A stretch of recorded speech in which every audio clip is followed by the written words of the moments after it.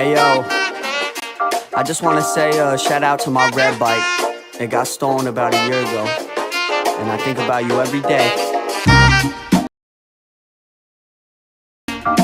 And it's not the same, but it's a new life, a new journey.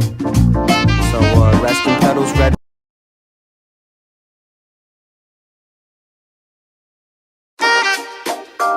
Hey yo, I just want to say shout out to my red bike.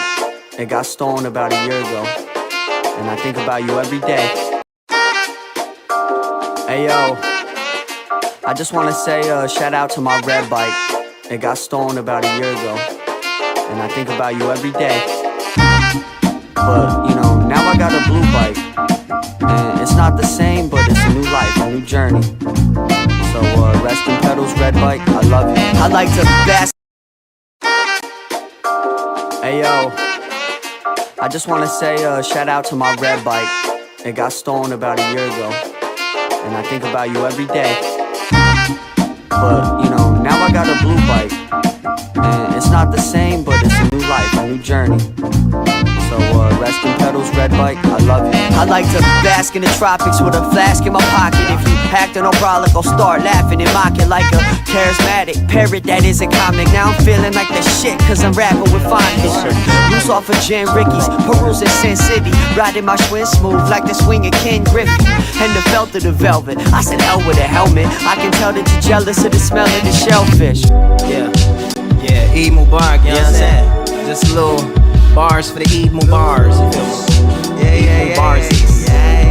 Yeah. Let's go. Tell them welcome to the rarefied. I can't be up here terrified. Pterodactyl sharing, red baron meets Tuskegee Airmen vibes. Barrel rolling, Darren dives, and back to base like he Derek Hodge. Say my prayers like I'm scared of God. In my backyard doing samurai moves, wearing pods. He's kinda squaring odd from an era where we called sharing cobs.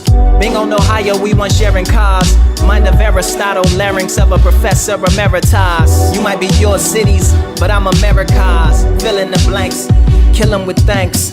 You know I'm just a flight away. If you want it, you could take a private plane. A kilómetros estamos conectando. Y me prendes aunque no me estés tocando. You know I got a lot to say. All these voices in the background of my brain. Y me dicen todo lo que estás pensando. Me imagino lo que ya estás maquinando. Yeah, kill 'em with thanks. That's that Jean Grey. I walk a lonely road. That's that Green Day. Far from weak, a young Black History Month, heralding good news. Mouth sauce jumping out my wing tray. House on vinyl, money kinda vital. But when it turn rival, you go against the Bucks like Phoenix in the finals. Don't lose your congregation by preaching to the Bible.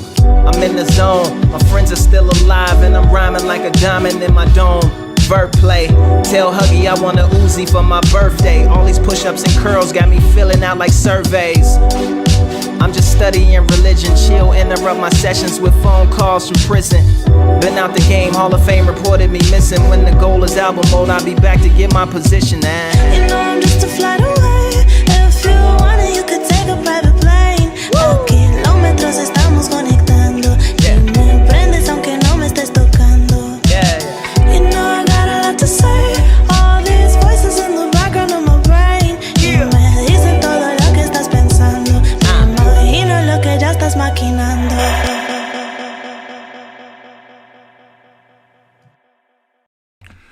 All right, good morning, everybody. Sorry that I couldn't get the first song to play. Like, at first it's playing for me, then it wasn't playing, so I don't know what's going on with that one. The file could be corrupted, so I'll just go ahead and re-download it. Anywho, how you guys going? How you guys doing? And whatnot. I see Agent Proper in the mix. I see Nowhere. I see Arizona. I see a bunch of y'all. See Hate Army. How's it going, guys? All right, so yesterday we said it'd be a mixed bag, if you will, which is what we're going to do. I'm going to give you guys 4 videos going over 3 different lolcows, so that should be fun. Here, actually, let me go ahead and pull up my itinerary. That might actually help. And I will talk a little bit about what happened yesterday, and and what I ended up reading on Kiwi Farms, given the situation with Super Crazy. What's his name? And I'm sorry. And Only Iced Coffee. So I'll give you a hot take on that, and that should pretty much wrap that up. Actually, yeah, it is 4 videos. It'll be 4 videos. Well, it's 3 videos plus 2 clips, because apparently Phil is sliding back into old habits. So he had himself a hot take last night or yesterday afternoon. So we're gonna play that as well. So let's get into the Only Iced Coffee and Super. Oh, nice. Okay, Agent Proper is in the chat as well. So, you know what I'm saying? If you guys have any particular questions, given the situation, the agent is there. The head of the DIA is on the case. So, I'll give you guys a rough summary of it, at least as far as I've read. So, as we all know, Only Iced Coffee essentially was trying to play double agent essentially since he got here, or since he got around. He's definitely on Kiwi Farms, which he kind of outed himself, which doesn't make a whole lot of sense, but I'll get to that. But he outed himself on Kiwi Farms by going ahead and regurgitating something in the exact same writing/speech pattern that he did on Twitter. But he's had an account on Kiwi Farms. He probably has multiple accounts, to be honest.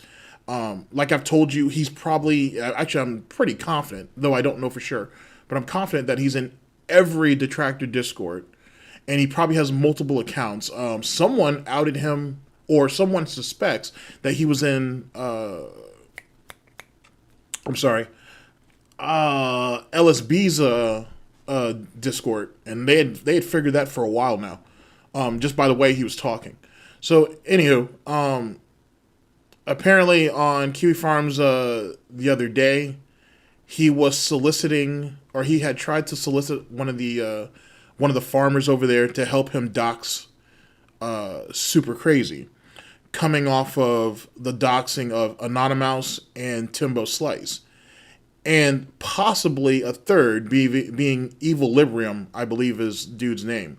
Matter of fact, I think Anonymous actually reached out to him to try to see what was going on or what the situation was, and he said, to be blunt, he said just one word, or he just said one phrase: only iced coffee happened, which means, just as most of us have surmised, he's slowly but surely trying to, Only Iced Coffee is, he's trying to dwindle down all of the whales and possibly pay piggies so that he's the only man standing.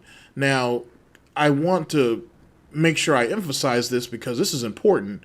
He's infiltrated. You're right, Hate Watch. I heard that LSB's Discord is on lockdown. He's been in there for a minute. So he was there way before any type of infiltration. I believe the same thing about Superhound as well. I think Superhound's been in a lot of people's Discords for a minute, or in their Twitter DMs. He's been there for a while, like long before the silly shit happened, because that's the only way that you successfully get the information that you get, and you pull the gay ops, unless he has already turned a couple of detractors to his side, which it's likely, it's possible. But trust me, they've been in there for a minute. Like, those dudes have if they're not the same person, those guys have multiple, like, sock accounts and a lot of that shit. And it would take a little while to weave them out, to be honest. Which doesn't make a whole lot of sense why Only Iced Coffee outed himself when he did, how he did. But we'll come back to that. We'll come back to that. So in any case, Jesus Christ. This shit's silly. So basically, he was going around looking for people to help him get Super Crazy. Now, Super Crazy, if you guys have followed his How to Catch a Pay Pig, is an absolutely amazing series, and it cuts deep. It cuts very, very deep. So, why did Only Iced Coffee choose to go after him, and why is he choosing to go after him over that particular series? Well, one, Super Crazy did not hold back on him at all. He went at him like full blown. Like, he made sure to emphasize the nonsense that was going about. And it's not like we didn't know that large amounts of money was being tossed around by Only Iced Coffee. Not necessarily to the tune of $15,000, I certainly didn't know it was that high, but it's fucking high. In any case, Only Iced Coffee gets mad at Super Crazy and tries to go and get him. But you've already invested $15,000 into this op so far to like supposedly take DSP down. Why the fuck would you give that up now? Like, I understand that the concept that maybe he was emboldened, that he was able to get Timbo and Timbo, Anonymous, and possibly Equilibrium, and who knows, whoever else. I understand that he might have been emboldened to dox these individuals, but why screw it up now by trying to cut this deep? That don't make any sense. In any case, he went ahead and it's thought that I think Nigel actually confirmed it. That he tried to go to Nigel first. Nigel said he wasn't interested, and he ends up going to another individual. And I guess they were willing to go in on it only because they didn't really know who Super Crazy was. So they assumed it was another pay pig type situation, which means that Only Iced Coffee has been essentially farming, no pun intended. He's been farming people who he knows are doxers for a while by giving them information for other pay pigs. This might explain why a lot of Phil's former fans or whatever, or former pay pigs have been dropping like flies, or who've been giving up, or who have given up, I should say. And if he spreads out who he's getting him this information, it opens up the lines a little bit. You know what I'm saying? So now he has a bunch of different people who he has some type of rapport with, and he can work things out. I'd never really thought about someone going this fucking far, but Jesus Christ. In any case, he goes to this guy, they start searching for the information, and then something about what Only Iced Coffee says under this assumed name on Kiwi Farms, under the sock account, ends up rubbing the dude the wrong way, and he actually decides to go ahead and find out what's actually going on.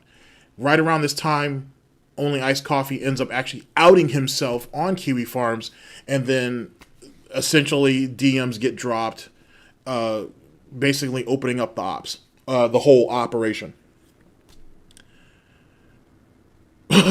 Now, here's the thing. Every community has its doxers, right? Like, if you don't know that, you should know that. Every community has its doxers. And just because a bunch of people decide to look you up, which more than likely has happened, it's probably happened to all of us, doesn't mean that people will actually act upon what they find. So that's something that you should keep in mind as you're thinking about all of this moving forward. But this type of coercion and the type of nonsense that's going into this is we're reaching past SOK type levels. Like, even Fred, I don't think, would have gone to where we're going with this shit. This shit is stupid. This shit is really, really fucking stupid.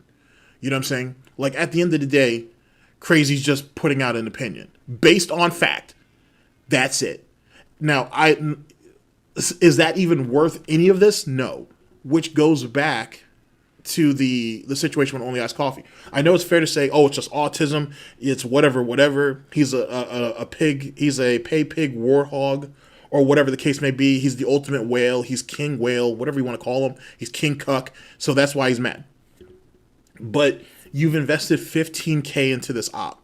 And yes, even with, well, I'll get to how DSP was acting yesterday, but you invested $15K in this op, and you were willing to toss all of that away, and all of these people that you've been kind of shifting around like pieces on a board over this one situation, or over like what was the point of all that? Like, now, granted, and this is something I'm sure Agent Proper will also prescribe to, Phil's not going to care. At the end of the day, as long as the money's flowing through, he's going to defend him, just like he defended Brightside Viking when he decided to go to war with Kiwi Farms. So we can't even bring Phil into this situation with any type of ethics or morals or anything, because he doesn't have any. Not that I expect him to. Not that any of us should expect him to. But given how obsessive he was over not just Super Crazy, but over the detractor community in general, and then how he talks about Phil and talks about other pay pigs in his persona, that shit's getting scary. Like, someone I think made a great analogy on Kiwi Farms about, like, this shit's starting to turn into misery. Like, Phil needs to be careful, especially when there is some post out there that Only Iced Coffee said he was thinking about going to, or he's definitely planning on going to Washington, to go ahead and look up a horse. Like, you know what I'm saying? Like, not in a joking type way like most of us do. Like, he sounds like he's dead ass serious. He's already scouted Phil's house. He's already kind of scouted the neighborhood in general, which isn't hard. Like 5 minutes and that can get done. So this dude is really talking about implementing something, or he's at least wanting to inspire the fear to do so. And he has this background or this history of being willing to dox people to get what he wants. This shit is silly. Like, this shit is really, really silly. What this has all come to. It's all supposed to be laughs and jokes and shit. And Phil can't, and Phil's in a more precarious situation, I think, than he's ever been. Because now he's got all of this baggage on him. Because he needs Only Iced Coffee. He needs what he brings to him financially. But then he's like the ultimate liability. He's someone who has his foot. He's someone who has a foot on this side and on the other side. And theoretically a third side too, himself. If he's not coordinating with somebody else. Like, this shit's an issue. Like, for Phil anyway. This shit's a fucking issue. And then under 3 different accounts, he said the exact same shit to 3 different people. Which at first I was thinking maybe Only Iced Coffee is multiple people, and someone just fucked up. But I have no clue now.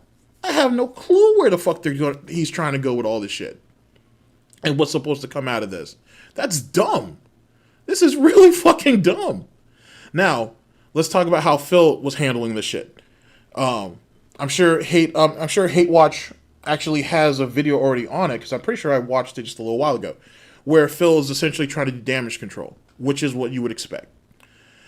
And it was a pathetic attempt on his part. But Phil himself obviously reads Kiwi Farm, so he knows what's being said.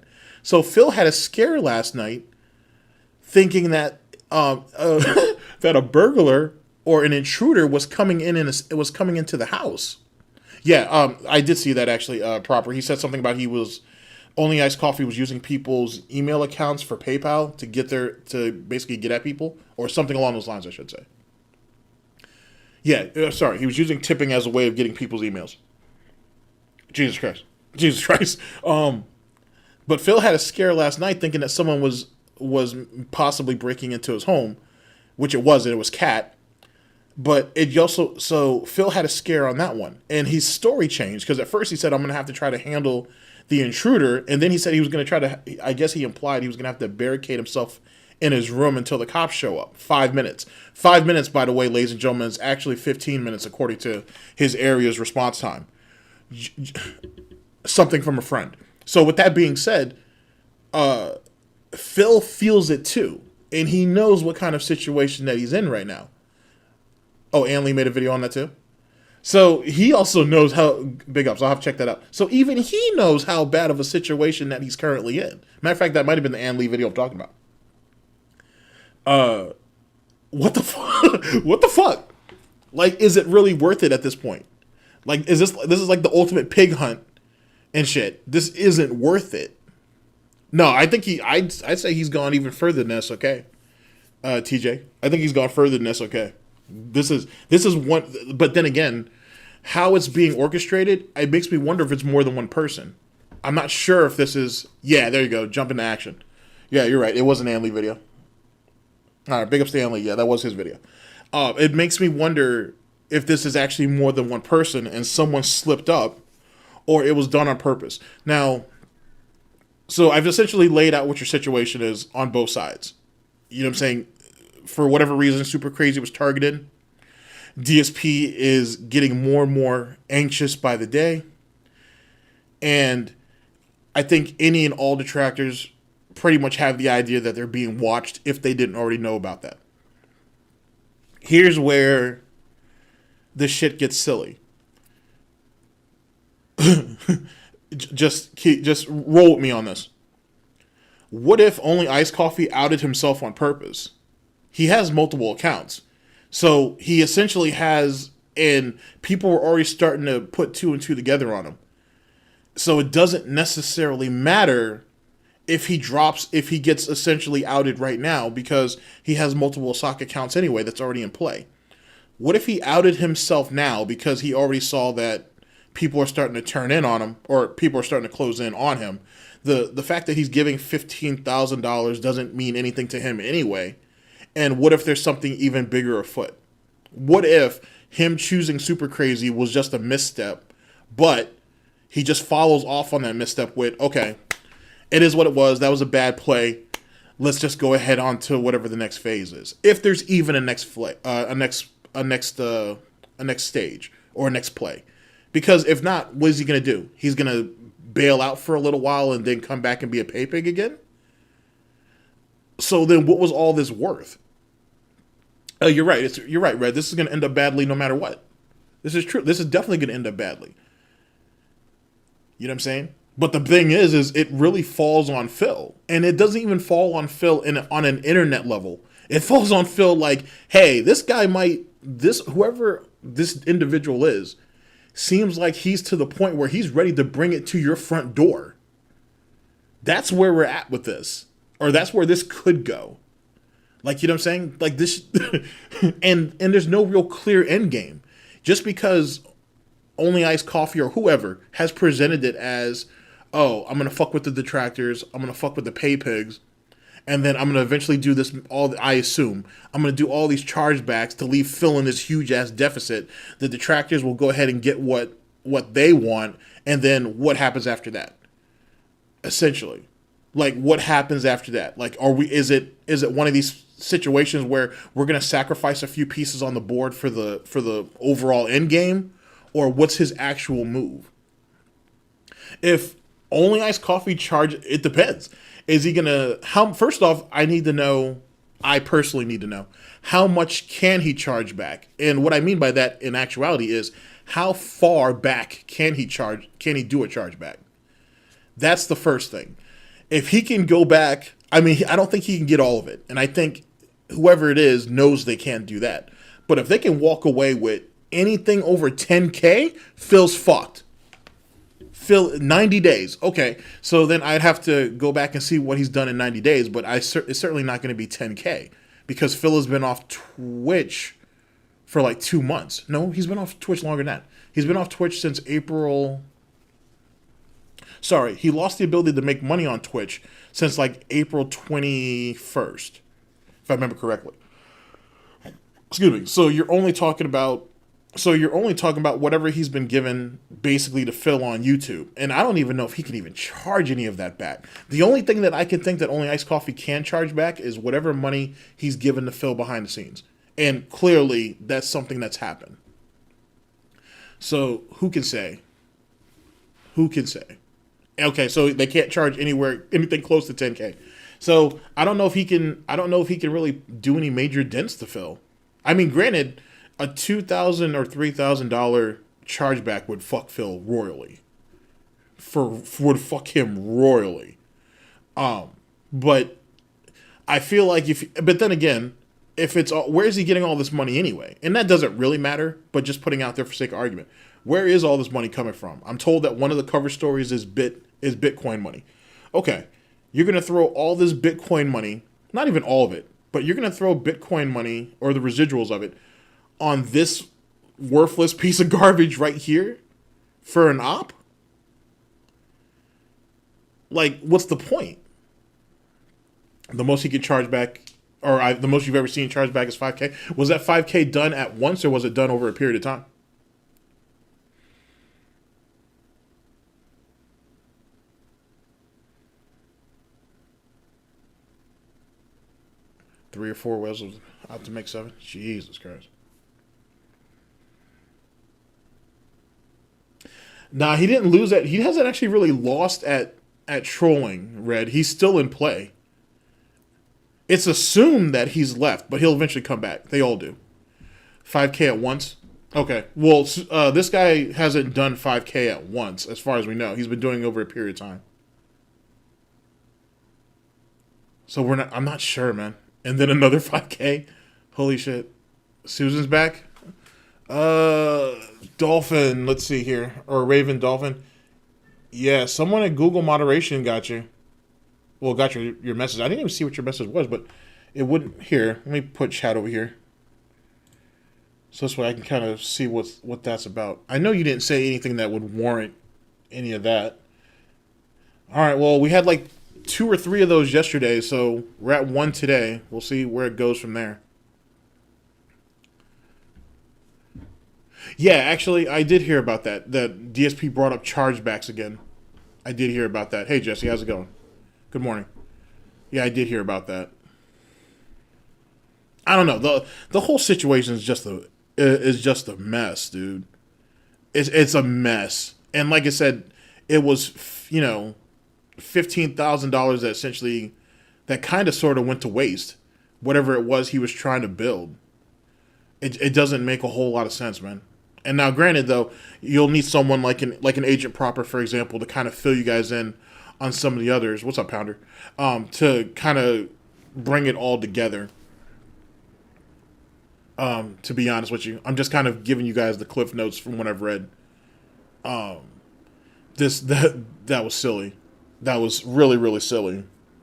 And I understand that the general the general idea is that he's doing this all for attention, but this goes so much farther than that.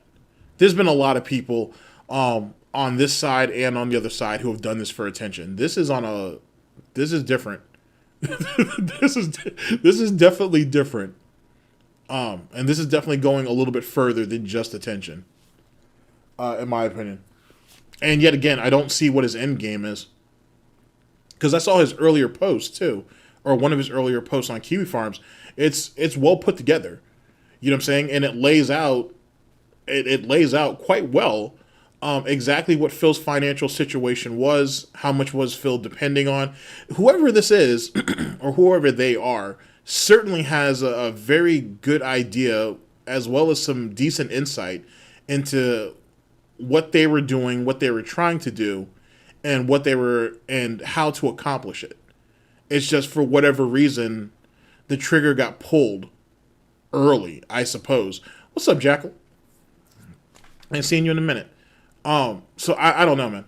I have no clue. Like I said, let me look into it a little more. Let me actually talk to some people that are actually a bit more in depth to it, and then maybe I'll do a video on it. But I have no clue, man. It was at first reading some of it. It was kind of funny. And then the more you read, the more it's just like, oh, fuck, bruh. Like, what is this? What is this? So, I have no clue. What's up, Raven? What's up, Underworld? Holy shit, man. What's up, Rocketaurus?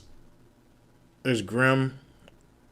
So that's the situation, at least as far as I know.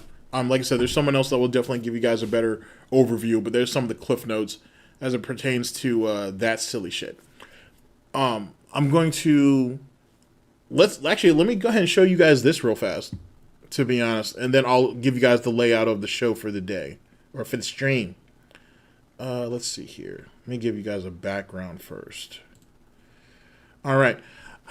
This is Phil being Phil in his most purest fucking form. Like a bitch. If he could just be man enough to just deal with it, he would deal with it. You know what I'm saying? You said it, own that shit, and move the fuck on. Instead, leave him alone. Instead, you wanna act like an ass. So let me give you guys this hot take, and let's see what you guys think. He walks his daughter to school. This is actually a nice story, and the soundtrack's outstanding. La la la, la la la. Look out! There's a black woman coming! Ah! She takes them both out. Boom! Steals the backpack and runs away. Oh! John Smith and Molly. I like how idiots immediately have to turn my silly joke that has absolutely nothing to do with race into something racial because they're dumb fuck idiots. That it was observational comedy. There was an actual black woman who was about to walk into them on the street, and then I made a joke about someone robbing their shit. It had nothing to do with the color of her skin. If you think that, fuck off, you stupid racist piece of shit who would actually make that connection. You're an asshole. Seriously, like, go fuck yourself. Okay, let's continue. Mr. John Smith, he walks his daughter to school. We'll play it for you again because it's just that silly. To be honest with you, there was a black woman getting ready to run into them, right? And then I made the joke that a person, not that same black woman, like apparently someone else just materialized out of nowhere, was gonna come around and take their bag. So you were okay with saying that she was a black woman because she is a black woman. But then when we go ahead and talk about the robbery, then it's like, I made a joke about a person was going to go ahead and steal their bag. What the fuck, dude? Just own the shit. Just clearly own that shit. But here, I'll let you hear it again, and I'll let you hear the silly shit again. He's getting right back into old school YouTube mode. It's working out well for him, I'm telling you. Well, this is actually a nice story, and the soundtrack's outstanding. La la la. La la la. Look out, there's a black woman coming. Ah! She takes them both out. Boom! Steals the backpack and runs away. Oh! John Smith and Molly. I like how idiots immediately have to turn my silly joke that has absolutely nothing to do with race into something racial because they're dumb fuck idiots.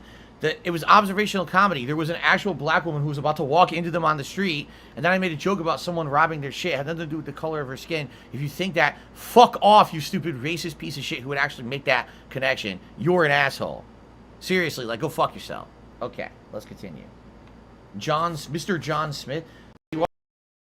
That's the weirdest shit ever. In the fact that you would defend the behavior and then try to distance yourself from it all in the same sentence. All in essentially the same snort. That's wild to me. that was wild to me.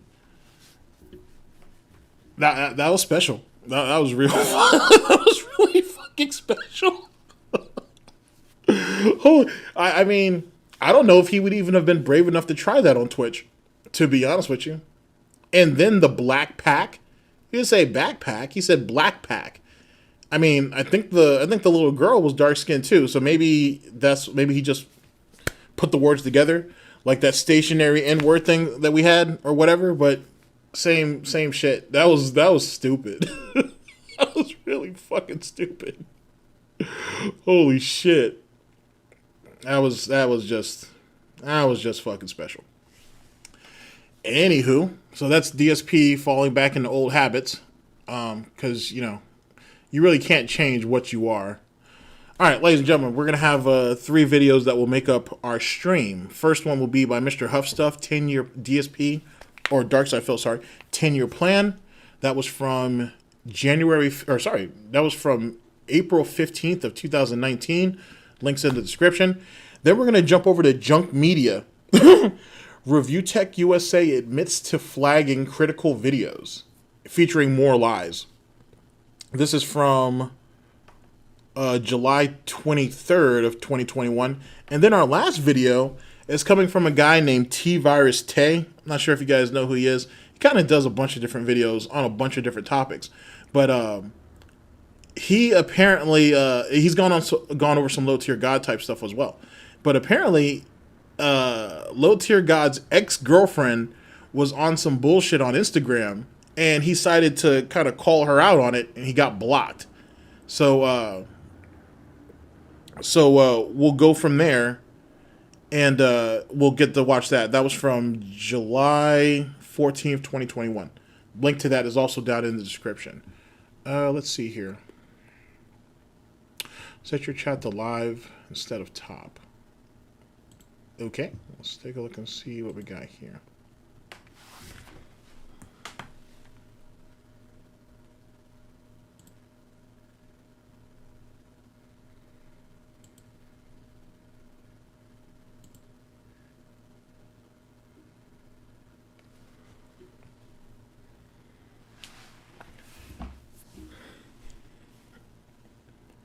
Give me just a second.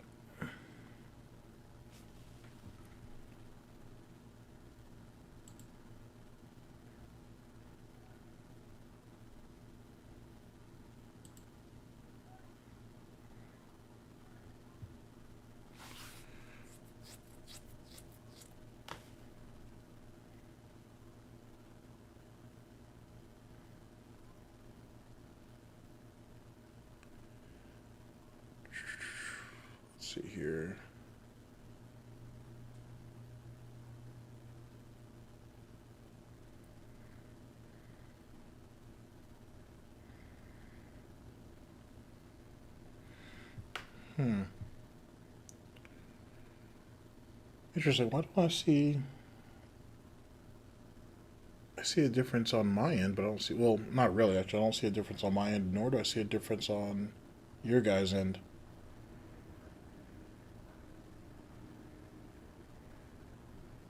Huh.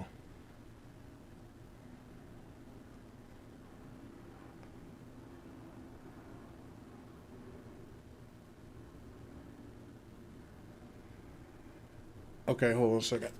All right, let me play this for you while I work on this for a second. Let's see here.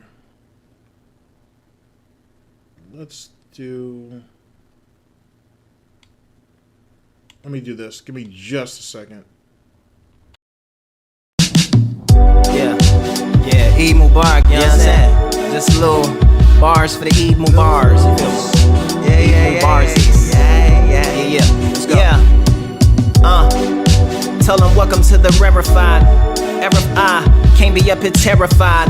Pterodactyl Sharon, Red Baron meets Tuskegee Airman vibes. Barrel rolling, Darren dives, and back to base like he Derek Hodge. Say my prayers like I'm scared of God. In my backyard doing samurai moves, wearing pods. He's kinda square and odd. From an era where we called sharing cobs.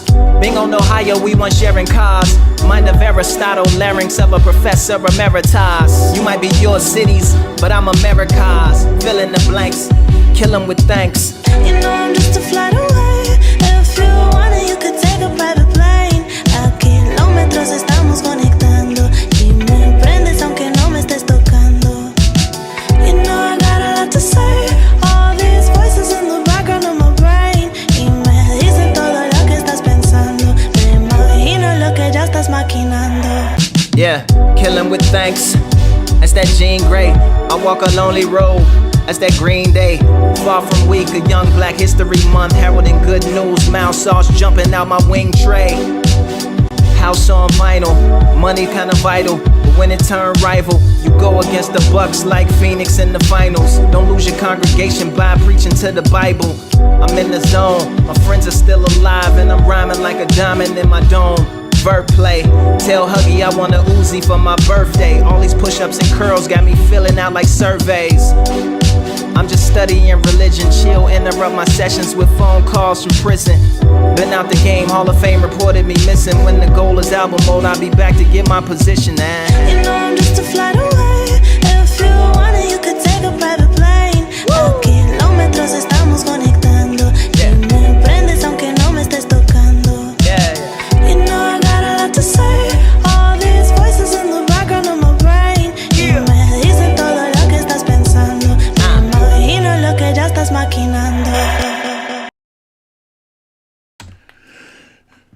Alright, yeah, I changed it to live chat, at least on my end, and I updated the link, and yet top chat still comes up. Huh.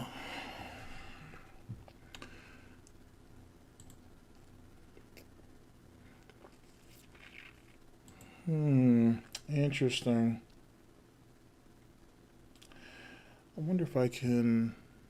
Okay, I wonder if I can play this video and still try to work on that on the fly. I think I could probably get that to work. I'm sure I can get that to work. All right, here, let me go ahead and start this, though, so this way I'm not holding you guys up, and I'm sure I'll figure it out as I'm going through it. Let's see here. Okay, that's video number 2.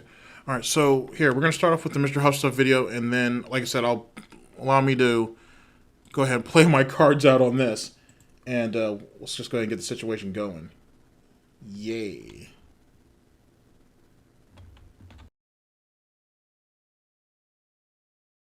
Big Hulk Hogan balls. Tip me $2. Says I'll watch you till you're 100. That's a promise here for you, DLSP. Also, are you scared or nervous of getting older? I am, and I'm almost 28 in a couple of days. Sure, we all are. I'll be honest with you guys. The last few years, I've noticed a little few changes and things with my body, and you get a little scared about that shit. But then you find out, you look into it, and you're like, it's perfectly natural. When you get older, things happen. So you don't freak out, and you know. That's life. You get older. So we did them all, and then we went to my parents' house. All right. And this probably... TJ, that Lupe Fiasco should be in the description. It's called a Jean Grey.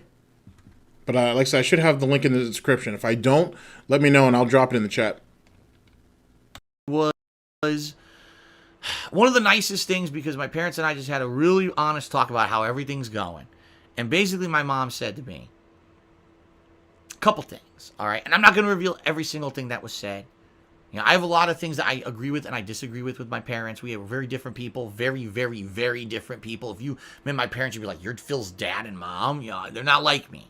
I became an individual very different from them over the years. A lot of independent attitudes and things that night and day in a lot of ways. Although in a lot of ways I'm similar. I'm a stubborn person. My mom is insanely stubborn. She believes that what she thinks is right and is wrong. You know, my mom did not agree with me leaving Connecticut at all. She wanted me to stay in Connecticut my whole life. Even though I told her a million reasons why I didn't want to leave. I had to get out of there. I hated it. And it was too expensive. Like a million reasons why I wanted to get out. She always wanted me, to stay with her. Well, with my parents. So that they could be close by or whatever. I told them a million times, then move with me. Move with me to a better place. Get out of the ghetto that you live in. You can't be there your whole life. You can't be in a situation where you go outside, you could get shot. But they don't listen. They don't listen. They're set in their ways and they do what they want. So basically it started off the conversation was that my mom wanted to pay for Kat and I to go on a honeymoon. All right. Now here's the really screwed up part of this. Not the situation with the chat. Like I said, I'm sure I'll get that worked out. But this whole why don't you guys have better for yourself or do better for yourself or whatever the case may be. This is coming from the human leech, which is their kid.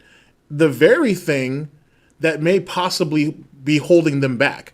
Outside of the fact that, and Phil has failed to mention it in this particular video, but he has his family is essentially around that area, right?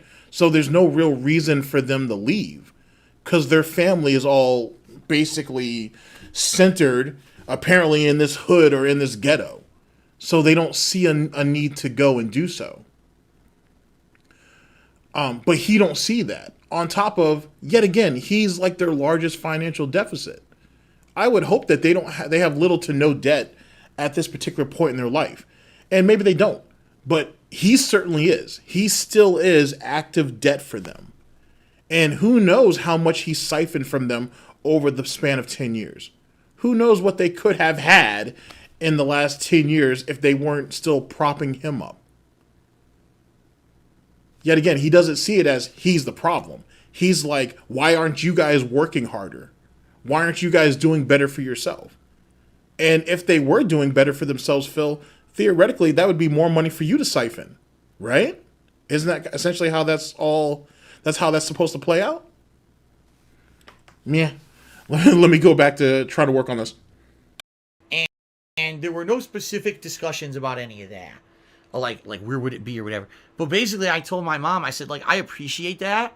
That's amazing. And quite frankly, I doubt Kat and I will ever be able to go on a honeymoon together. Just being very honest, at this point. Yeah, Gunslinger, I did change it in the window. And yet it still came back up as top chat. Even though on my end, I still see it as live. I've already changed the URL and everything. Once I get myself out of the financial rut I'm in, there was no way that I would be able to go. But I told her, being straight up honest with you, and this is Kat and I had talked about this previously, it's a no-go. We can't go on a honeymoon. I'm in a situation where I can't take time away from work. Already this week that I was away to be with my parents and for the wedding, already I had probably lost thousands of dollars that I would have made on the streams and the videos on YouTube. And that's money I need to pay my bills. And I'm not in a financially feasible situation where I could take time away from work in a significant amount of time anytime soon. We're talking years now, probably before I'll be in a better financial position where maybe I could do that. Now he says that, but yet he was able to take time to go out to Connecticut to get married and have this conversation with his parents as we speak. The very situation that we're talking about right now theoretically shouldn't have happened because of the financial deficit that he was in, at the very least. And then when you go ahead and you actually take it into account, he's still lying because there was 2 fundraisers that he held before leaving, And then he has basically this huge podcast when he got back. Did he make up all the money? No, but he probably made up a decent amount. He still walked away with over, I don't know, I'm going to take a rough shot and say at least $3,000, if not more. So, and keep in mind, his parents paid for the entire trip, right? And they gave him money. And when he turned down, allegedly, because now I'm starting to think that maybe he didn't turn down that honeymoon money, because if his parents were really willing to pay for him to go on a honeymoon, he's like, oh, but I can't do it, I don't have the time or whatever. Who's to say they still didn't give him that money? You know what I'm saying? Who's to say that they still didn't go out of pocket and be like, well, here, take this money and you know, do something nice while you're in Connecticut, or sorry, when you're in Seattle, or whatever the case may be. So who knows where all that money went? Who has a clue where all that money ended up getting flushed off to? But I don't believe him. This whole scenario shouldn't exist if that was actually the case. So, I told her straight up front. I said, not possible. Honeymoon can't. You could promise us this, and I probably will never be able to take it. Okay? But you know my financial situation. And basically I told her about everything that's been going on here over the last few weeks, how I'd been doing multiple marathon streams, how much money I had raised, and based off of what my tax guy had told me, here's what's left. And then, by the way, the tax guy is going to bill me this much for doing my taxes. He's going to bill me this much to try to get me on the payment plan. I basically gave her all the financials of everything. All right? And, you know, sitting there having this honest conversation, my mom said, well, here's the deal. She's like, I need you to commit to a fact that you're going to do some life changes in the short term and the long term, because you can't keep going like this. She looked at me and she's like, you're happy, but I can tell that you're running yourself ragged. I can tell that you are working yourself to the bone, Kat as well. And, you know, every time I call you or every time we talk on the weekends, you tell me about how the whole week is work. You never tell me that you get to spend time with Kat, because you don't, right? Well, then this is posed to Mama Brunel. Then how happy is he if you know that this dude's in financial straits, essentially week after week after week after you have noticed yourself that he looks terrible? How is he happy then? And if he's disclosing to you all of his financial deficits and or shortcomings and or missteps, you know what kind of a bad situation he's in. So how could any parent say that, oh, I know you look happy, or I know that you're happy, when you know damn well that he's not? Most relationships fail because of finances. Most fail because of finances. And you know that your son has shown a history of just bad financial decisions. It's never changed with him. It may never will. This conversation is starting to sound more and more like bullshit. Or he's obviously changed it or modified it from what really happened. Because he's still painting himself out to be the victim. And he's having his mother shape it. He's basically structuring it that his mother also sees him as the victim too. Which your mother would. You know, any parent would. You know what I'm saying? You love your children and you want to help them as best you can. But remember, this scenario is her supposed to be imposing on him that he needs to take responsibility. Right? She can't push responsibility upon you and coddle you at the same time. I mean, I guess she could, but it seems unlikely. And this is not the life that you're going to be able to live for your whole life. She's like, what are you going to do, you know, when you're 50, 60 years old, and you think people are going to still want to tune into your stream all day long? I mean, yeah, maybe I could still do like a part-time stream, but no, who's going to want to sit watching a 60-year-old guy play video games all day, right? In addition to that, you know, you're killing yourself financially because you have all these situations going on with the finances behind the scenes of everything. You're killing yourself to even make ends meet and pay your bills. How are you going to you can't. She's like, you've worked yourself to your limits. You can't keep going the way you're going. If you keep doing it, you're going to have health problems. She says, look at us. Look at your father and me. You know, we are at 60 years old and are having these health problems where we could go in any day. So essentially, we had this very long and important conversation. Okay. And where it ended up was a few things. The first is I realized, guys, I can't do this forever. I know that. And by the way, don't worry. It doesn't mean I'm quitting doing this anytime soon. I love it. But I know realistically, how long can I do this? I can't do this forever. She has a point. What could I do? Maybe another 10 years? Top 15? Tops? Would people care when I'm 50 years old playing fucking video games? You're right, playing with your beliefs. He looks terrible no matter what. How's it going, Chio? What's up, Sunspot? Big ups to everybody who's just popped in. Yeah, he looks in a terrible light no matter how he paints it. No matter how he paints it. And even when right here, or what we just passed, with his mother saying, how long do you really think you can do this? I'm sure he still made the argument that, oh, well, as long as people support me, you know what I mean? Like, you don't understand, Mom. Like, I got people who really love me and care about me. They care about what I do. What I do brings value and well-being to these people's lives, Mom. What I'm doing is important. I'm sure he said something along those lines. I'm sure he did. You know what I mean? And not to say that I couldn't try to diversify and do other things with my Ring, do I think Only Iced Coffee's here right now? I don't know. I couldn't tell you. I'm not thinking about it. But I couldn't tell you for sure. If it's more than one person, then I'm sure that they're following anybody who's active, for sure. But I couldn't tell you with any certainty. streaming. But I certainly don't think that it's Actually, Sean, you bring up a good point. You remember when there's a story, it's an old one, where he said that the first YouTube check he ever made, he showed his father, and his father was like, "Oh my God." And he was like, "Wow, you're making all this money doing this?" And he's like, Yeah, Dad, I am. Yeah, so theoretically that's happened. Now here's the thing. Even with the amount of money, allegedly, that he showed to his father, right? This check that was bigger, this amount of money that he had never seen before all at one time. An extremely large amount of money. He was still able to convince his parents to help him out. Even with this, I mean, granted though, that was just one large check, so keep that in mind. But he somehow still, over the years, convinced his family to still give him money. That's the amazing part. That's the shit that really don't make no sense. Like how he was able to pull that off. But look at how much of a manipulating scumbag piece of trash that he is right here. So do you think he would be above scamming his mother and father? Do you really think, really? I for one, back in, you can hear it in some of my videos back in 2017, towards the end of 2017 and 2018.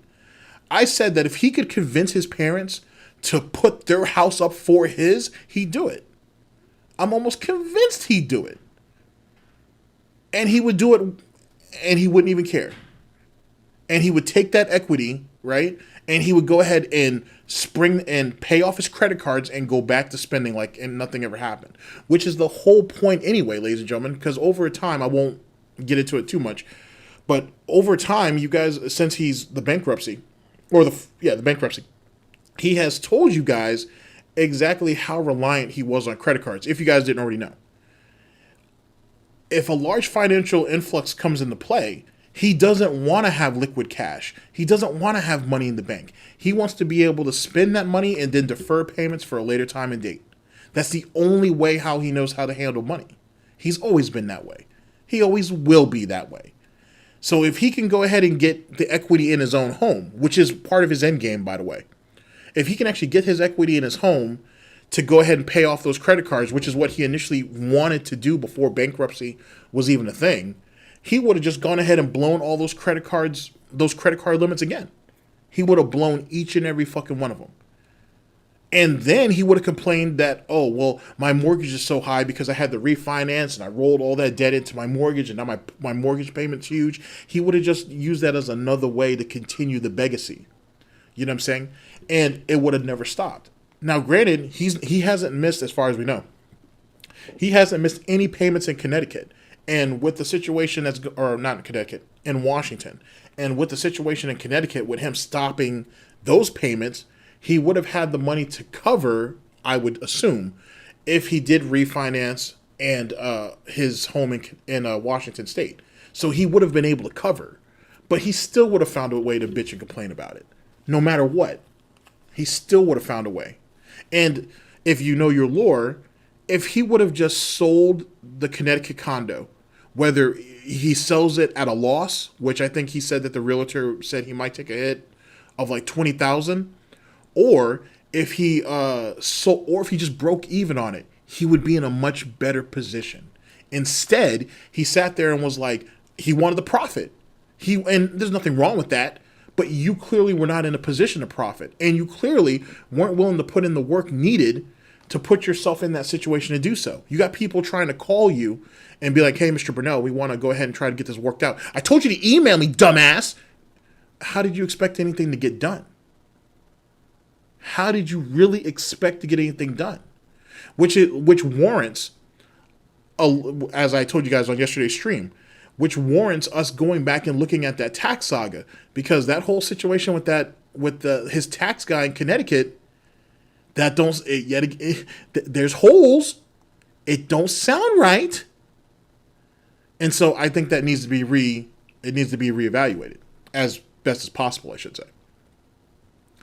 Do I think he brings up his brings up detractors to his parents? Yeah, absolutely. He already has, because he alleges that detractors have sent letters to his parents' home, right? His condo in Connecticut has not been violated, but people have left or vandalized, I should say. I guess it depends on what your definition of vandalism is. People have left like stuff on his old condo door in Connecticut, like him being an e-beggar, him lying about this. This is all things people have found. So his parents haven't. He's told his parents about what goes on with him and the bullshit he deals with, which feeds back into his narrative with them that, hey, these are the people who ruined my business, air quotes, and that's why I need you guys to continue to support me, because I literally have an army of people, in air quotes, that are out there looking to bring me down, and I didn't do anything to them, Mom. I didn't. I don't know what's going on. It's the internet. It's just video games, Mom. So that's what it comes down to. So yes, he's definitely told them. He's definitely told them. Going to be something people are going to want to tune into when I'm an older dude. This is a younger generation. They're not going to want to see me doing that stuff when I'm older. So in reality, what she's basically saying is that I need to not quit what I do, but I do in the long term need to figure out what else am I going to do. And she's right. I agree with her after thinking about it. Being completely honest with everyone. What I need to kind of do is get myself to a financial situation where I don't have to work all day on stream. Maybe where I can do like, all right, my finances are in a situation where now I don't owe so much that I have to literally make a ridiculous amount of money to pay the minimum payments on everything. And so that way I can stream less, and I can maybe go get a job that's an entry-level job that pays less than what I make streaming, but it won't matter because I won't owe all this debt to everyone, and I won't need to make that much money anymore. You see what I mean? But that's not a short-term thing. There's no overnight fix to you owe less money to the world. You see what I mean? So this is something that's going to come in time, where maybe, again, maybe within 10 years, I can fix things financially behind the scenes where I'm not bleeding every month financially. And I can stream less, and I can go get another job and balance my life with that. And not to say, again, I don't want to quit doing this. I will do this. Now, there you go. He just told you guys that there's no quick fix. It's going to take time. And maybe I could juggle this and juggle this, but it's going to take time. Maybe in 10 years. Now, this is where, and this is what feeds into his narrative on, my parents are really, really sick. They're getting up there in age. They're not going to last very long, dudes. I don't know how much longer they're going to be around. That, to me, screams, I'm waiting for them to die out. In 10 years, if I can hold on for 10 years to either get the equity out of my home currently or to collect on my parents' estate. It's one of the two. He's making a play for one of the two. And I mean, obviously that sounds incredibly devious, because it is. But what's even more grossly overstated is he believes he has that type of time. living his stationary lifestyle, he believes that he actually has time. Like, you're not 20, you're not 30. You know what I'm saying? You going into your 40s, you really are closer to your 60s. You don't have the time that you believe you do to make that work, or at least to make it work in the way that he wants it to.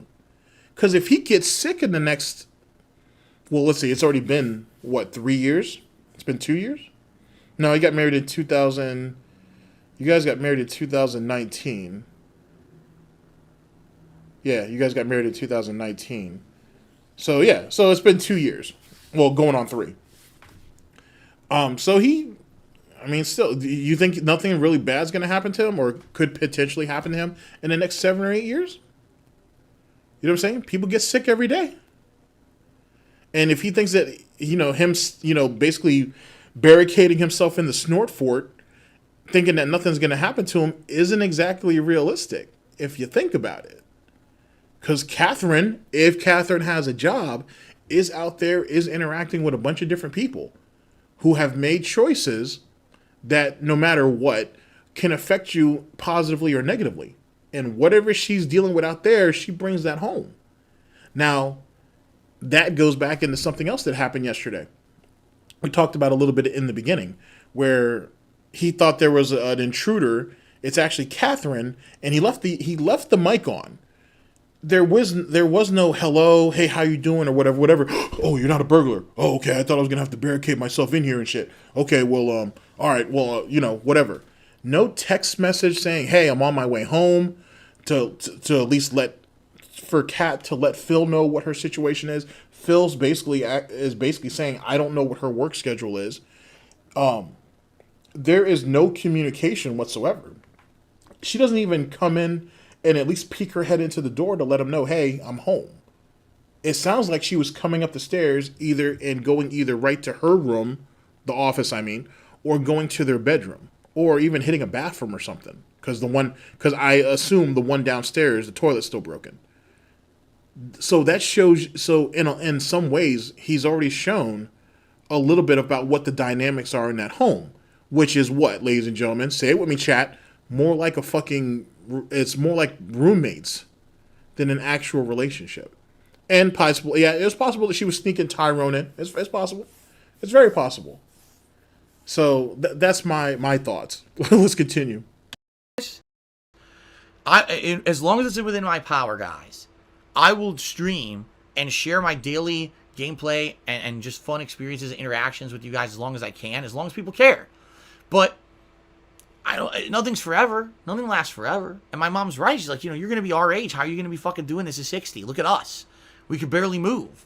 And you're going to be doing this at 60? You're out of your mind. And she's right. So basically, I think that's what it's going to be is in the next... If you take that into account for a minute, that's kind of a backhand slap if you think about it. Because one could take it as your mother's like, look at what kind of shape you're in. Like, you know what I'm saying? He's what, 20 plus years their junior, if you will, and you're not taking care of yourself. Like, you're clearly not physically taking care of yourself, right?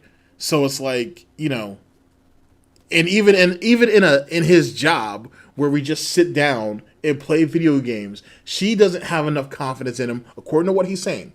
She doesn't have enough confidence in him that he'll be able to continue doing what he's doing, which is essentially nothing. So your mother doesn't even have enough faith in you that you can entertain people at your old age or at being at an older age. She feels like you have no knowledge, you have no experiences, you have no tales of anything to pass down to somebody else. This is his mother. This is his mother making these implications. And is she wrong, ladies and gentlemen? No. He doesn't go anywhere. He doesn't do anything. He exists. He's not living. He just exists. And that's the reason why he's at where he's at. Oh, speaking of which, getting over, I'll put the link to our channel in the top of the chat. Give me just a second. Or you can, matter of fact, actually do me a favor. See if you can drop the link into the chat right now. because 2 people tried to send me links yesterday. I guess they tried to do it in the chat, and it didn't come up. So I'm curious if you wouldn't mind dropping it. Because I know Raven tried to send me the link to a song, and I think Gunslinger tried to send me a link, or he might have tried to send me a link to one of his videos, and it didn't pop up. I apologize. I'm asking you for this one favor, please. Please. Because I have it set to where people can drop links or hashtags in the chat, and so I want to make sure that it comes up. It's always been like that by default, but for whatever reason, I don't know if it's working. 10 years or so. Once I finally get myself in a situation where financial... Oh, only mods can do that. Well, I need to assign mods eventually anyway, so fair enough. It's not so bad. I'm going to look to get another job of some sort, and it's going to be work because I've been out of the job market for 10 years almost, and it's going to be probably another 10 years, you know what I mean, before I can make those changes, but I'm going to have to, okay? The other thing is, and my mom's absolutely right, she says, you just can't keep doing what you're doing anymore. Like, if you literally cannot pay your bills, something's got to give. No problem, Debo. I'll see you in a few. So, as afraid as I am of if I don't pay a certain thing, I'll ruin my credit or whatever, right? At this point, there's no alternative. You know what I mean? Like, basically, Kat and I sat down this week and talked a lot. And we were like, if I can't pay these taxes and we have to sell the house, what happens? Well, number one, we have to get another place, and my credit's not good. It's not. My credit's bad because I have so much outstanding debt. I doubt I would even qualify for a background check or whatever to get an apartment, or I definitely can't buy another house. No one's going to finance a mortgage for me. So it would have to be renting, and I don't even know if I would pass the renter's pack because my credit sucks. Okay? Feasibly, how would I move? I don't have money for it. I don't have money to move my stuff. I don't have time. I have to work my ass off to make minimum payments on everything. How am I going to have time to move? That's a lot of work. Finding a real estate agent, renovating the house so it's ready for sale, selling all the shit in the house. I have no time to do any of it. Kat's working too. We don't have time. Okay? So the reality of it is this. The reality of it is this. I have to make concrete changes that will ruin my credit in order to save the situation.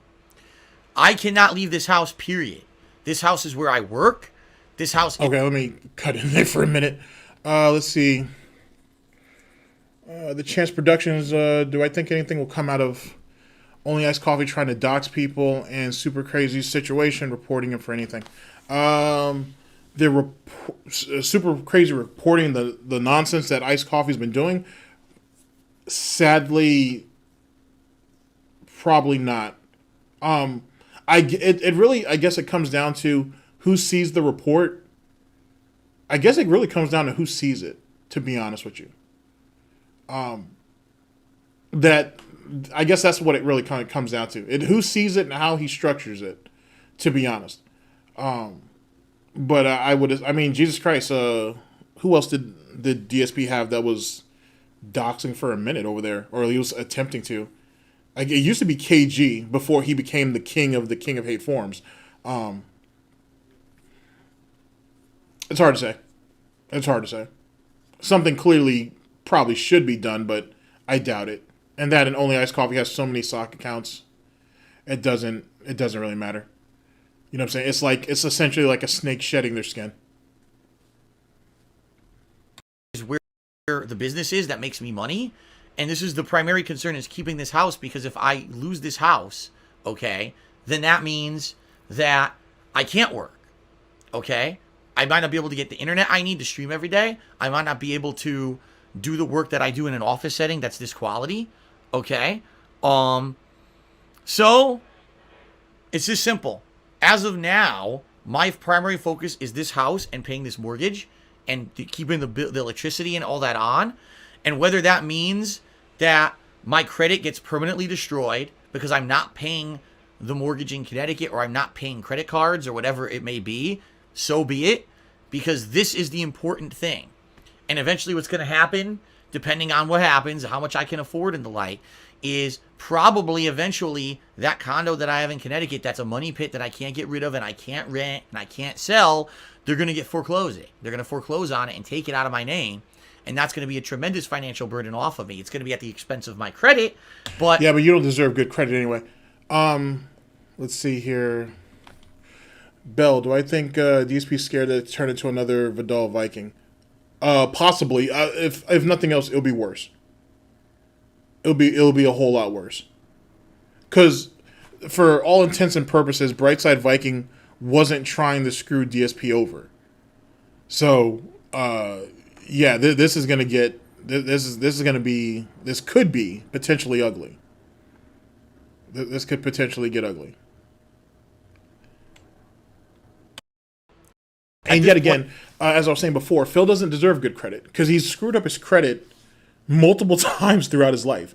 The first time he did was during his FGC days. This idiot was basically, he got himself fired. I saw the, I don't know whose video it was. Maybe it was Hate Army, who had the video of, who had the clip of DSP talking about how he was wrongfully fired from Best Buy, and he had to take them to court or whatever the case may be for unemployment because they wouldn't initially give it to him. I wonder if they even showed up. I'm actually really wondering if they even showed up to court to even dispute him. So, I mean, take that for what it is, but also the fact that he was looking to file for unemployment instead of go out and get a job. You know what I'm saying? Immediately going out and looking for another job is surprising enough. On top of the fact that you know his parents were helping him at that time anyway. And were you living at home or were you living on your own at that time? I don't remember. I guess it depends on what tournament it was when he got fired. And I thought he got fired around from the Best Buy job, and I thought that was around ECC. But I know for sure he didn't have a job when he went to EVO 2005.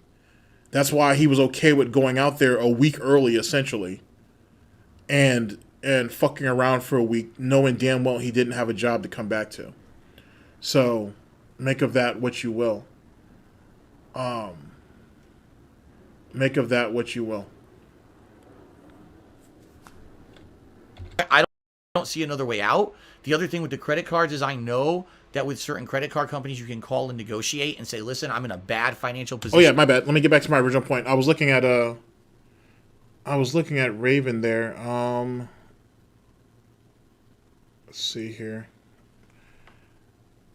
And yeah, getting over. I need you to put, if you can put the link in the chat, that'd be great. If you can. And like I said, I kind of just modded a few people that just off the rip. If anybody doesn't want to be a mod, though, no problem. Let me know, and I can, I'll unmod you. It's no big deal. But anyway, back to this.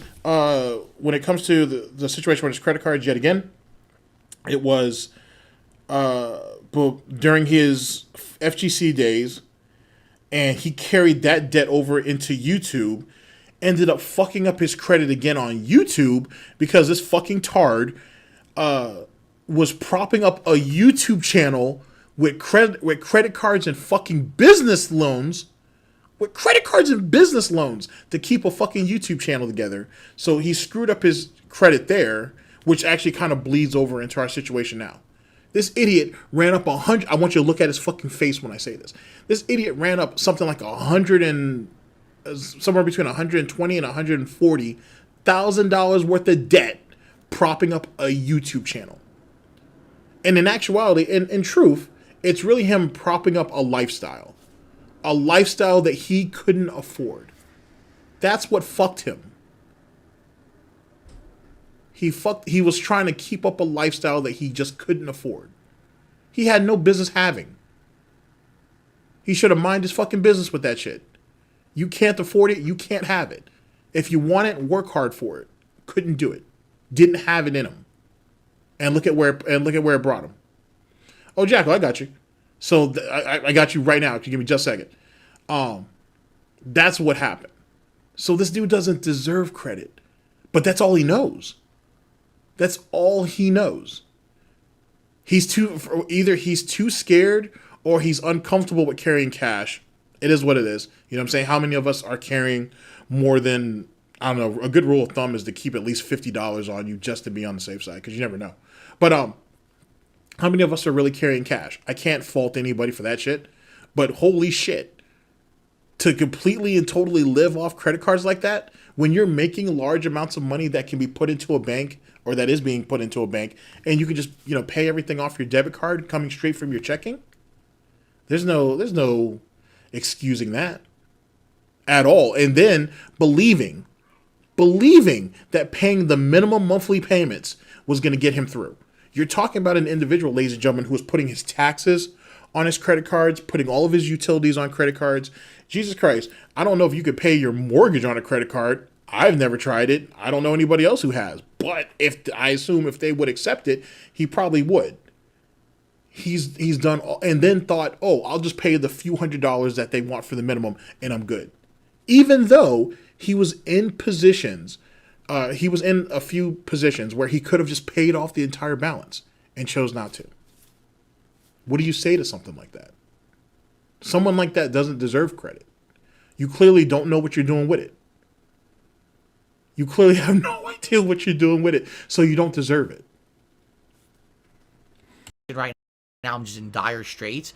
I have a ridiculous amount of back taxes I owe the federal government, and that I can't pay them. So obviously, I can't pay you anymore, because if I don't pay the back taxes, they're just going to start taking my money, and you're going to get nothing. So what I need to do is negotiate with these credit card companies and say, I can pay half of what you actually want, but you have to lower my interest rates to make that affordable, so that the card doesn't just keep racking up and never get paid down. So basically, I have to do all this stuff. I have to abandon a property in Connecticut. I have to negotiate with credit card companies, and this is going to permanently fuck my credit up. Like, I know, because I used to work for a finance company, Wells Fargo, where we would try to give mortgages and refinances, and if you had foreclosure on someone's credit report, you can't even talk to them for like 10 years. After 10 years, maybe we'll consider talking to you again. You got foreclosure, can't talk to you, okay? And I don't know if I negotiate with credit card companies, I don't know if they're going to report that on my credit report as, oh, he's not paying, or, you know what I mean? Like, oh, he's defaulting on the minimum payments or whatever. Because they might say on paper, okay, we won't harass you if you pay this much. That doesn't mean they're not going to report that to the credit agency as he's not paying the minimum expected of him. Okay? So at this point, that's really what I have to do. And I committed to my mother that I'm doing it. I said, I will commit to you, Mom, that I'm going to do this because you're right. There's no way to pay everything anymore. And, you know, I now have a conversation with my parents. Finally, basically my mom said, well, since you can't go on the honeymoon, you know, how much do you need to get on this payment plan for these taxes? All right, hold on a second. I think I might have lost y'all. Maybe. It's possible.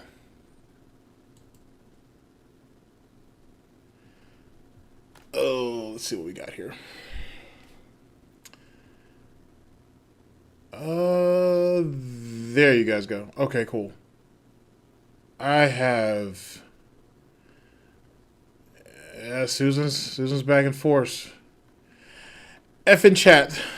F in the chat, ladies and gentlemen. F in the chat. Okay, we're back in the mix. I need to bring this... let me bring this back slightly. Okay, lost me for a minute. Okay, I'll try not to bring it too far back. Here, let me actually listen to where we're at. To make these changes because we can't keep going this way until something goes wrong. Okay, we'll leave it right here. Oh my god. Yeah, sorry about that, guys. Sorry about that, guys. Holy shit.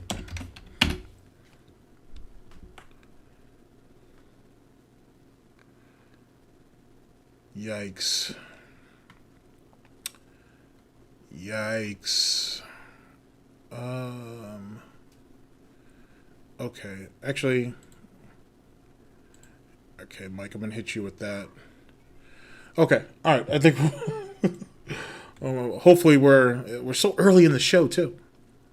I was so afraid this year of losing my house because I thought I'm gonna have to sell my house to pay my taxes. I realized I can't sell my house.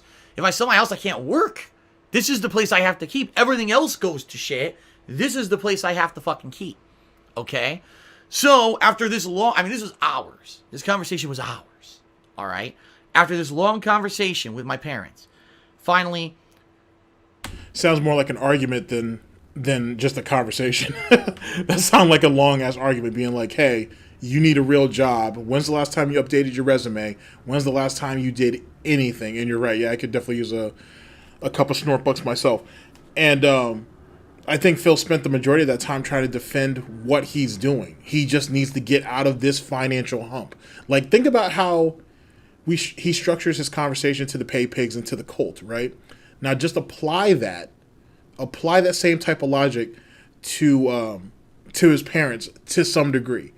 I just need to get over this hump, Mom. Dad, I'm making good money. I just got all this debt. If I can just get from under this debt, then you'll see I'm going to be in a much better spot. Oh, well, we can't keep supporting you like this. I'm not saying that you guys have to. I'm not asking you for money. I'm just saying I need a little bit of wiggle room. I need some leeway until I can get from under this. That's really kind of what he's saying.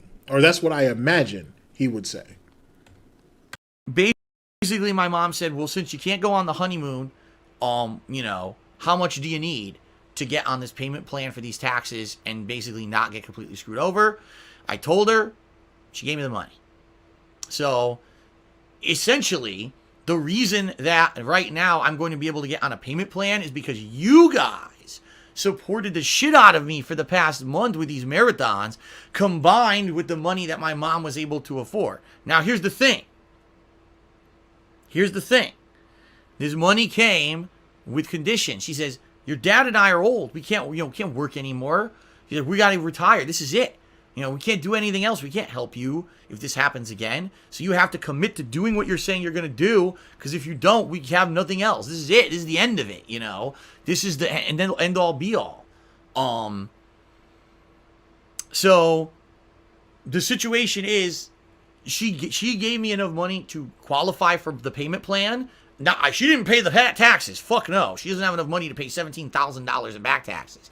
She gave me enough money that, combined with what she gave me, combined with what you guys gave me, all right, is enough to now pay the government, and my tax attorney will work with the government to qualify for the payment plan. All right?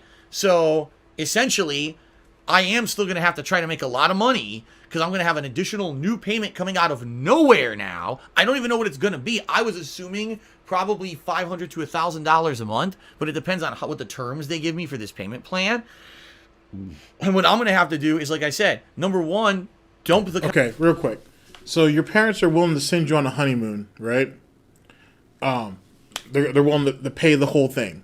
You're saying you can't do that because you can't afford it. You can't afford to take the time off from work, and you got to continue to make ends meet. So your mother basically buckles down and is like, okay, fair enough. You can't go on the honeymoon. We want to do this nice thing for you. All right, fair enough. How much money do you need? He throws out a number and she gives it to him. Now, keep in mind, his parents already finished paying for this trip, right? For him and Catherine to actually go out there. They paid for the hotel. They gave them pocket money. They paid for everything.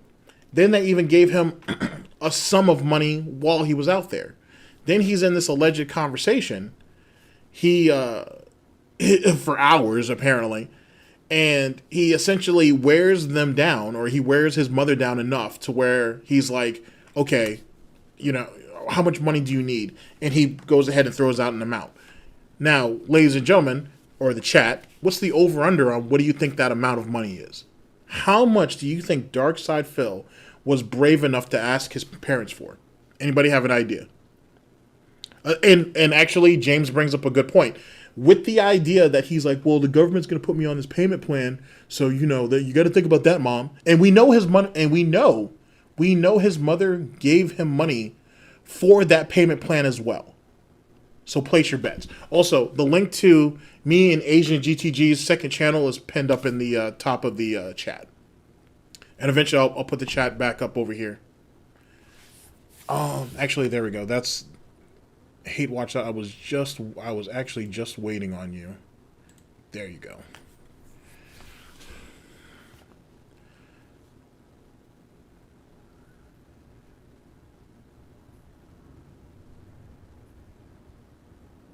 Okay, let's see. 3K, 4K, more than 15. More than 15. I like that. It was less than what Only Iced Coffee has given. That's funny. Okay, so less than 15K.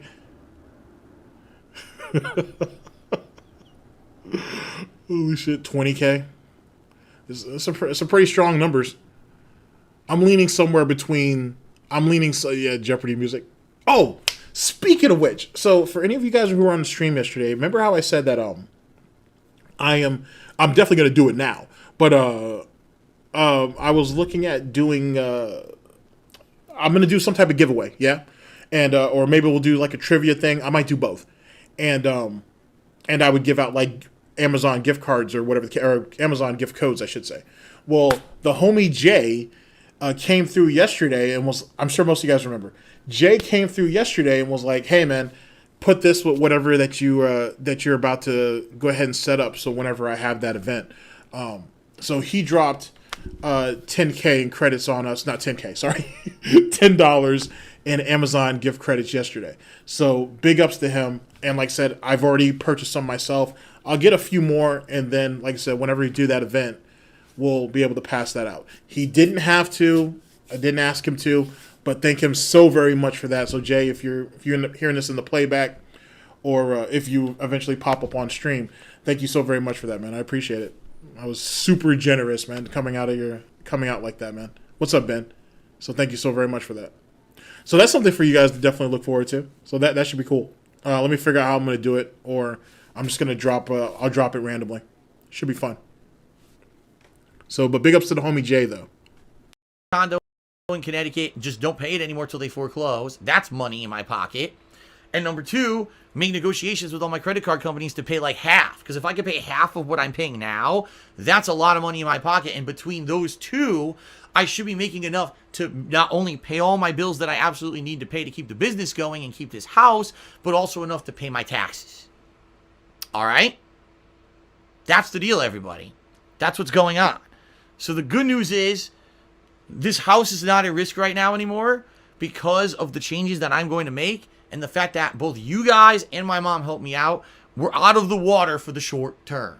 Long term, who fucking knows what's going to happen? Because it seems like every time I get to this situation and something's going right, something creeps the fuck up out of the under the rug, or crawls out of the toilet, or shoots out of a monkey's ass at me and hits me. I mean, so many things have happened over the years with bullshit, and it's terrible, the stuff that's happened. But I'll try to get this figured out for the next stream with this whole top chat thing.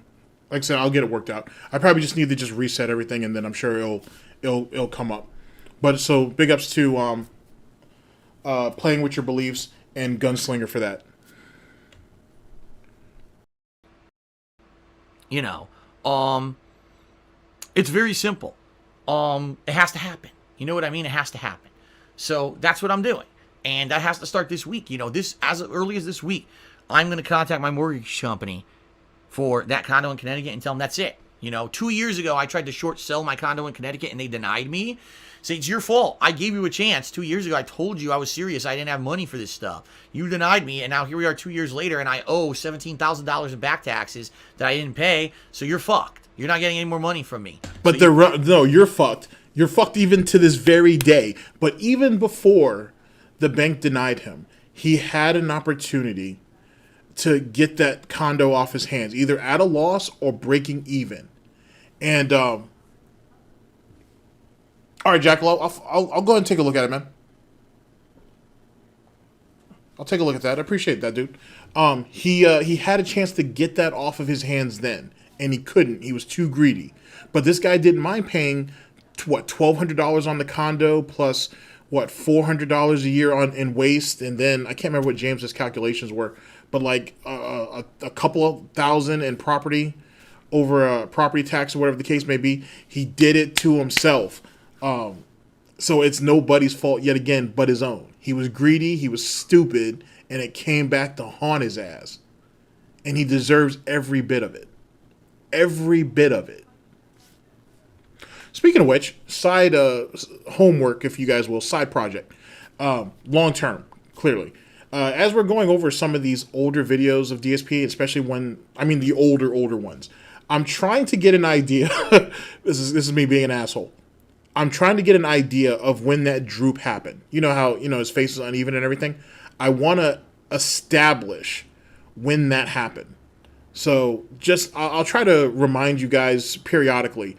But whenever you guys see that, you see that slump or whatever the case may be, that slant, please let me know. Please let me know. And we'll see if we can see the gradual progression of it. And because I would like to lock that down in some form of a timeline, if possible. As we call it here, the droop. You could either just foreclose now and get the property immediately so you could sell it again and make money, or you could take 2 years and waste your time. But either way, I'm not paying you any more money. So I got to do that this week at some point. And, my mom talked a lot of sense into me.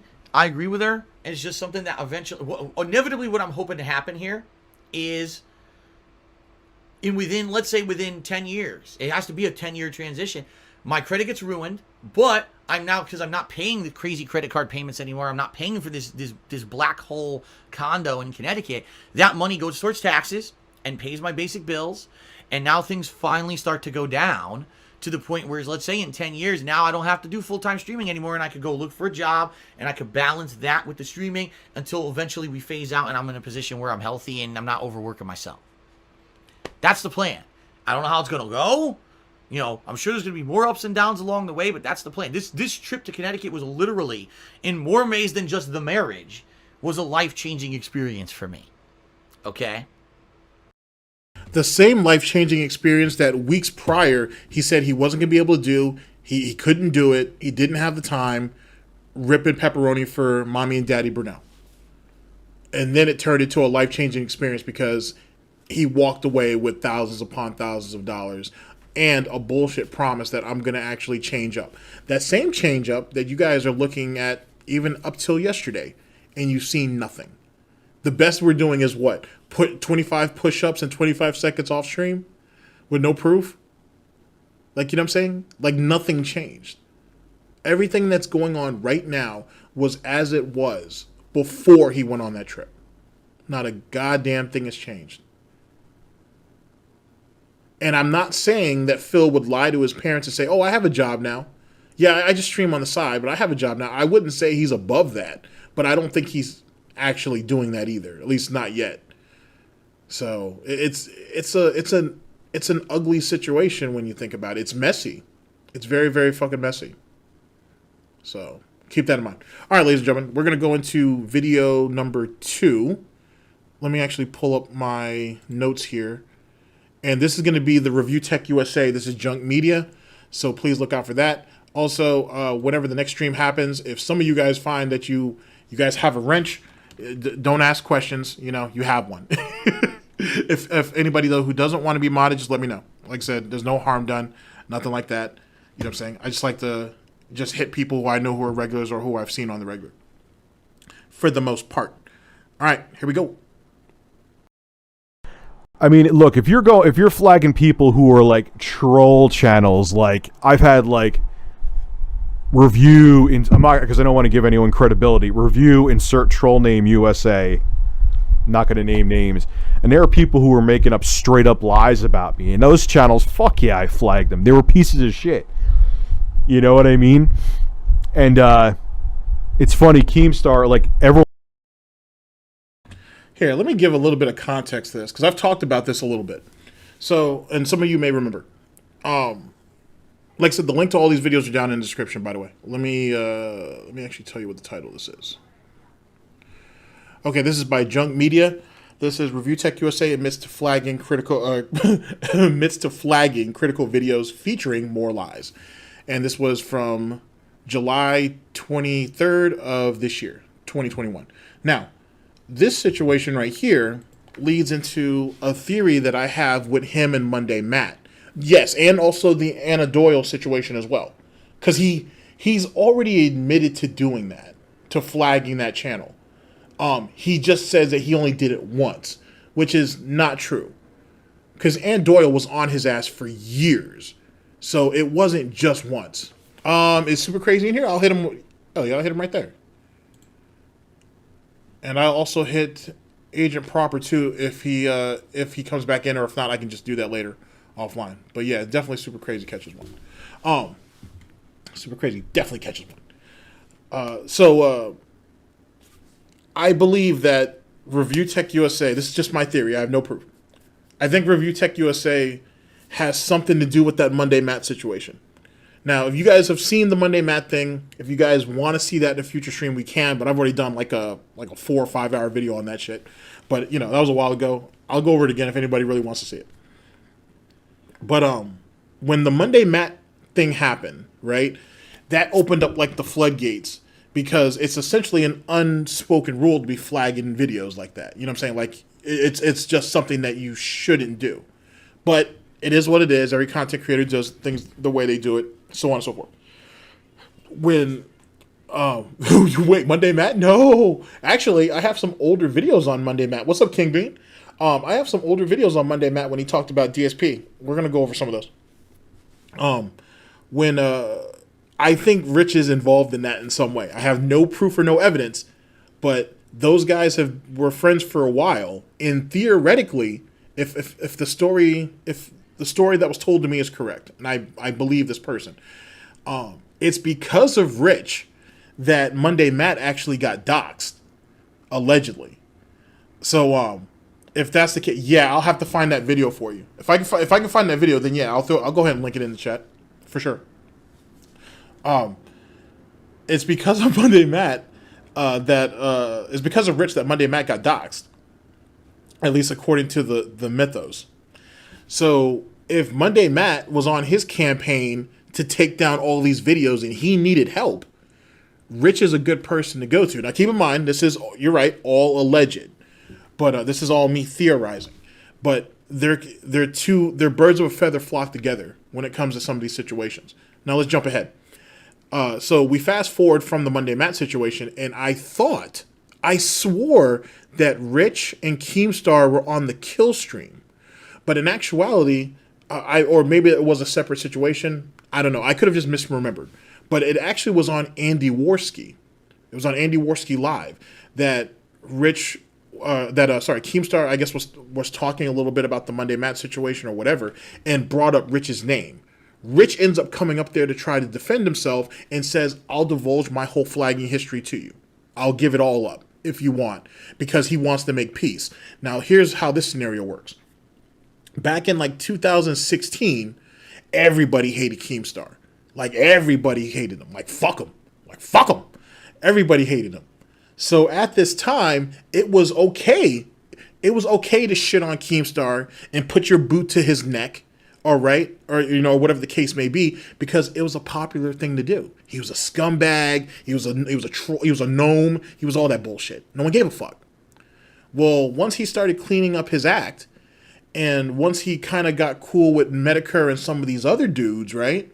Then, well, not really cool with them, but once he started coming around Medicare, the kill stream, Andy Worski or whatever, he was kind of cleaning up his act, because some of these guys were going through some bullshit, and Keem was using his connections at YouTube to help some of these guys out. So at this time, I should say. So around this time, people were looking at Keemstar a different type of way. With that being said, Rich comes to the realization that, oh shit, I need to fix this, like my situation with him, because what if, this is the what if part, what if Monday Matt cracks and says, hey, Rich might have helped me with some of these things, or it comes out through some other third party that, oh, well, all that flagging Monday Matt was doing, maybe Rich knows something about that. Then Rich gets put on the spot. That's all hypothetical, all alleged. That's just me talking. So I think Rich was like, well, here, let me go ahead and put my dirt out there now and whatnot. Let the sun shine on it and saying clarify it or purify it or whatever. And let me try to work this thing out with Keem, because Keem and Rich have had a lot of back and forth and a lot of nonsense and bullshit. You'll see, we'll go over that as we go over some of the Wings lore, the ReviewTechUSA lore. And he wants to get it all squared away. So they go on Worski. They ask him to basically hey, drop your flagging history. I want to see all that shit. Put it all out there if you really got nothing to hide. And he does. And that's what's going to lead into what we're about to see right now. I mean, look, if you're flagging people who are like troll channels, like I've had like review in, because I don't want to give anyone credibility. Review insert troll name USA. I'm not going to name names. And there are people who are making up straight up lies about me. And those channels, fuck yeah, I flagged them. They were pieces of shit. You know what I mean? And it's funny, Keemstar. Now, like, keep in mind, this is the same person who has told DSP, hey. I know it's not the most pleasant thing to look at. Just bear with me on this.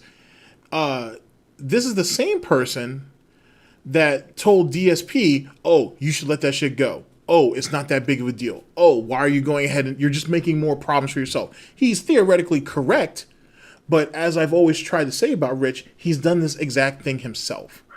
This video right here is from, the channel that I went ahead and got it from. They posted it up in 2021, this year, but it could be older. This could be older because I think the channels, they make their own stuff, but they're also kind of like an archive channel too. It's like a little bit of both, I think, because they have they have some of Ann Doyle's old stuff up there too. So, just to give you guys an idea. Everyone else didn't care. But Keemstar was on Andy Worski when he was. This situation in particular, though, is from years back. This is from some years back. Still live streaming on YouTube. Keemstar, like, and I knew he was going to do it, and he thought he was like, oh. Or I should say, some of the clips are from years back. I should say. Rich, I'll forgive you if you show your flagging history, which. I didn't give a shit if Keemstar forgive me or not. I knew that if I didn't show it, and I knew I had nothing to hide, that people would thought I had something to hide. So I'm like, I don't care if you don't forgive me or not, but here's my flagging history, and there was nothing. That's certainly not true, because you're basically saying, hey, are we going to be buddies now? Can we start sucking each other off? Whatever the case may be. He needed this to get smoothed over. It needed to get smoothed over. You know what I'm saying? So him going ahead and saying, I didn't give a shit, I didn't care, was just like when Monday Matt got exposed. And, a few months down the line, like a year later, he gets on a podcast with a bunch of people and he's like, yeah, I didn't care if they knew what I did or not. I didn't give a shit. I didn't give a fuck. Yeah, I did it. You know what I'm saying? Whatever. What were they going to do to me? It was the same type of concept. Same depth and style. There was like all the troll channels that were like, people who I either knew were trolls, like, Lounge Act 92 exactly, or there was Review, Sticking in My Butt USA, and they were literally saying slanderous, dangerous things about me. So fuck yeah, I flagged those channels. And it was like 12 people in the past decade that I flagged. 12. Or like or something super low number. And it was funny, Keemstar, I'm like, okay, there's my flag history. And Keemstar's like, oh, see? He did flag a whole bunch of people. I'm like, Keemstar, I've had the same fucking channel since 2009. And they're obviously all troll channels. Oh, well, I'm like, yeah, dude, stop, go away. Every time Keemstar debates me, he ends up looking like an asshole, so he needs to stop doing it. Okay, real quick, if this is too loud, or if you guys feel like it's too loud, let me know. I can adjust the volume on it. And rent-free, ladies and gentlemen, rent-free. Like, if you, like, when you, like I said, because every detractor community does it differently, right? Just like every detractor does it differently. And when you see how the Wings of Redemption community and how the ReviewTechUSA community, when you see how these guys do shit, DSP is fortunate. He should be praising Almighty. He should be praising Almighty that he has Almighty Tevin, LSB, Agent Proper. Like, you know what I'm saying? Agent Proper, sorry. People who are reasonable. You know what I'm saying? People who, if DSP would be a man about the situation and have a conversation with, there could be an understanding. These guys are also wild shit. And yes, the 1316 killer. That's bullshit. What Rich did to him, because he clearly doxed that guy. He threatened to dox him. He may have actually he definitely put his first name out, and I think he said the state and maybe even the city that dude lived in. His first name is Joe, by the way. He did do those things, and that was a mess. That was just a real mess, because there was another guy. Is it the Dark Prince? No, is it Dark Prince of YouTube? Maybe it's not Dark Prince. Is it the Fallen Prince of YouTube? I think he used to do. I think that's his name. But if it's not, my apologies. I don't mean to. I don't mean to offend. But he used to do ReviewTechUSA. You know what I'm saying, like troll videos back in the day and shit. But he brought up really good points. And I remember he said that he had a conversation with 1316 Killer after his channel went down, and he was like, I think 1316 said, "Hey man, make the type of content you want.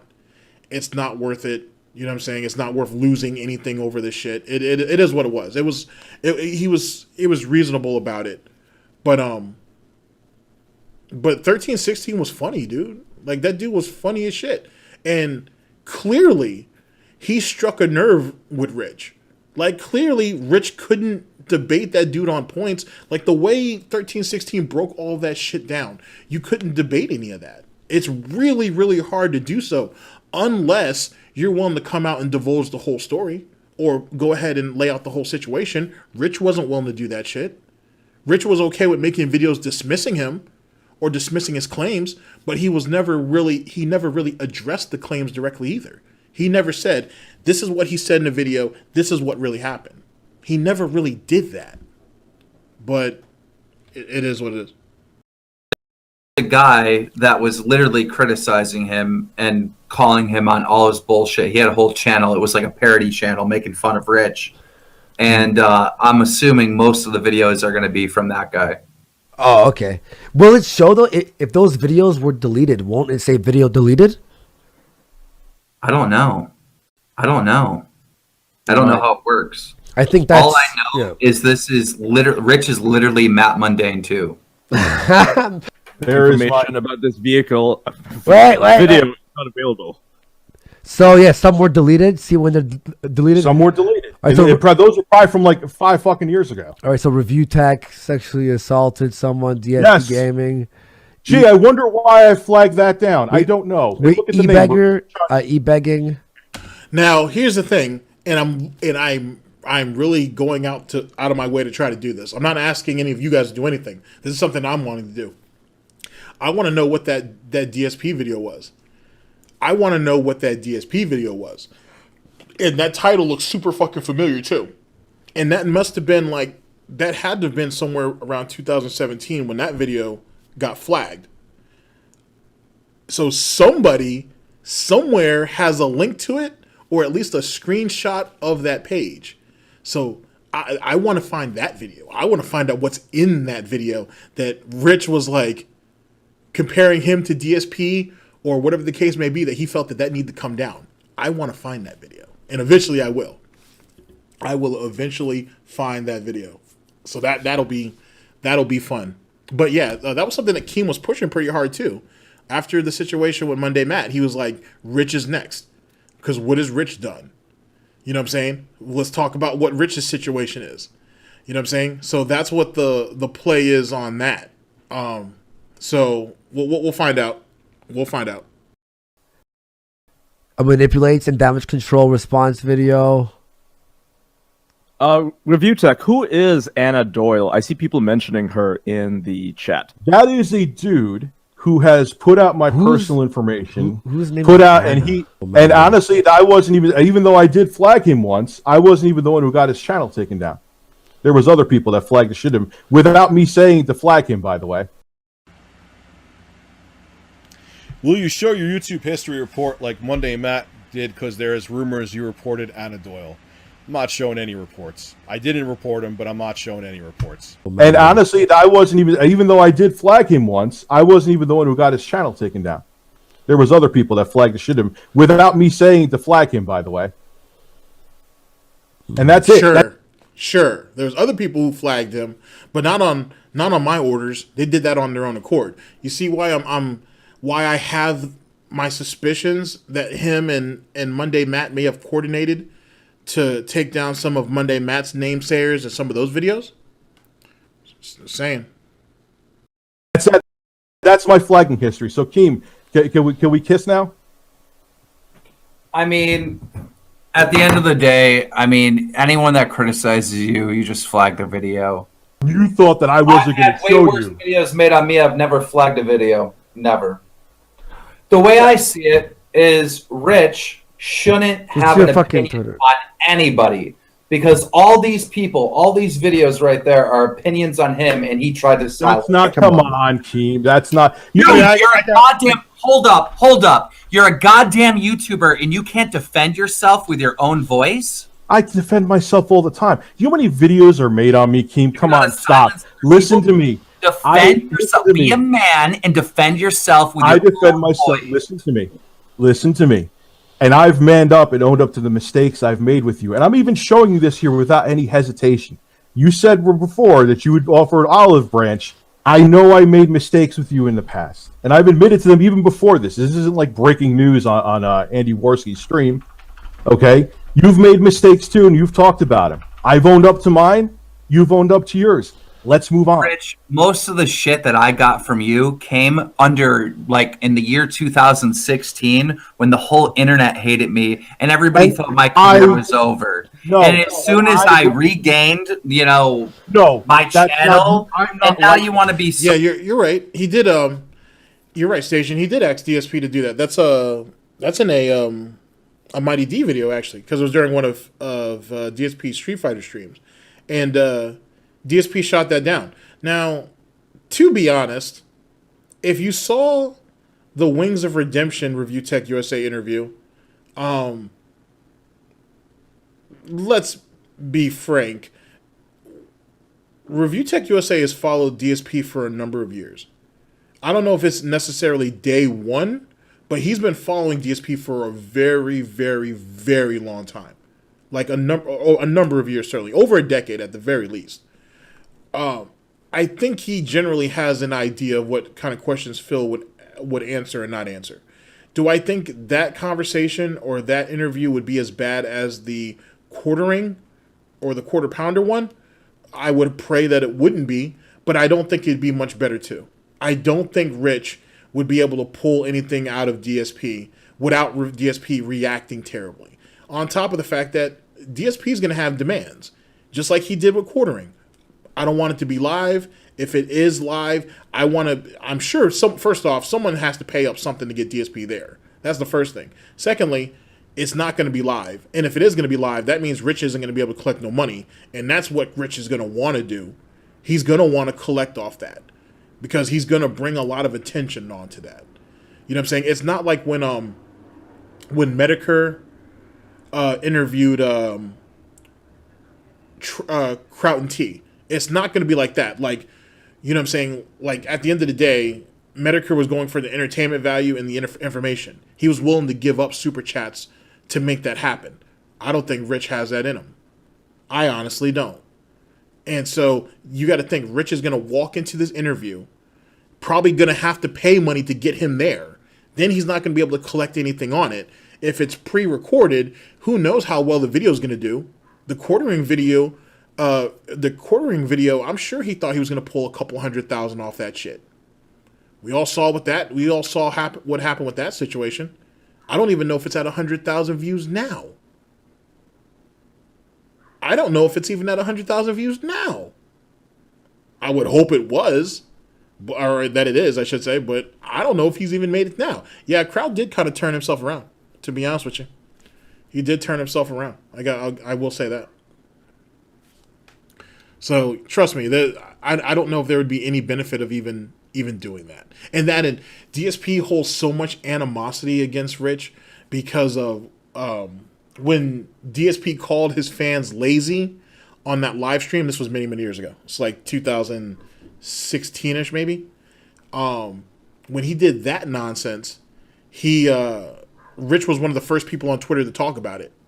And DSP actually made a video addressing it. telling Rich, "Oh, I appreciate you pointing out the situation, and it was out of context," or whatever buzzwords he wanted to use or buzz phrases.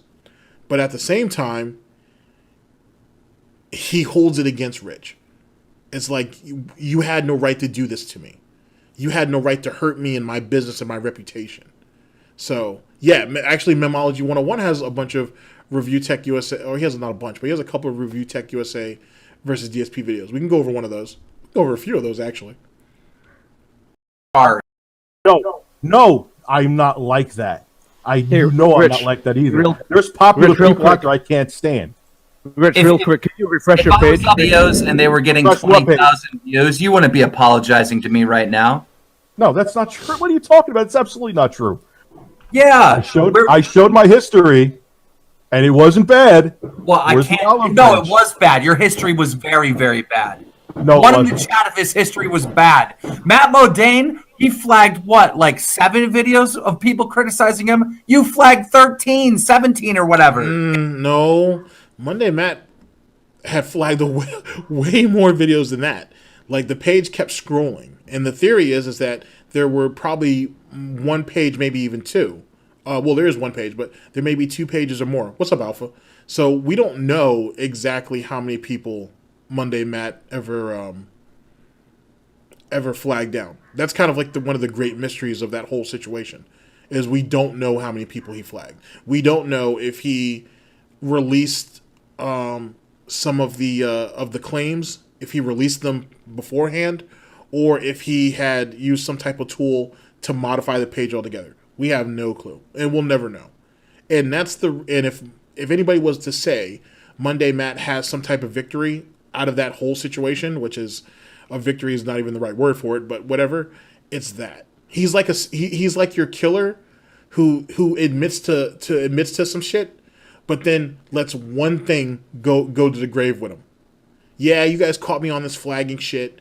Yeah, I did this, I did that. Even though he admitted to doing it, he could have easily have just stayed faced and been like, "Hey, all you got to do is show us your flag history," and he could have been like, "You know what, I'm out, guys," and he could have just left. He would have had the same suspicion on him anyway, but it wouldn't have been confirmed. But anyway, he decided to do it, but he didn't tell us how many people he flagged. So we'll never know. We will never know. DSP is the hero to all single moms. Fuck out of here with that shit. Fuck out of here with that shit. It was bad. Just use your eyes, use your ears. Like, just be a human that understands, like, I don't know, like logic, right? And just look at everything and try to understand the world around you. Because if you don't understand. Okay, wait a second. Okay, so Alive and Well, was that when Monday Matt had teamed up with some of those other guys to go at Ralph over the whole oh man, what's that girl's name? Faith? Was that whole situation with that, or is that something different that you're speaking on?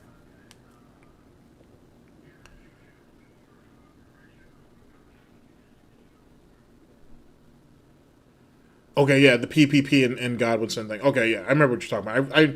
I kept up with a little bit of that. How did he blow it, though, if you don't mind me asking?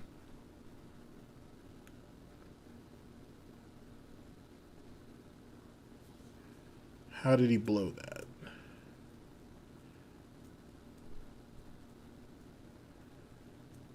Well, first off, has Faith given birth to that kid yet, or is that because isn't Ralph trying to like fight for custody?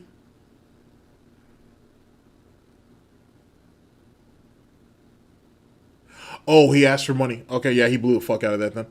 All right, let's continue, and I'll keep up what you guys are saying in chat. Understand this community, you don't understand the people in it, then you shouldn't be making videos. And she had the baby last month. Okay, cool. So I mean, she's healthy, the baby's healthy. That's all that really matters, honestly. On it, you are. No, listen to me. And every time I see a video from you, it's just stupid fucking opinions. I don't know why you're on the fucking internet anymore. You're dumb. You get everything wrong. You say dumb shit over and over again. This BetterHelp shit. How irresponsible for you to fucking upload that video. Yikes. I forgot about Rich's hand in that BetterHelp situation. Well, there you go with that, ladies and gentlemen. All right, so we have one more video. This is going to be going over Low Tier God, or Low Tier God's ex-girlfriend, I should say. I'll give you guys the cliff notes as we get into it. Like I said, the links to all the videos are down in the description. Speaking of which, one more thing before we move on to Low Tier God. There is a video there, or I think Junk Media might have it, but there was a video that they just that they put out where the quartering was taking some heavy shots at Rich. Like some heavy ones. Similar to what you heard from Keemstar towards the end. Towards the end of that last video. If I can find it, you guys should hear it. It's really short, but he basically said the same thing. He's like, you're not as smart as you think you are. I would have expected that you would be doing better for yourself, and it looks like you're sliding back into old habits. It's quartering's like, I don't know why exactly you're coming after me. I don't see what your benefit is. There is no clout to be gained, I guess, or whatever the case may be. So, interesting stuff nonetheless. Anyway, no, the ex-girlfriend that, this video is going to cover Low Tier God's ex-girlfriend. So that's what we're going into now. Holy shit. All right, here we go. I mean, my bad. Wrong one.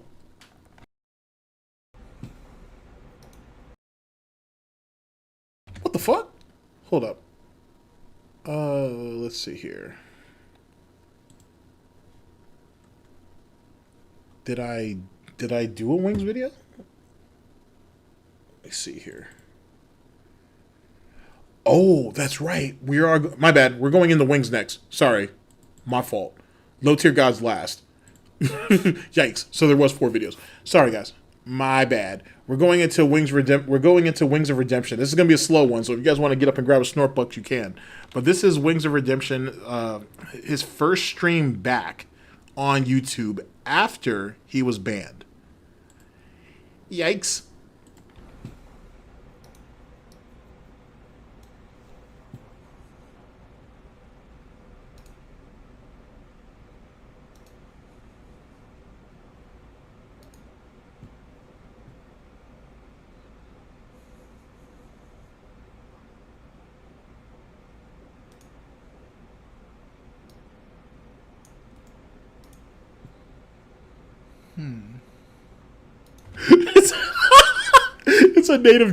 It's Jordie in his native habitat with that slightly shaky chair. I'm not sure if any of you guys noticed that. Holy shit. What up, everybody? Holy shit. How you guys doing? I don't know everybody's names on here, so like your names might be drastically different from Twitch. But how are you guys doing today?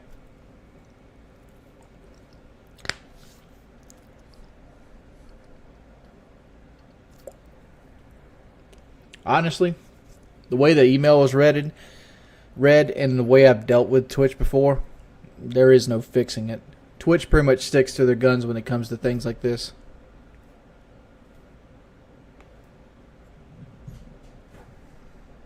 Which is ironic too, by the way, that Wings was more accepting of the situation, which allows me to trust his thought process on us, it allows me to trust the way he's handling it more than I trust DSP, because DSP is still, you can still see it even to this day, that he's holding out hope that he can go back on. Whereas Wings is like, if I'm allowed to go back on in 6 months or a year, I will.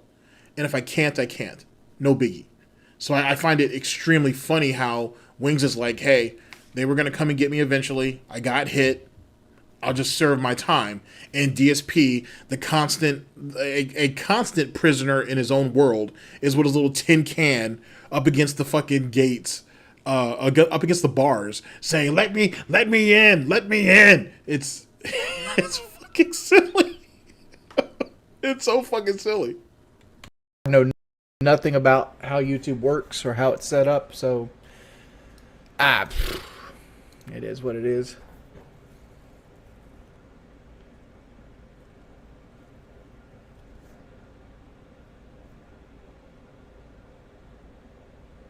Gridman, Twitch took my partnership away today for Exhibit D of the content act. I don't fucking know.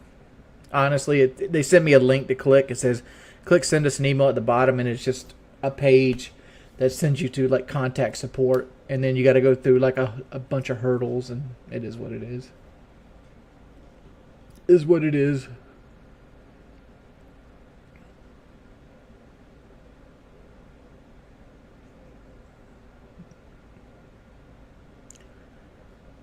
No, I don't make.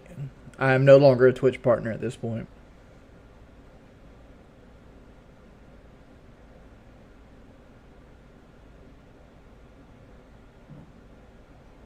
I don't even know if I'll be using YouTube, honestly. Like it all depends. Like I gotta wait till my wife gets home. We're gonna sit down and go over where we're at financially, and then we're going to see what we got to do and see what our choices are. Because I do have gig work I can fall back on, right? So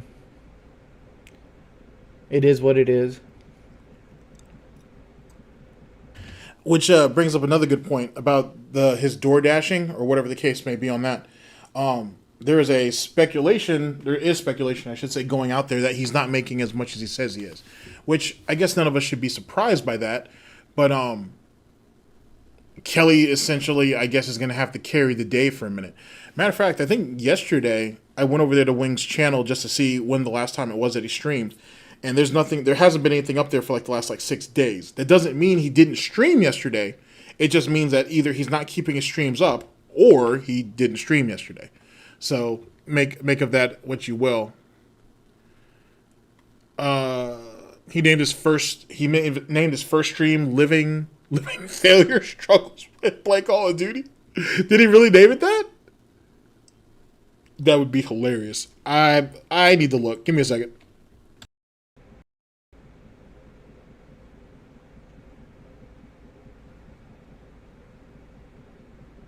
The video works. It's just him jiggling like a big old bowl of Jello, cherry Jello with whipped cream on top, I guess.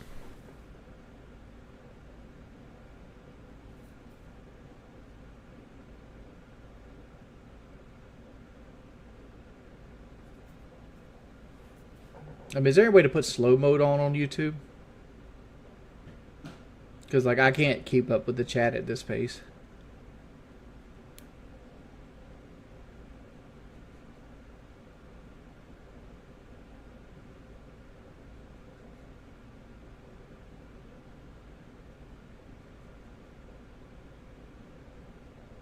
That's probably what he should have named it.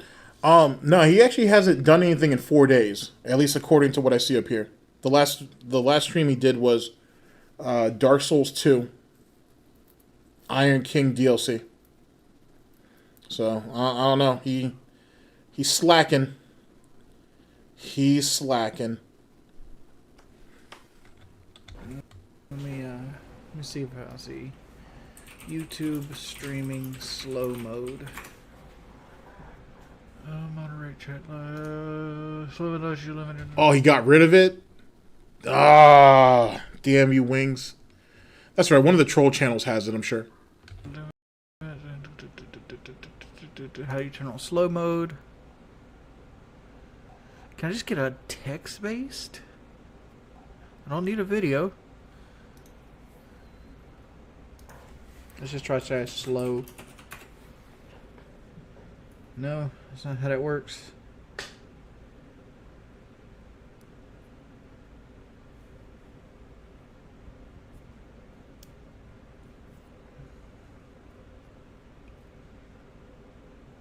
I mean, you guys are shout-outing X bottles. This right here is going to cost X bottles a lot of money too.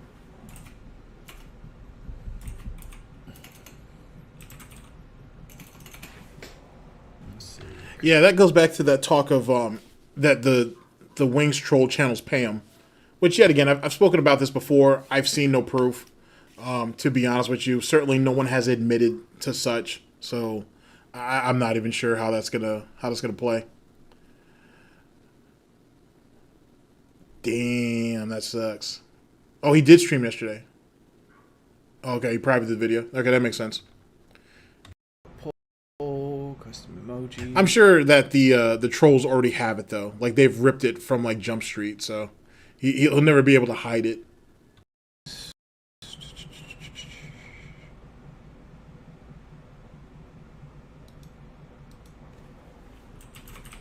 mode. No. Huh. I guess I gotta watch a video.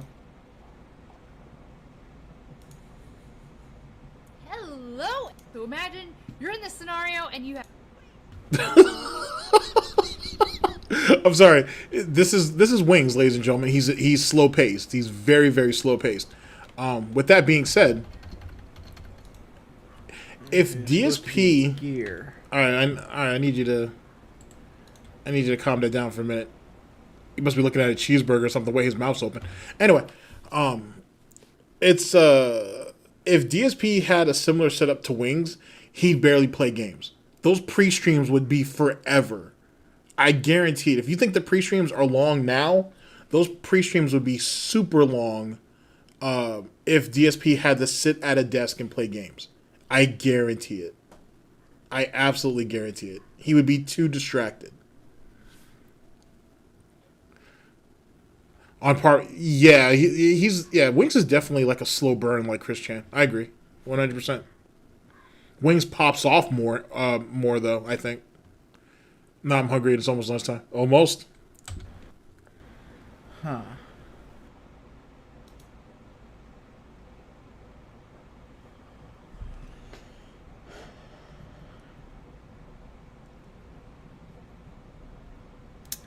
There is not a gear here. And I talked a little bit about yesterday where I said there was parallels between Wings, ReviewTechUSA, YouTube, Low Tier God, and DSP. Yeah. Mode, and 2021. Interestingly enough, here let me pause him for a second. When you look at Wings, right? Especially, you're talking about someone that was at one time like almost at the top of the mountain, like almost. He was almost at the top of the mountain. You know what I mean? He was someone who definitely had a lot of clout in the community.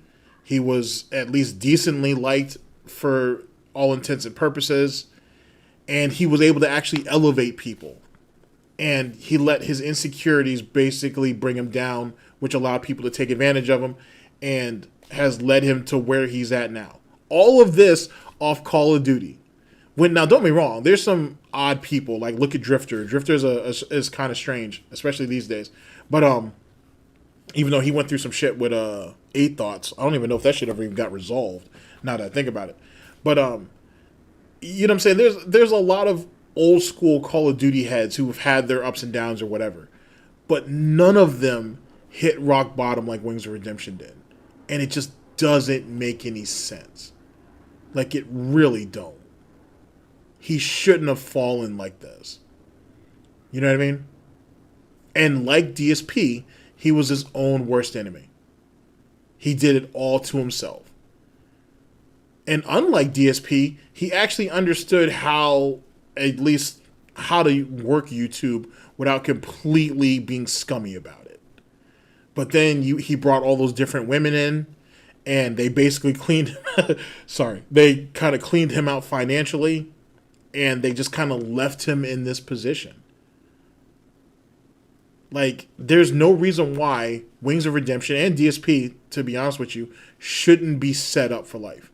That they shouldn't be in a good position in life. And I'll go ahead and ask the chat, what's the over-under on who do you think is in a better position in life right now, whether DSP or Wings of Redemption? But either which way, they both should be in a better situation than they're in now. And that's kind of the sad part. That's extremely sad. Yeah, but Syndicate's driving a Lambo because of that shit he had with T. Well, no, Syndicate was actually in a good position before he got into bed with T. Martin, and they did that CS:GO, that whole CS:GO situation. So that's just what that is. That was ugly. That was really ugly. And it's a good thing, too, that T. Martin has good fucking lawyers and shit. And it's a really good thing that Syndicate kept his mouth shut. Because if not, was it CSGO Lotto or whatever it was? I don't know. There were so many different one of those scams that were going around. But the important thing is that Syndicate kept his mouth shut. I'll give T. Martin a lot of credit. T. Martin had good lawyers and was willing to shell out a lot of money to get him and Syndicate from under that mess, and Syndicate kept his mouth shut. He just kept quiet. And if it wasn't for that, who knows? That shit could have gone left. At least for Syndicate, anyway.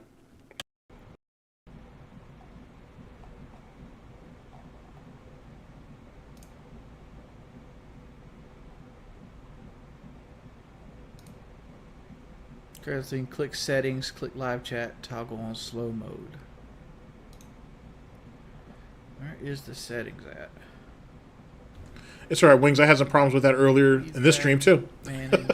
Well, not with slow mode. I don't see a need for that.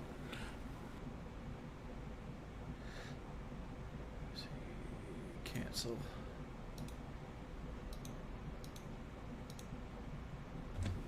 Jesus, you sat through this live? Yikes! This is only a 16-minute video. Slow mode. I've already tried that. I'll try it again. Watching this live would have been painful. And his like and dislike ratio is, boy, they came out in force. Stream marker, create highlight video. Switch account. But yeah, they bombed the shit out of him. That's God not damn. working.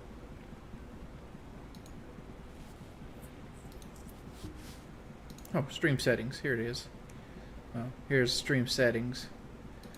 Enable DVR. Add delay. Unless right play scenes. None of this is what I want. It is what it is. Yeah, there's a decent amount of dead air. There most certainly is. We're almost through it though. Once he gets his safeguards up, I'm going to reconsider doing PK now. No. Like, I kind of expected to eventually lose my Twitch partnership because of the way how hard people hit me with, stuff. So it's not like this is out of the blue. I've kind of been preparing for this for a while. So it is what it is. Like, does it suck? Yeah, it sucks. But nothing you can really do about it.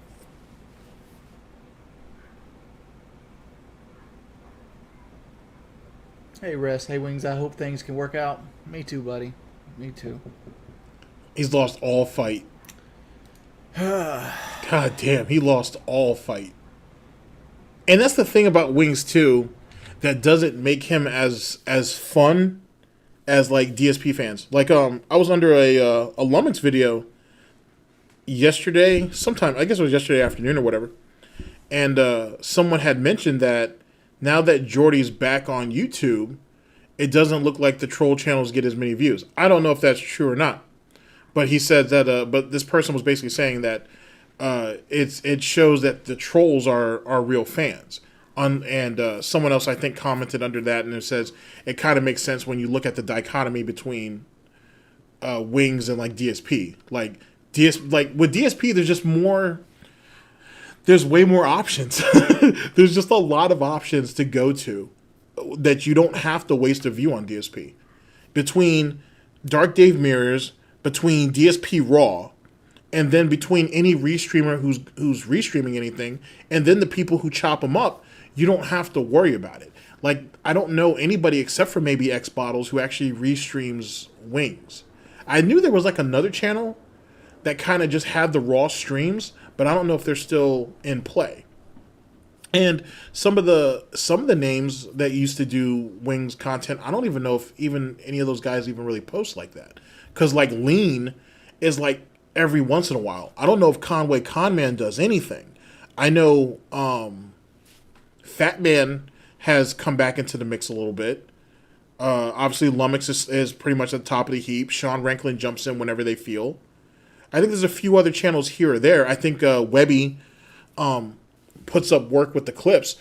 Gulag King, that's true, or Gulag King is someone who puts up every once in a while, or somewhat. Oh no, maybe not every once in a while, but maybe somewhat consistent. But I think just with the DSP shit, there's way more options, and that in supporting DSP is just not the motive, especially if you don't have to. Like, it took a long time for detractors, trolls, haters, and critics to get on the same page to be like, yo, troll tipping him is not going to work. Give that up. You're just feeding the pig. And there's no need for that. So it just took a long time to get there. Excuse me. It took a long time to get there.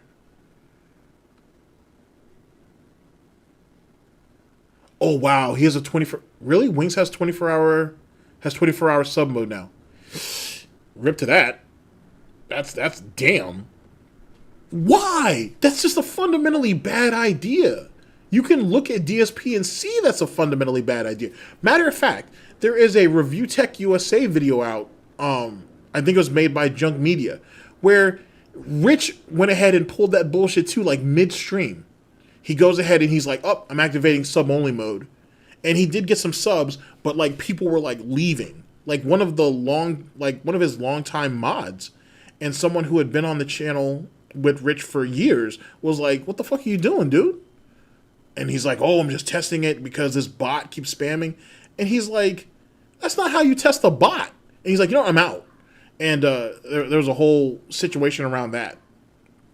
And that was, I think he initiated that relatively recently too, which gives you an idea of how much these same lolcows pay attention to each other, with DSP unofficially being the leader of the pack.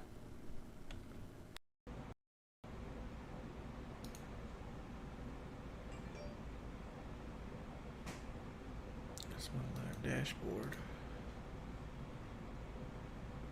I have no clue how to set slow mode up on this thing. I'm gonna try that. /slow mode. Nah.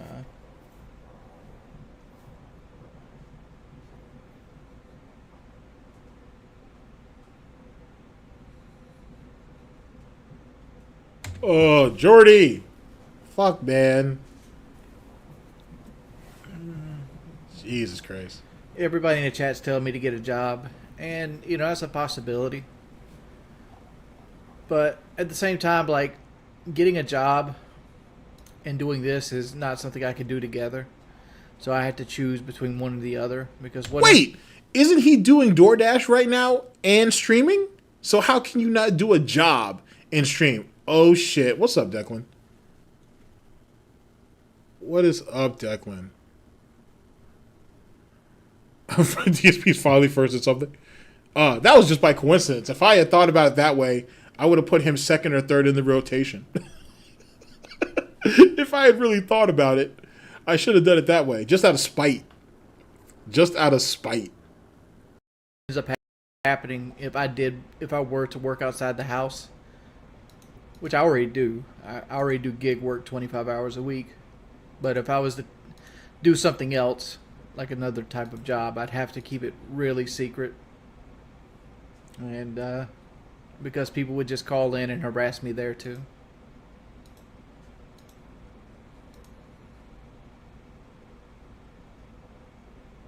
I mean, it's almost pointless to look at chat here, because like it's going so fast that you can't keep up with it. Boy, Twitch must have been some type of special hug box over there. I don't get it. Like, you know, you can scroll up on the chat, right, Wings? Now, at this time, Wings had his chat open to everybody, and I assume there was hundreds of people watching that stream or watching this stream at that time. I can see that, and I can understand that. But if he really wanted to see what was being said, he could easily have scrolled back up. It's not difficult in that. And I've watched plenty of compilations of the chat just beating Wings down, like just beating him down. So why would you want to subject yourself to something like that? Like, you know what I'm saying? Why do you feel that's necessary? Absolutely. Shit, absolutely. If there's a sex life to even be spoken of. I mean, between the two of them, I should say. And I assume if Iced Coffee has anything to say about it, he wants to insert himself in there as soon as he can. It's like a slot machine is too fast.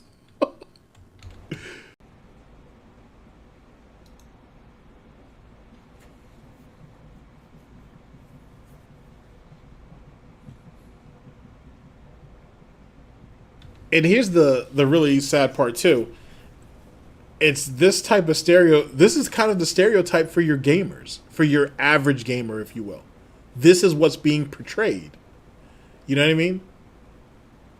This is kind of like the face of it in a lot of ways. And that's the sad part.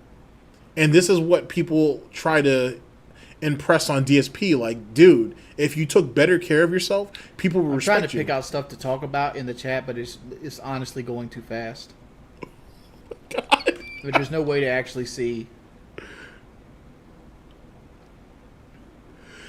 Oh my god, the over reliance on the chat, I mean, like, this is the what lack I'm of charisma. See, the chat's not that bad. Like I said, just pick. And just I have no clue. Pick a spot, dude, and scroll back down. You're not doing anything anyway. There's a bunch of dead air. Here's manage. Well, don't end the screen. I mean, the stream. Don't do that. And that doesn't help at all. Wow. It does not help at all. And the thing is when you really, if you were to go back and ask these people, ask Jordie from 5 or 6 years ago, where did you think you were going to be now? It wouldn't be here. It wouldn't be here. Like, not like this. Like, this is bad. Like, this is really bad that you spent all these years doing this, right? Building up this reputation, putting in all this work, whatever you want to call it, making these contacts, and this is what you're reduced to. And Twitch, you know, everybody kind of talks about Twitch like that's just the promised land or whatever. And I'm going to eventually launch a stream over there. We'll see what it's like and we'll see what it's not. But it seems to be more of a prison more than anything. If you were fortunate enough not to be banned over there, which it doesn't look like Twitch wants people to outright be banned so much as you just can't make money over here. It looked like it was more of a prison. And when these guys come back to YouTube, they don't know what the fuck to do. And the thing is, you started here. You started here. You would have thought all that time on Twitch, you would have had some growth. But all of them revert back to the most basic, bare minimum milquetoast type form. And that's really, really fucking sad. How's it that you've been streaming day in, day out for years and have nothing to offer, essentially? Like, that's a mess. And true, his chat at least is actually moving, unlike DSP's. But see, DSP likes that, though. Like, DSP, well, occasionally, I should say. DSP is okay with, like, a slightly dead chat. You know what I'm saying? Like a barely flopping fish, if you will. He's kind of okay with that as long as the money's good. But DSP having all of those people in the chat like Wings does, DSP would have a fucking panic attack.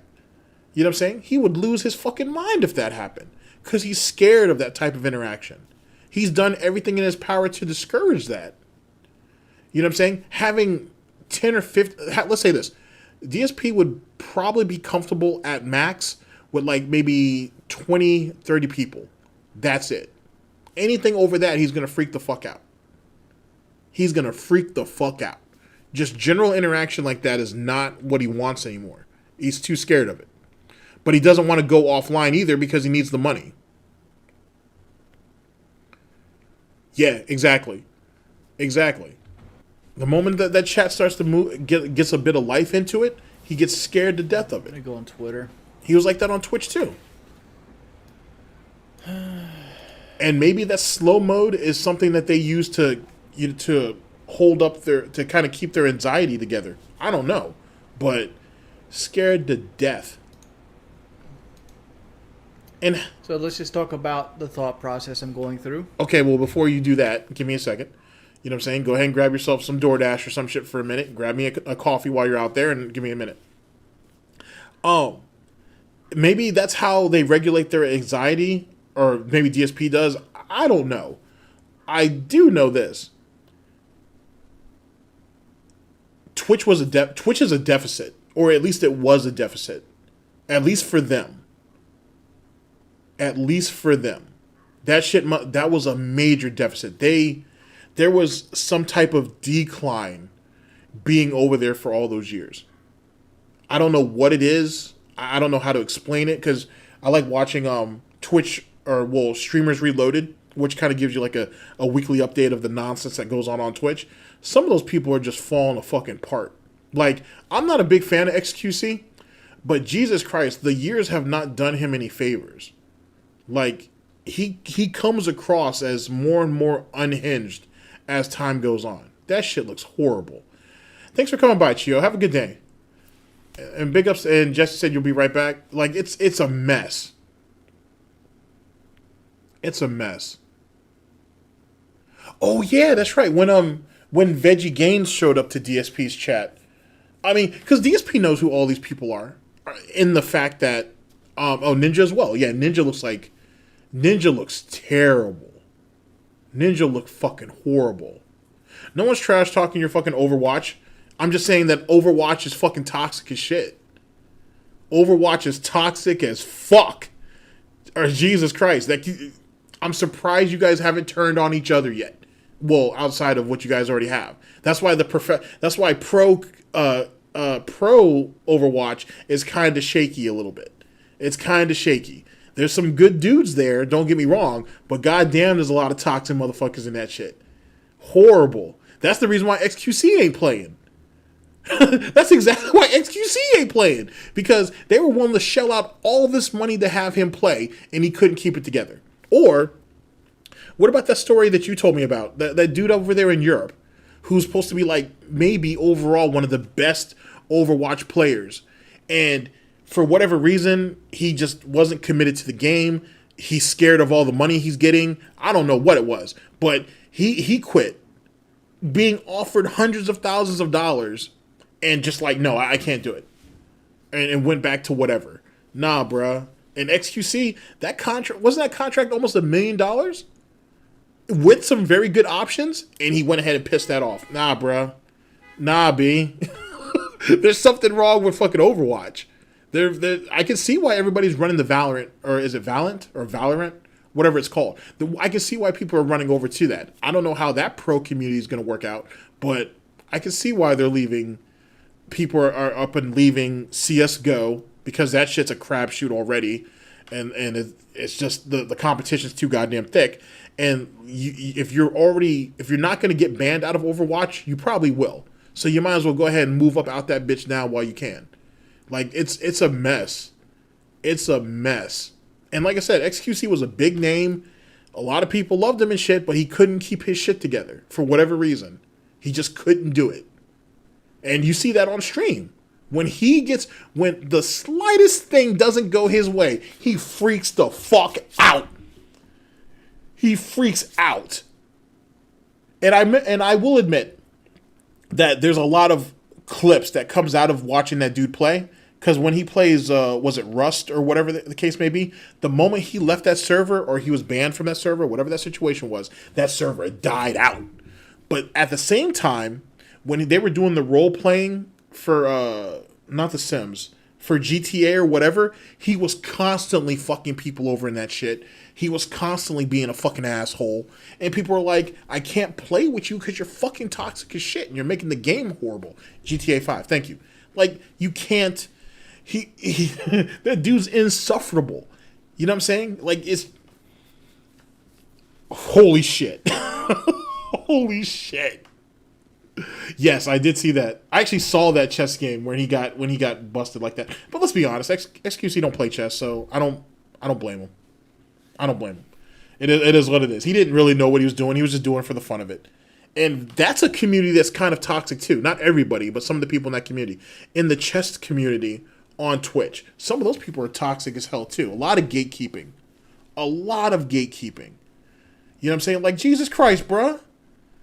Like, you know what I'm saying? Like, how do you expect to bring more attention to your game, and you got all these guys who want to ask you questions because they don't know, and you're just going to go ahead and be like, oh, well, if you don't have even a general idea, shouldn't be here. Well, they're asking you so they can kind of help build that interest. And that's all you're doing all day anyway. Most of you claim to be grandmasters. You would think you'd be okay asking or answering some questions. But nah, B. Nah, B. There's so much gatekeeping over there. It's okay. That's why Pokey is a queen. You know what? It's whatever, yo. You know what I'm saying? Pokimane sat there and built a career off white knights, simps, and on the backs of all those other female streamers that she looks at as tramps and sluts and shit. Let's be honest. You know what I'm saying? Even though if any of those esport rumors about her are true, boy oh boy, she ain't went ahead and spread a whole lot of work to get to where she was at. And people seem to want to go ahead and negate that. So people don't want to pay attention to that. Like, that chick don't backhand the fuck out of people and shit. So, all right, I'm going to let it go. You can have your queen Pokey. But one day, the mask is going to slip. And some of those guys are going to find out what's what. Sooner than later. Exactly. Look at what happened to Gundam. Over a joke. And then gave some sad-ass apology to Gundam behind the scenes so no one else would know. So the queen can still keep her crown publicly and no one has to worry about or hear about her little mistake. Matter of fact, how is it that if you didn't make a mistake and you believed in what you said, why'd you run for a month? Why'd you duck out for a month if that was the case? All right, whatever. I'll let it go. I'll let it go. Yeah, she got one of his sponsorships ripped. And certainly if she could have had him ran off the internet, she would have. Matter of fact, I'm not saying that she did this directly, by the way, so I'm not accusing her of this. But there were people literally trying to find out where Gundam lived. Like, they were following, I think they were attempting to try to find where his family members were at and trying to chase that down. Like, that was on some next level shit, dude. All over a joke? You know what I'm saying? All over a joke. So, I mean, you know what I'm saying? I don't know. If Gundam puts a ring on that thing, puts a ring on her finger and they make that shit all work out, then big ups to him on that. But she took that way too far. She took that shit way too far. Knowing damn well that she had already had a situation with PewDiePie when she essentially doxed that one kid who off Instagram and whatnot, which I think was linked to that PewDiePie thing. Like, you've already had your run-ins. Like, why would you do that? Like, why? You could have reached out to him and had a conversation. It's not like that one dude who was in that house supposedly messing around with all... let me stop. Fez or whatever the hell that guy's name was. God damn, dude. He publicly crucified himself twice. Jesus Christ. Jesus Christ. So, if I walk away from the stuff now, what are the perks of it? Well, I don't have to deal with this no more. Like, I don't have to deal with people harassing me constantly and daily for the rest of my life. That's a perk. That's an upside. I don't have to guess what my income is going to be anymore. That's an upside. I don't have to worry about being creative ever again. That's a third upside. The downsides of it is my total income, like, expectation will go down, right? There's no way in the world that I can replace a $50,000 a year job with anything in my area that's readily available. It just can't happen. You don't make $50,000 in Conway, South Carolina without, some sort of major job skill. But even then, those jobs trade off in other places.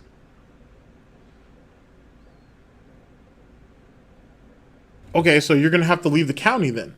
So you're gonna have to commute like everybody else does if that's what the situation is. If you can't get anything close to home, then guess what? You're gonna have to branch out. What's the problem? You got like 4 or 5 cars, Jordie. And then his wife has to make some type of commute. So what's the problem? like, why is this an issue? Like, see, that's what I'm saying. Like, this shit I'm telling you, Twitch made him complacent. This whole online shit, certainly YouTube for sure, but YouTube, Twitch, this online thing made him complacent. Yes, there's a lot of people who come into this and make enormous amounts of money and shit, right? And if you're fortunate enough, you save some of it, and if you're even more fortunate, you go off and you can do something that you can build something outside of this. But if not, then you got this here. And how do you handle this? Excuse me. How do you handle this? Been in the game so long, hasn't worked in a hot minute. He basically cried for money for surgery, ended up fucking putting the goddamn weight back on. Most people only feel sorry for him, or those who he really should be able to reach out to, he still has some type of issue with. Like, you know what I'm saying? Like, he can't say that, oh, if I go back to PKA, and I'm not even a fan of him doing that, but I'm not saying that if he has to go back to PKA, oh, well, they're going to have to humble me, or I'm going to have to humble myself in front of them. You're doing that now. You're doing that now. And that if you had done what you were supposed to do all those years ago, you would have had a piece of that. Like a long-term piece of that. Like to the point where, okay, I'm not doing the show no more, but guess what? I get residuals, so a check come to me every month. That could have been something. Yeah, he's probably not going back to PKA. He's probably not. They're definitely not going to cough up 10 grand to him. I'll be damned. Kyle will shoot himself in the head before he gives another dime to Wings of Redemption. I guarantee it.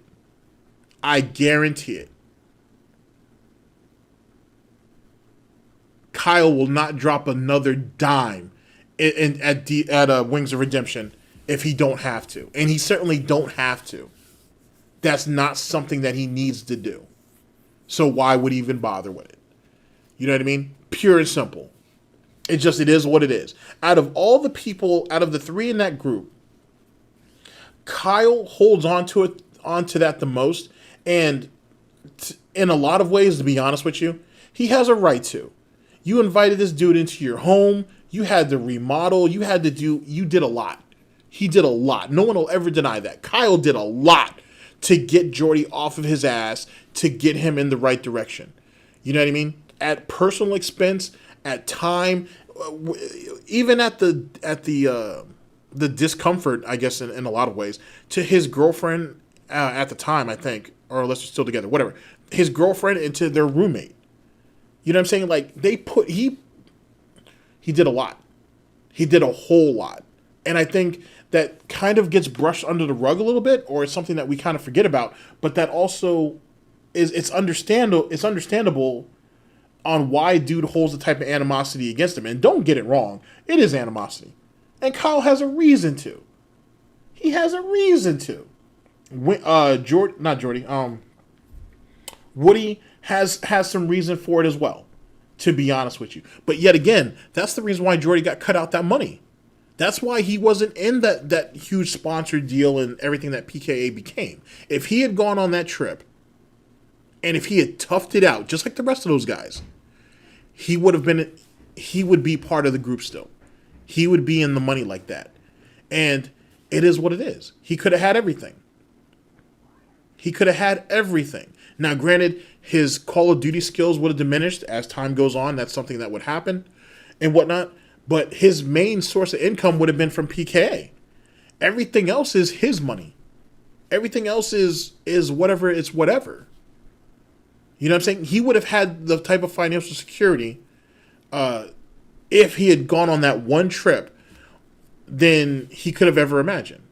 He doesn't have, the FPS boot camp or that camping trip or whatever the case may be. Well, the FPS boot camp is what Kyle did at his house.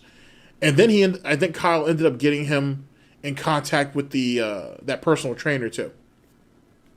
And that was a thing for a while until, I think, if I remember correctly, the personal trainer was sleeping with one of his clients. It's a thing. So, It's a thing. It happens. So a rip to that. But yeah, it's just amazing how that one situation can fucked up your whole trajectory. But yeah, absolutely right, Silent Weapon. It's just amazing how it messed it all up. And even then, the FPS boot camp, it was showing results. All he had to do was continue to build off of it. And he couldn't. He's scared of it. You know what I'm saying? He's scared of it. And for what? Why is it that we're at this point, well, some people, I should say, are at this point that even the smallest bit of change that benefits you scares you so much? You say that you're tired of being a failure. You're tired of people laughing at you. You're tired of being in pain every day. You're tired of viewing the world from this negative perspective. But the moment an opportunity comes up for you to do something, the first thing you look at is, oh, I don't have the time for that. Oh, I can't do that. Oh, that's not feasible. That's not possible. You're not going to know until you try. You're not going to know until you try. So when did we become scared to try shit? We're quick to run out and play the next new game or play the next new update for a game that we're currently playing, but we won't do something to try to prolong, I should say, our own existence, or to do something better for ourselves or for our families or whatever the case may be. When did we come? How did it get like this? Why did it get like this? Like, who do we blame? Do we blame video games? Do we blame the online society? Do we blame the outlets that allow people to make this money? Do we blame, like, who takes the blame for it? Since no one wants to do it personally, who takes the blame?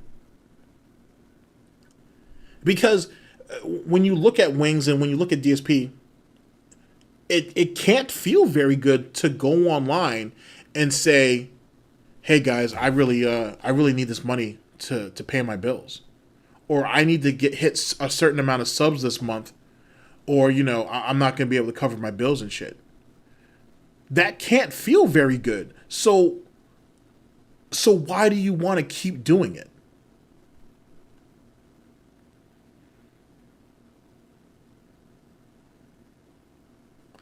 No, I don't think I have seen that compilation Super Crazy. I don't think I have.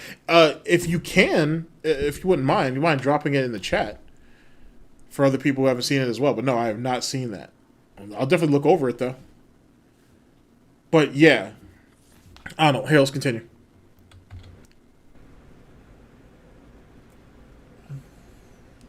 Jesus Christ.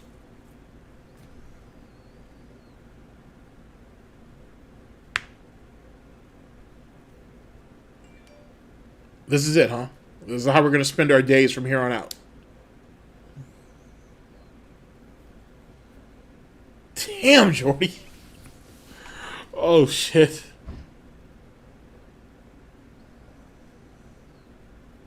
This is what's going to happen when DSP loses the fight. I guarantee it. You're going to see DSP like this. This is the average watch time of the stream is 2 minutes. I wonder why. Oh, Jordie. All right. Start getting rid of people. Okay.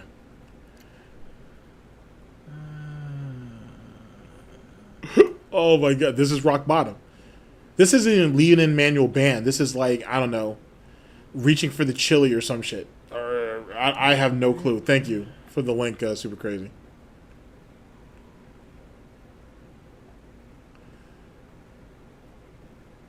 That's true. That's very true, Victor. It's going to definitely fall on the people who fund it. And not even doing it out of complete maliciousness is the people who really want to help them. You know what I mean? Or really want to help people like this.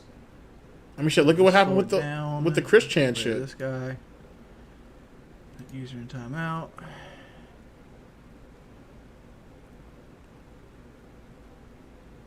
And he seems more focused on banning people than actually trying to hold a conversation. Really, just to ban people? Other than putting them in timeout?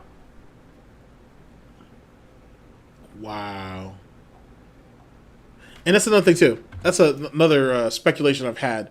We've all seen DSP do his lean-in manual bans. We've seen Low Tier God do those get those ass bans. You see the type of the type of boost that they get when they do that shit. Like, you see how they feel when they to have that type of power when they do something like that. It's like this here. It's a lot more lazier and Wings' and from Wings' point of view, but it still allows him to believe that he has control.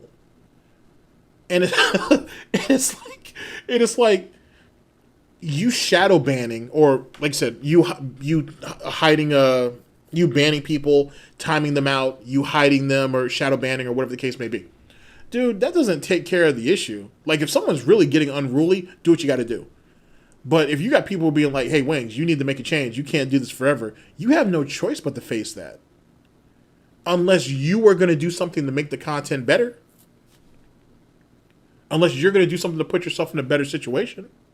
If you're not willing to do that, then you have no choice but to take what comes out at you. For the most part. Look at DSP. He's banned people. He's tried to take people's channels down. He's tried to take people's videos down. He's had people deplatformed. That shit didn't skip a beat. At the end of the day, when he wakes up from the time he is fortunate enough to wake up in the morning to the time he finishes the last drop of gin that allows him to go to sleep, there's going to be somebody on his neck. And he'll never escape it. And he knows that. He knows that. Wings has it worse, because even when Wings may have made an attempt, half-hearted or not, to get out, you're never going to get out. Like, you're sadly, you're kind of stuck in this. Because he ain't fucked over so many people. There are so many people who have vendettas against Wings, DSP, Low Tier God, all these dudes, that you never really escape it. It's a shame. You know what I'm saying? Even I can say that. I think, and I'm an asshole. But it's a shame that that's the situation. But that's the reality. There's no point in lying about it. There's no point in lying about it. You chose to bring people into your world because there was something in your life, or there was a hole in your life, in your existence, that you needed to be filled. And whether you forced people to fill that hole, or you invited people to do so, they did it. And then you turned your back on them. You know what I'm saying? Or you fucked them over for whatever reason. True. That's very true, Rings. I'll give you that. Well, I'll not give you that. It's true. It's a good point. You know what I'm saying? So when you start bringing people into your life like this on a personal level, right? What did you think was going to happen when you turned your back on them? You know what I mean?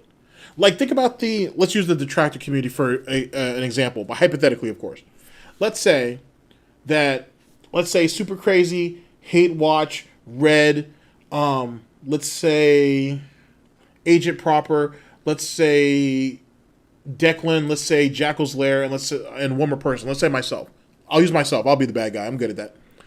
Let's say we're all cool, right? Well, I'm cool with some of you guys, but you know what I mean? If I was like really, really cool with you guys and shit, like, you know what I'm saying? We actually had a chance to actually talk to you, or, you know what I'm saying, we went out for drinks or whatever the case may be. And Raven as well, because I just saw you pop up. So you get into that, you get to be in this too. Let's say, for whatever reason, we're all cool. Nope, you know what I'm saying? It is what it is. Let's say something happens and we have a falling out and shit. And then I act like a complete and total asshole and try to make myself out as the victim. And even after you guys have extended the olive branch, be like, hey, man, you had a bad day, whatever, we can let this go. You know what I'm saying? We can still salvage this. And I'm still being a dick saying, no, you guys are wrong. You guys need to apologize. You guys turned your back on me. And I just keep pushing those buttons. Exactly. The sons of GTG. Let's say it turns into some silly shit like that. What the fuck do you think is going to happen? Each one of these people have their own following. And even if they told their followings, hey, he's in a bad spot. He's got it rough right now. Just leave him be. He did, let him talk, let him get it out, and maybe we'll be able to work that shit out. And I just keep going at you guys like just over and over and over again. After a while, even if you guys don't make that hop, which someone will eventually, it's gonna break. Like someone's gonna have to directly address me. Someone in your audience will. And as time goes on, I'm not saying I'm predicting my own future, because it's not like that. It's not like that. You know it's not like that. But you never know. I'll be honest with you. Anybody could slip. Anybody could slip. It doesn't take much. You sit in this vortex long enough. You sit in this vortex long enough, and something's going to happen to you. It's going to happen to everybody. Nobody walks out of this shit clean. Let's be honest. Let me go ahead and call a spade a spade. You sit in this shit long enough, something's going to happen to you. Sooner than later. And the fact that either you lose something you give a shit about, like Tevin did with Twitch, or whether this shit fucking spills into real life, or you end up getting into these DMs, or you get into these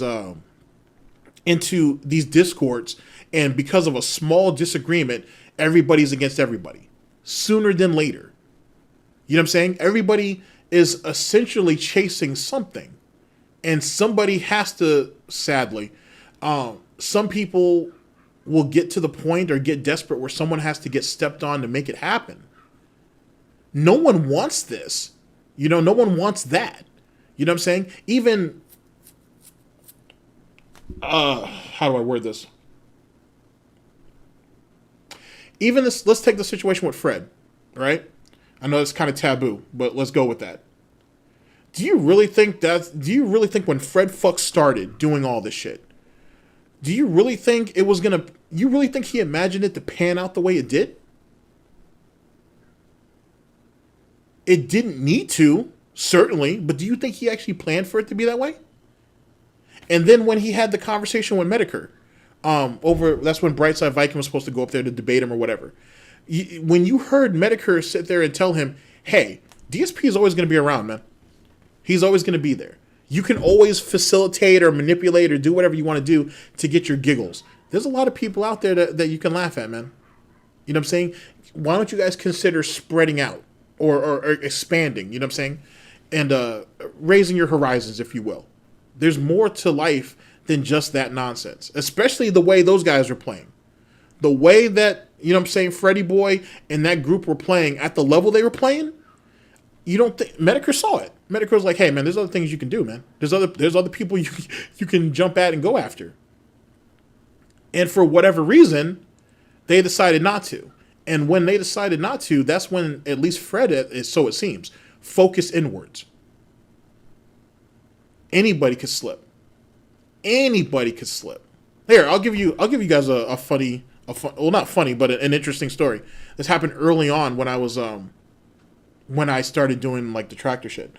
It was, I think, right around the time I opened a Twitter, to be honest with you. A guy slipped into my DMs, and we talked back and forth and whatnot. You know what I'm saying? He always had really good insight and whatnot. It was never on some silly shit. He always had pretty good advice. And I think the last time I spoke to him, because he was stepping away from the DSP shit, he was like, be careful. Like, be very, very careful. He's like, one day you're gonna come really close to that razor's edge, and if you fall, you already see what you're gonna fall into. And he's like, I wish you the best of luck moving forward, and you know what I'm saying? And I'll see you later. And that was like the last conversation we had. And that kind of always stuck with me, because the first thing that I thought was, well, I'm not there. Like, I don't have any of that, nor do I have the desire for it. And then that's what got me thinking, well, did Fred really want all that? Did he have enough? Did he have that type of power? Was his situation similar to mine before shit went crazy? Or before shit went the way it went? That can happen to anybody. That can happen to anybody. Most of the infighting that some of you guys hear a little bit about on like Reddit or on Kiwi farms that happens between fucking detractors and shit, these are people who you would never think would go at each other. And it's over small shit. I promise you. At least from what I've read. It's small shit. I'm not saying that everybody has to be buddy-buddy. I'm not saying everybody has to like what everybody does. You know what I'm saying? That's fine. You know, trust me, there's a lot of people that don't like what I do. Trust me, there's a lot of people who don't like it. None of them, as far as I know, have gone as far as, oh, well, he needs to get up and out of here. None of them have done that. Because what's the point? And that's the problem with the whole gatekeeping argument or idea and everything else that has to go with. It's not worth it over some piece of shit that's already watching his life fall apart. We're all supposed to just point and laugh. Even the judging of someone else's content seems weird, because we're all because if you're going to say, oh, that shit's kind of fucking stupid, we're all fucking stupid. Let's be honest. We're all dumb as fuck for doing this shit. But if you enjoy doing it, then by all means keep doing it. If you want to go ahead, if you have a suggestion or a critique, so be it. But to sit there and get into a group with people and start really going at people's necks over that shit, or feeling the need to humiliate people, each other, and doing all that, that's not needed. That's not necessary. Like, what comes out of all that? And that same nonsense you see in other people's communities. It happens to everybody. Nobody's immune to it. So I don't think I'm predicting my own demise. You know what I mean? But anybody can slip and fall. Anybody. Shit, some of your favorites probably came really close. Probably even closer than I did. So that's what this whole situation really comes down to when it comes to the infighting. You know what I mean? And that just comes with the overall attitude of it. Like I said, you're supposed to be doing this because it's fun and that you have an opinion. That's why that's why the whole detractor community started in the first place. Not to regulate shit. Not to say who can do what and when, and when to do it. You start getting into stuff like that, man. We might as well just go ahead and side with DSP then. Which is kind of what he wants. Like when that blow up happened on Twitter a couple years ago. When Panda came back into the mix and so on and so forth, that shit went completely fucking left. And who knows what could have came out of that. So, just something to think about. Like I said, that could happen to any of us. Happen to any of us. Just as easily as Wings of Redemption slip and fell, the rest of us could slide too. Just a matter of time. It doesn't have to be that way, but it's all about what you want to commit to it. I can sit here and give you guys 5-6 hours of this shit, laugh it up, and have a good time. You know what I'm saying? I don't need to go any further with that. All I can do, and all I really want to do, is kind of just give you guys my opinion on what I'm seeing and whatnot, and then that's it. Everybody gets to move on with their day. I don't expect anything more. I've never asked for anything more than that. I just wanted to be heard. I thought that's what we all wanted, to be honest. If you want more than that, then by all means. But no one needs to get dragged any further to make that happen. And when you look at, I'll just come off of I'll give you a personal example. I won't name this person though. This particular person, I've always respected their talent and their ability, right? And their vision and shit. When I think back to when I first started this and first started doing all this and meeting these people and so on and so forth, and I think about now, that person's a completely different person. I don't recognize them anymore. Now, we all grow, we all change, we all have situations in our personal lives. All of that comes into account. But there's something different about this person now. There's something missing, if you will. And I can't explain it, and it's not my place. Maybe it's not my place to. But there's something missing. And I kind of see that in myself a little bit. When I go back and listen to, and the few times I have, listened to some of my old stuff, like that early shit. With the audio's still terrible. With like the terrible audio and all that shit. And then when you go back to that, and then you listen to it, and you listen a little further, somewhere down the line, it went from it being funny, and it was about laughing at the shit, to where at more than one occasion, I got mad. And what the fuck did I get mad for? like that wasn't supposed to happen. Like, you know what I'm saying? Not to say that it couldn't happen, it's, you know, because Phil does shit that'll wear on you. But like, there's some broadcasts that if you really go back and listen to it, not that you have to, I got mad. And when I hear it, it's like it don't even sound like me. It don't even sound. At first, I tried to tell myself that, and which is the problem. I tried to tell myself that I got caught up in the moment, but it was more than that. Let me give you another example. I had gone at Phil's neck this one broadcast to the point where the people that were chilling with me, like the members of GTG Network and Productions who were actually in the room listening to me, were like, "Hey, we need to pause that. Hey, are you sure you're okay with moving with the way you're moving?" Out of all of the broadcasts it only happened once, but out of all the broadcasts that I had ever had, I had never had that situation where someone was like, "Hey, you sure you want to keep moving like that?" Because, like, you going in, you cutting him up and everything is great. This is deep now. Like, you need to take a minute. When you get to those type of moments, it makes you think. And I've seen that, and you see that moment with a lot of people. But that doesn't justify it. It's just, it makes you think. It's like, what happened that caused that? And that goes back to what I told you about that DM, where it's very, very close to get to that edge where all that shit gets blurred sooner than later.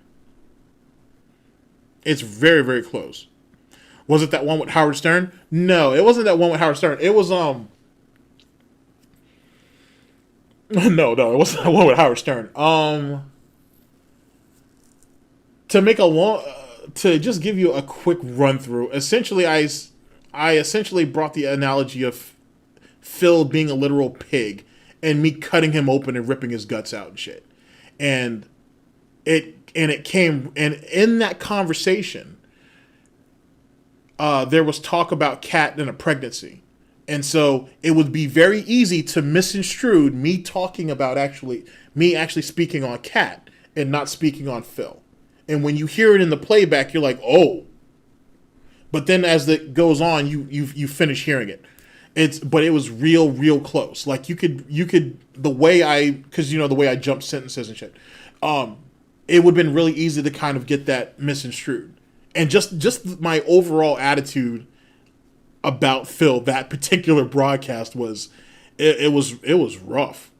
It was rough. Like I really went at his neck at a way that I don't think I've ever done before.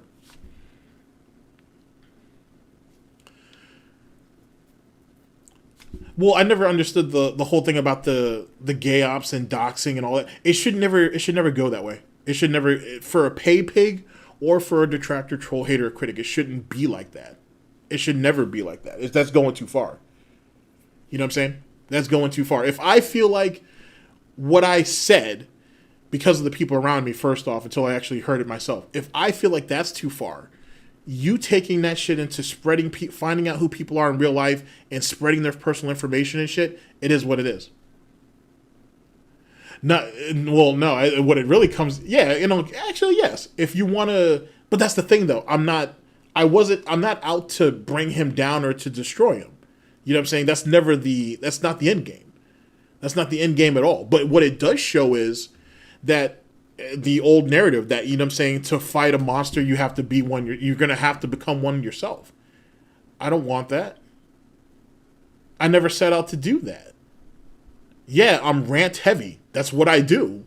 But not like that.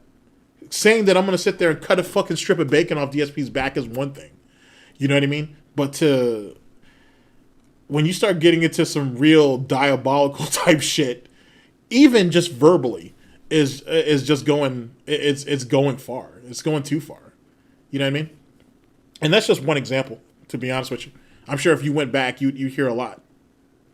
The thing is, though, he's not a wolf. Like, the thing is I think that's the reason why it's easy to jump into DSP content. There is no... Damn you, Wings. There is no mystery to DarksydePhil. There's aspects of his dumb shit that's fascinating, certainly, but there's nothing mysterious about him. He's not like a jigsaw puzzle that you spend day in, day out trying to place together. It's not like that. What, if nothing else, at least I'm speaking for myself on this, DSP is the perfect example of what could happen to anybody. It could happen to anybody. Anybody could slip and fall like DSP does, or like DSP did. It doesn't take much. Watching him react to not only himself, but to his audience, and then to the detractors, trolls, haters, and critics, that's the fascinating part. Because if you think about it, DSP is essentially fighting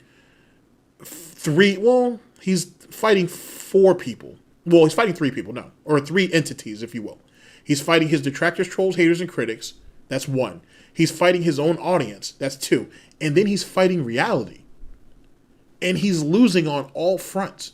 Even when people give DSP money, DSP's losing. And he doesn't see it. Because he doesn't want to see it. The way DSP thinks, and keep in mind this has always been an assumption, as long as I have this money, I'm winning. And no one can tell me different. But now you've become so dependent on it. You're essentially a junkie. You're an addict.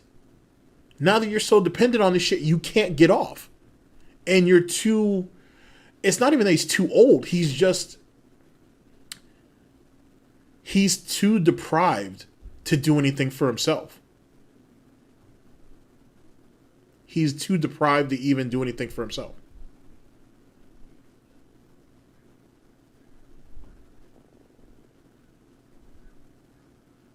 Yeah, exactly. He's an open book. He's a pretty open book, and it's very easy to see through his manipulation. What I don't understand, what a lot of people don't, is how other people fall for it. And even your Rob Warrens, your Seidelas, your Derricks, and everybody else under the sun, it doesn't make any sense.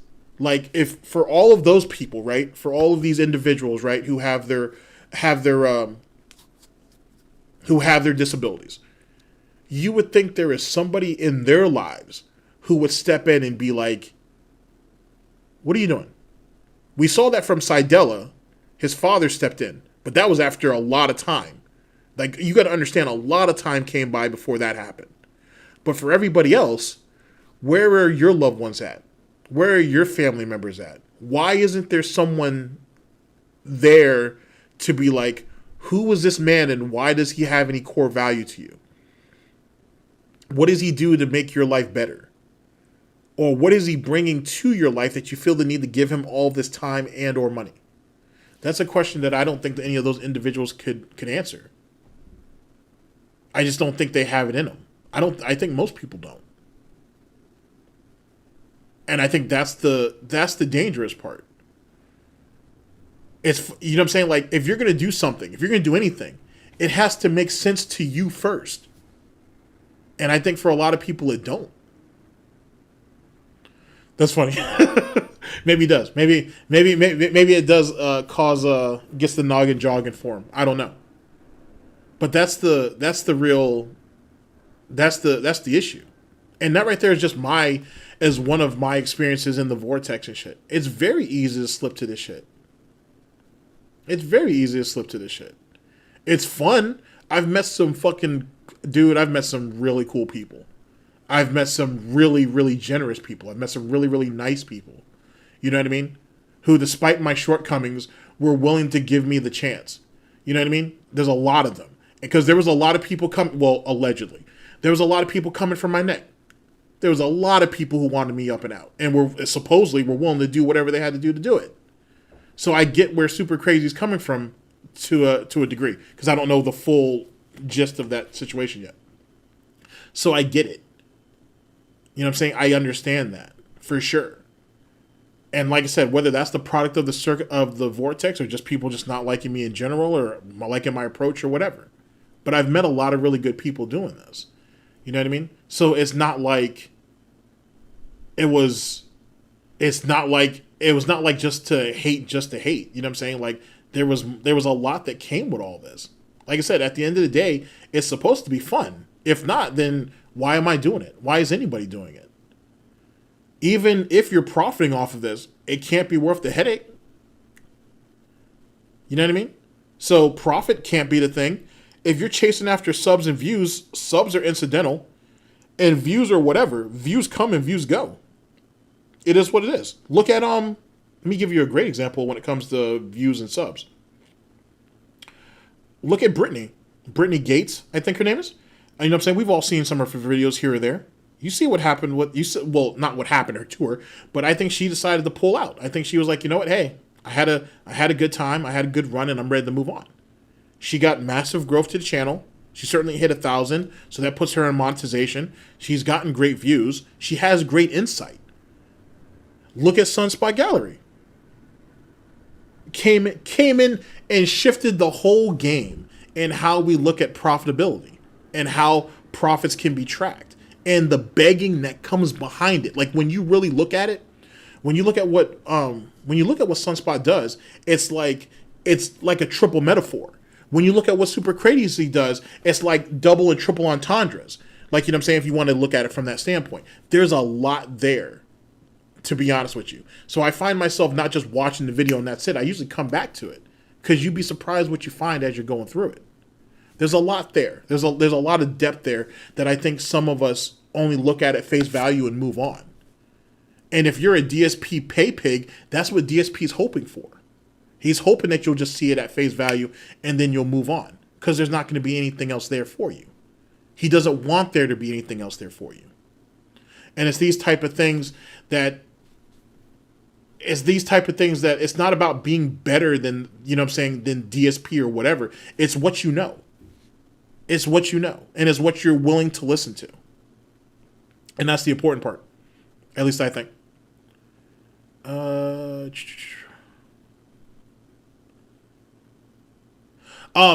Actually, that's actually a good point, Ryan. I don't think anybody thought, you know what I'm saying, it was going to turn out the way it was with that. To be honest, I really don't. Like, you know what I'm saying? DSP, it's not even just the fact that it was nightly. It was, if you really listen to it, it's how DSP shifted the narrative night after night and how the begging came off. And more importantly, how the tone of it sounded. That shit can wear on you.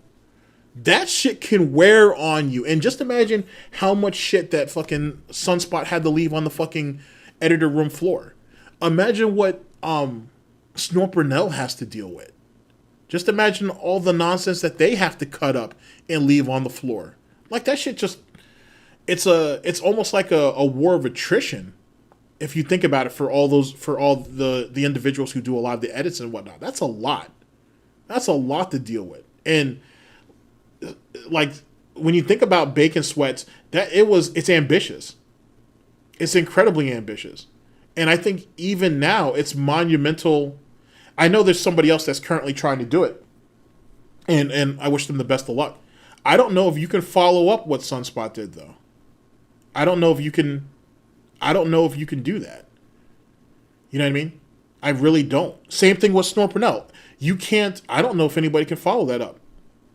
And I'm not one to discount anybody. Keep in mind. So I don't mean to be disrespectful when I say this. I just don't, I don't think you can. I think there are people that just come along with an idea and you run with it. And however it happens is however it happens. But I don't think anybody can follow some of that stuff up. You know what I'm saying? They really can't. Like look at, like when you think about Snorpernell, you have what? You had Volt Boy, and then I'm not sure what happened. I know he's kind of back and forth when he comes in and out. You have Soma Julius Cruz. You did have Mighty D for a little while. You had Dipshit Phil, but he doesn't really do much anything anymore. There's another guy who has some really crazy edits, but he picks his spots. Like that shit takes more out of you than I think what you put in. David Davison is another one. Exactly. Like that shit takes, David Davison picks his spots too. Like, there's a lot that you have to put in that. MrHuth stuff's another one. Thank you. It takes too. I think it takes a lot. It may even take too much, I think, for some people. I think it takes too much. You know what I mean? And I think out of all the people that you named, and despite their various success, I think Mighty D came close. I think Mighty D came pretty close. But it wears on you. It wears on you. Is Mighty D's back to making content again? Because I know you can occasionally find him on like Twitter or something. But is he back to making content? I thought Mighty D retired too, or semi-retired, however that works. I just like to think of it as an extended hiatus. Or look at Gout Police. Yeah. Look at Gout Police. Gout Police has gems. Gout Police has gems. LSB did step away because, or as the way I was told, because it was getting boring. But it drains you too. Like, that shit was rough. That was rough. So you think what?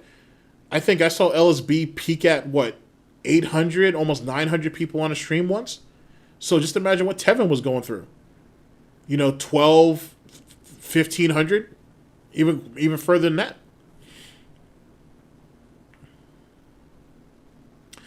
I mean, eventually something huge will happen, but I mean, it's a matter of you got to think as time goes on, his interests and his motivations are going to change. So even if the next big thing does happen, there's no chance he'll really do it. What does LSB stand for? I'm pretty sure it means Light Side Bill.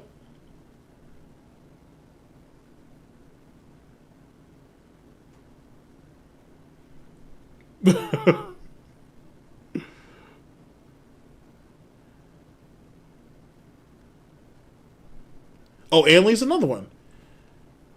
Like I said, that requires a lot.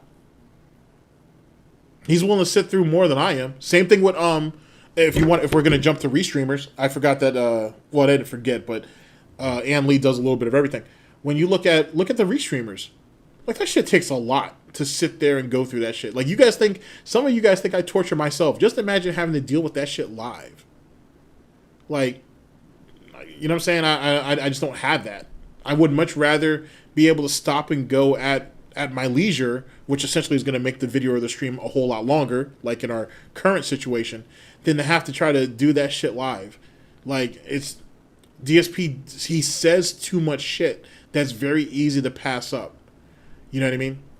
And then if you listen to how DSP talks, if you guys are really looking for gold dust or gold bars or whatever the case may be, you have to get him in spurts.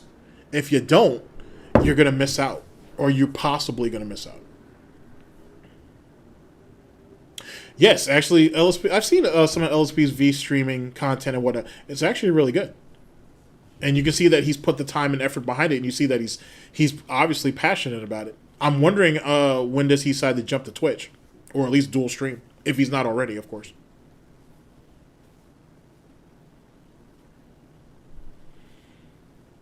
So that's just it requires a lot, bro.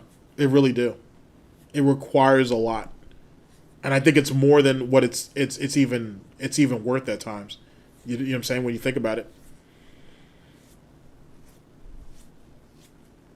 But then, like I said, DSP cannot say that there isn't success stories in the detractor community. As far as I'm concerned, every person who's done detractor content is a success in their own way. You know what I mean? At the end of the day, if the moment when, for any of you who get up every morning and go to school, who go to work, who do something that's outside of yourself or for someone else, you're winning. You're winning. And no one can ever take that away from you. DSP can't do it. Any of those DSP paid pigs can't do it. Nobody can do that. Because fundamentally speaking, because I know people like to bring this up on both sides of the spectrum. Are any of us, or any of you, going to ever make $1 million over the span of your time on the internet? No. Are most of you ever going to even make six figures? Probably not. Yet fundamentally, and even financially, most of you are more wealthy than DarksydePhil will ever be. Socially, he's bankrupt. Financially, he's clearly bankrupt. And his health is shit. The dude has nothing. The dude has nothing. How long has the stream been live? I'm looking at almost 3.5 hours. If that number's correct, and I'm pretty sure it is.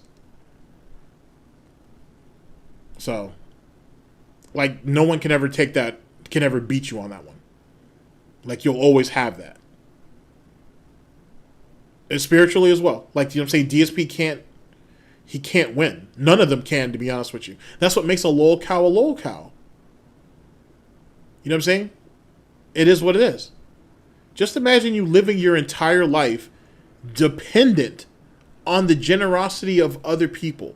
And when that generosity isn't coming in the way that you feel that it is, you have to demand it. You feel that you are such an egotistical piece of shit that you feel like it's within your rights to demand it. That's insane. That's insane. Or you have to come up with gimmicks. You know what I'm saying? Not gimmicks, but you know what I mean. You have to come up with excuses on why people need to give you money. Just like Wings here.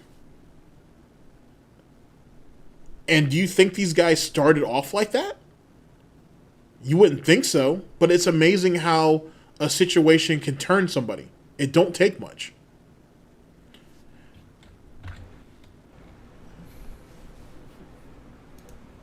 Great talk, Wings. Thanks for listening.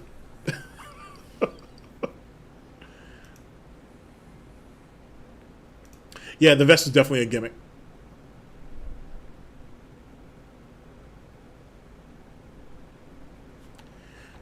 Matter of fact, real quick, as it pertains to the vest, well, here, let's see if we can get him in a better pose.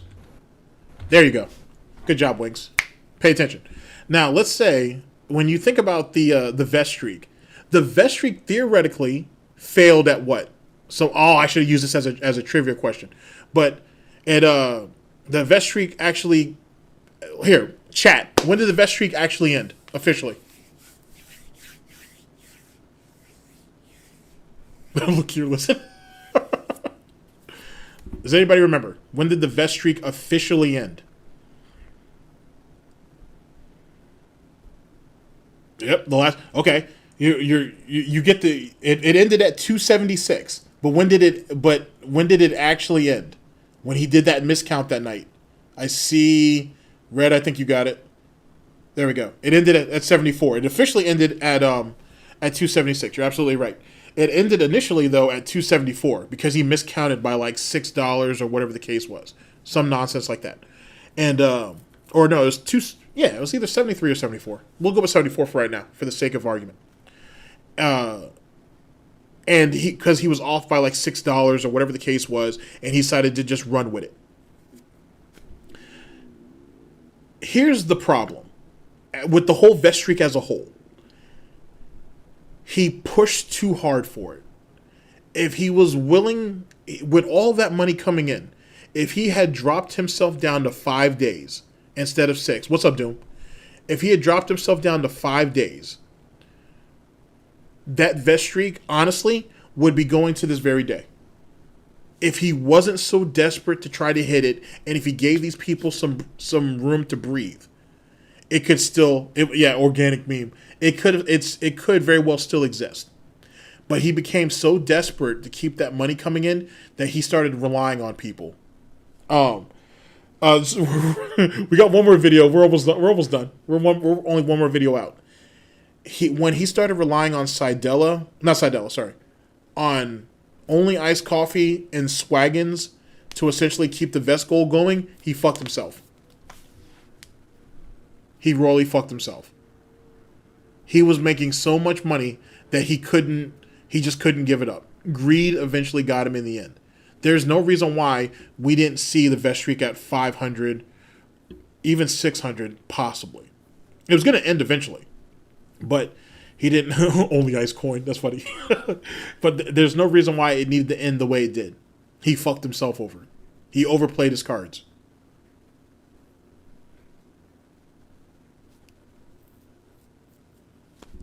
And because of that, and another reason, actually, I'd like to point out, is when he kept demanding for people to choose another vest aside from the platinum. When he said that the platinum's off the board, when the platinum vest is off the board, then that's what really killed its momentum as well. And I just saw someone mention Base Oslo. Yeah, Base Oslo. Base Oslo was great, man. Like I said, I hope he's doing good, whatever he's doing, because I miss his videos too. Base Oslo's the man. Like that shit was funny as shit. Just absolute fucking memes. But goddamn, that shit was funny. Base Oslo was great. Holy shit. I hope he comes back if something, that's worth his attention comes up. But Base Oslo was hilarious. Holy shit. Definitely a gem. Definitely a fucking gem. Base Oslo was dope. Oh.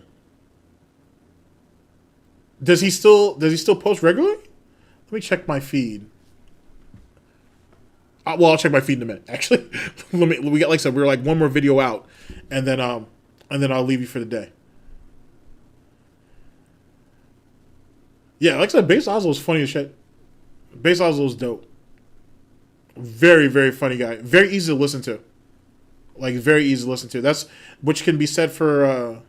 I guess you could say that for a lot of detractors that are in the commentary aspect of this. There are a lot of people that are very easy to listen to.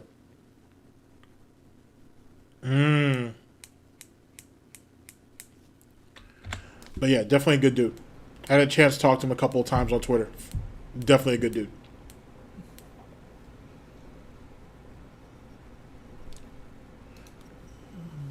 Come on, Wings, you got one more minute. Try, please. For the love of God, before we get into this low tier God shit.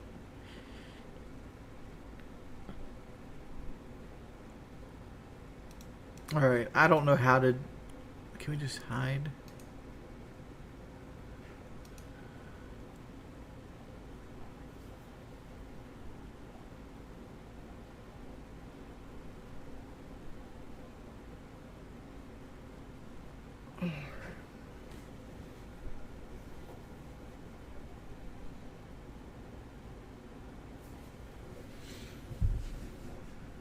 Well, I'm probably just going to end the stream here because, like, literally, there's nobody actually talking to me. It's just people spamming.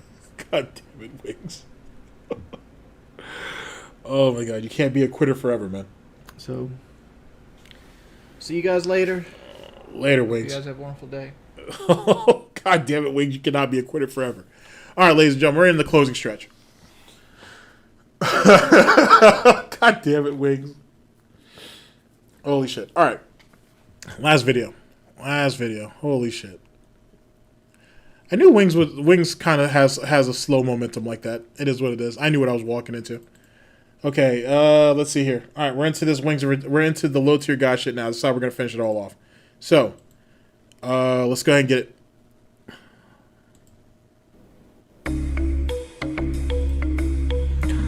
Yo, what is up, everyone, and welcome back to another video. I didn't see you right there, but man, hey, while you here, you might want to listen to this crazy story I gotta tell you about. Not him. Now I see him on the screen, right? That's not what we're talking about today. We're talking about the person that was connected to low tier guy, that was with low tier guy for how long? Probably a few years. Who knows? I don't know all the numbers of it, but I know they was there together for a very long time, and then she ended up leaving him for whatever reason.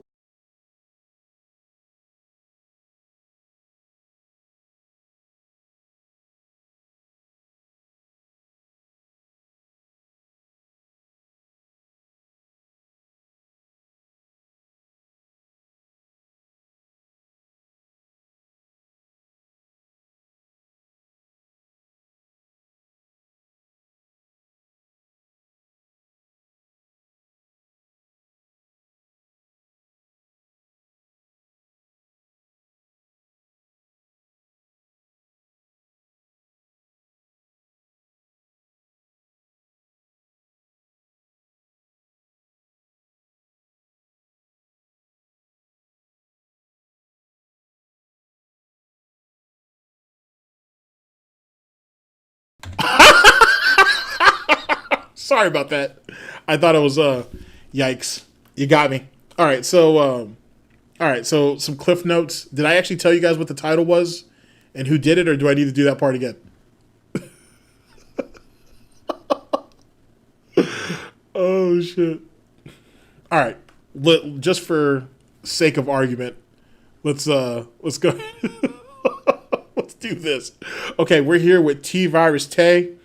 Low Tier God's ex blocked me on Instagram. This came out July 14th of 2021. The link will be down in the description. Okay, now for cliff notes. It's a little loud, no problem. Let me bring it down then for you. I can do that.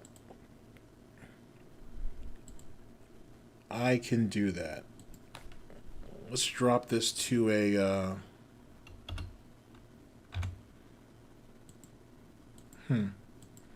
Actually, let's drop this to a...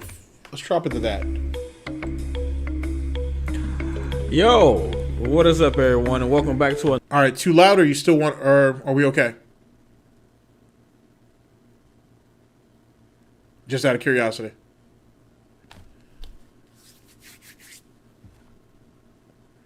I want $30 to turn the mic on? No, I'm not doing it. It's not like that, I promise you. Holy shit. Okay, it's fine, cool. All right. So, chill, please, for God's sake. Okay, so our boy right here basically was talking to or saw a situation that Low Tier God's ex-girlfriend had done on Instagram. Apparently, the apple doesn't fall too far from the tree. If any of you guys who've been following Low Tier God for any period of time, excuse me, for the most part, she kind of got played out to be the victim. Like, wow, like Low Tier God was a piece of shit and whatnot. Look at what he did to her, so on and so forth. And don't be wrong, she put up with some really fucked up shit, I would assume, and certainly from what we've seen. But the behavior, the nonsense that he's about to tell you right now may have you guys change your mind. So let's go ahead and get into this, or at least have you look at it in a different, from a different perspective. Trust me, Low Tier God's no altar boy, but you kind of need to hear the story.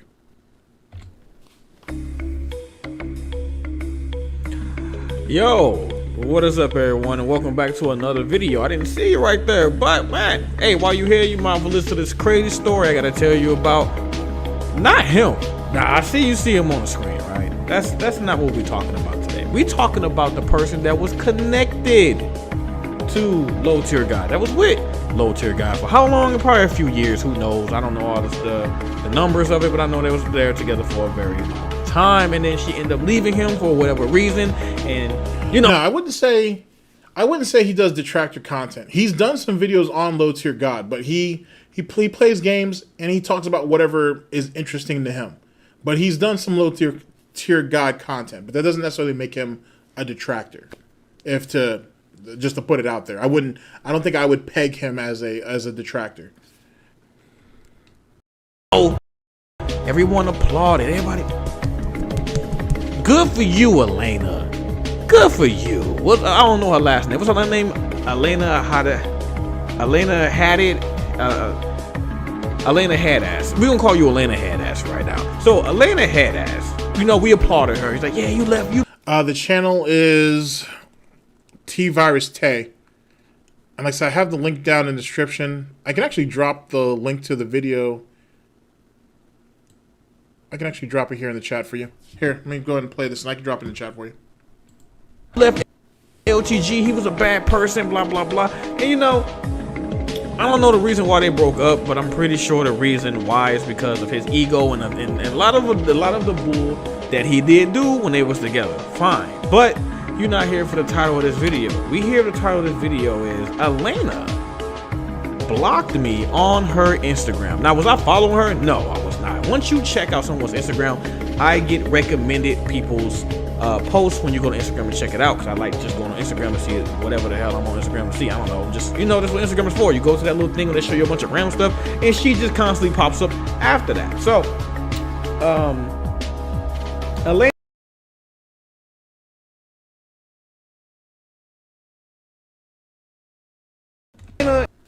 is I don't know what you want to call it. She was a normal, I guess you can call it a normal girl. She was normal. She was kind of just like, she's not very smart. She kind of airheaded, you know. She was smart enough to, I guess, leave homeboy, but she's not. That lag might be on my end, so my fault. Smart at all. She's kind of stupid, actually. Based off conversations that you heard with her a lot of the times. Sometimes she say something smart, a lot of times she say something stupid. So, anyway, just because Elena left LTG, and LTG is always like the enemy. We get it. He's always someone that you talk about, someone that you speak on, and someone that you like to hate.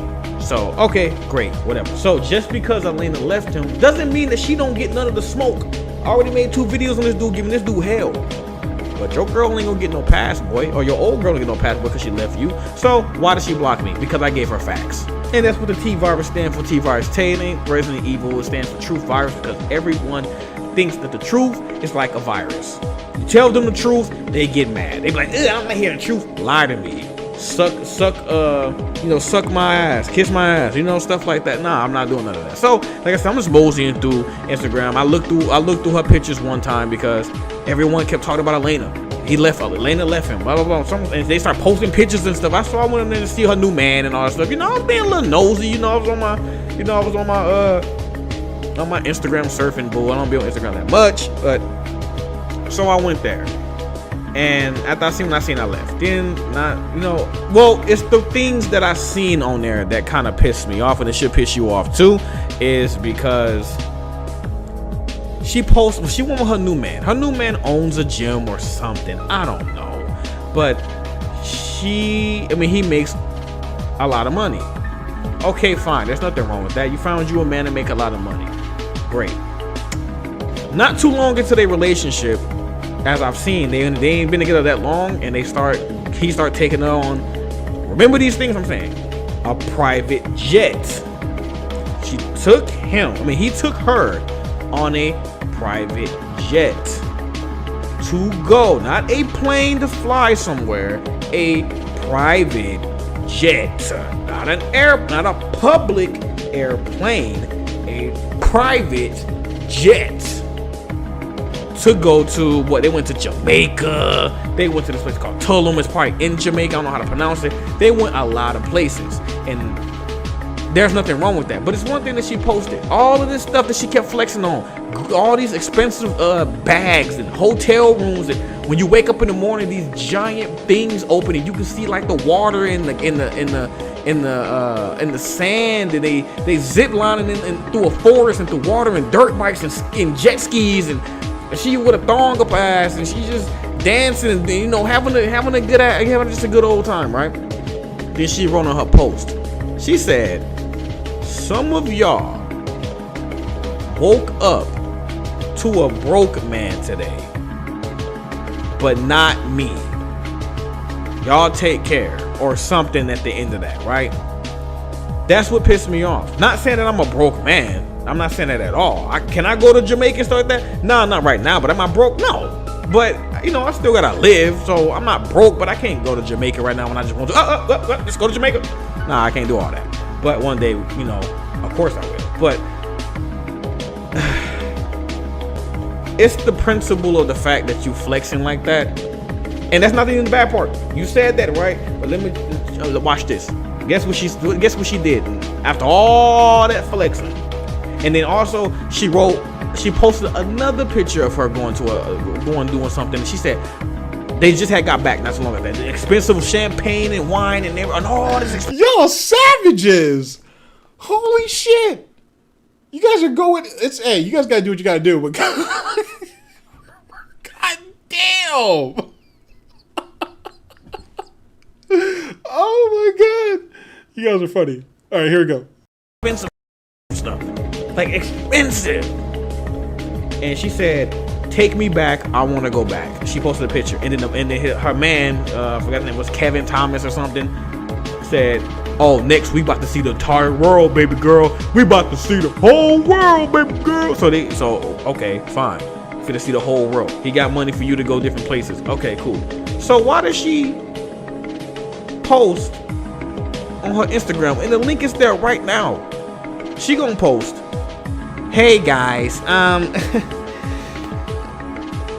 yeah, one of my family members died, and we have a GoFundMe if you guys wanna support. It's it's not a lot of money. It's $20,000. But anything helps. She said that anything helps. Oh boy. Okay, let me cut in here for a minute. Oh shit. Y'all are funny. You guys are funny. So you found yourself a new man who's not broke. You took a flight to Jamaica. You living it up. You living it real big. A family member passes away. Tragic news. Sad to hear it. And you decide to do a GoFundMe for $20K? For $20K. First off, whoever this family member is, I think he's going to eventually say it. I think it's like a cousin or something. You're asking people to basically bankroll your cousin's funeral? Do you guys not have any like extended family or anything like that? Like why do you feel that people who follow you on Instagram need to be the ones to fund this funeral? Which there's another point that I wanted to bring up. When DSP, when his parents eventually pass away, I want you guys to, hopefully, for any of you guys who are still around, remember this, because don't be surprised if it feels like, oh, I got to take a trip out to such and such. I have to, do all these different things, and I don't have the money for it, and I don't have any money saved up for when I get back. Keep all of this in mind. And then, what funeral costs 20 G's? You're absolutely right. I'm seeing it now in the chat. 20,000? That's a lot. I mean, don't get me wrong. Your standard funeral is, at least just given the last one I went to, like 7,000 maybe? Like somewhere between 5 and 7, something along those lines. And whatnot. I don't know. I don't even know why I was even part of that part where I need to find out how that money was going to play out. But we're getting to this shit. Like, it's not that expensive. So what the fuck do you need 20 grand for coming off of this trip from Jamaica? Like, does your man need to recoup some money or some shit and you're there to kind of help him out with that? What is this? Like, it makes you wonder. Let's continue. Now. But no, I agree with you though, old man. Like, the funerals get pricey. But 20 grand? 20? Do we really need that much though?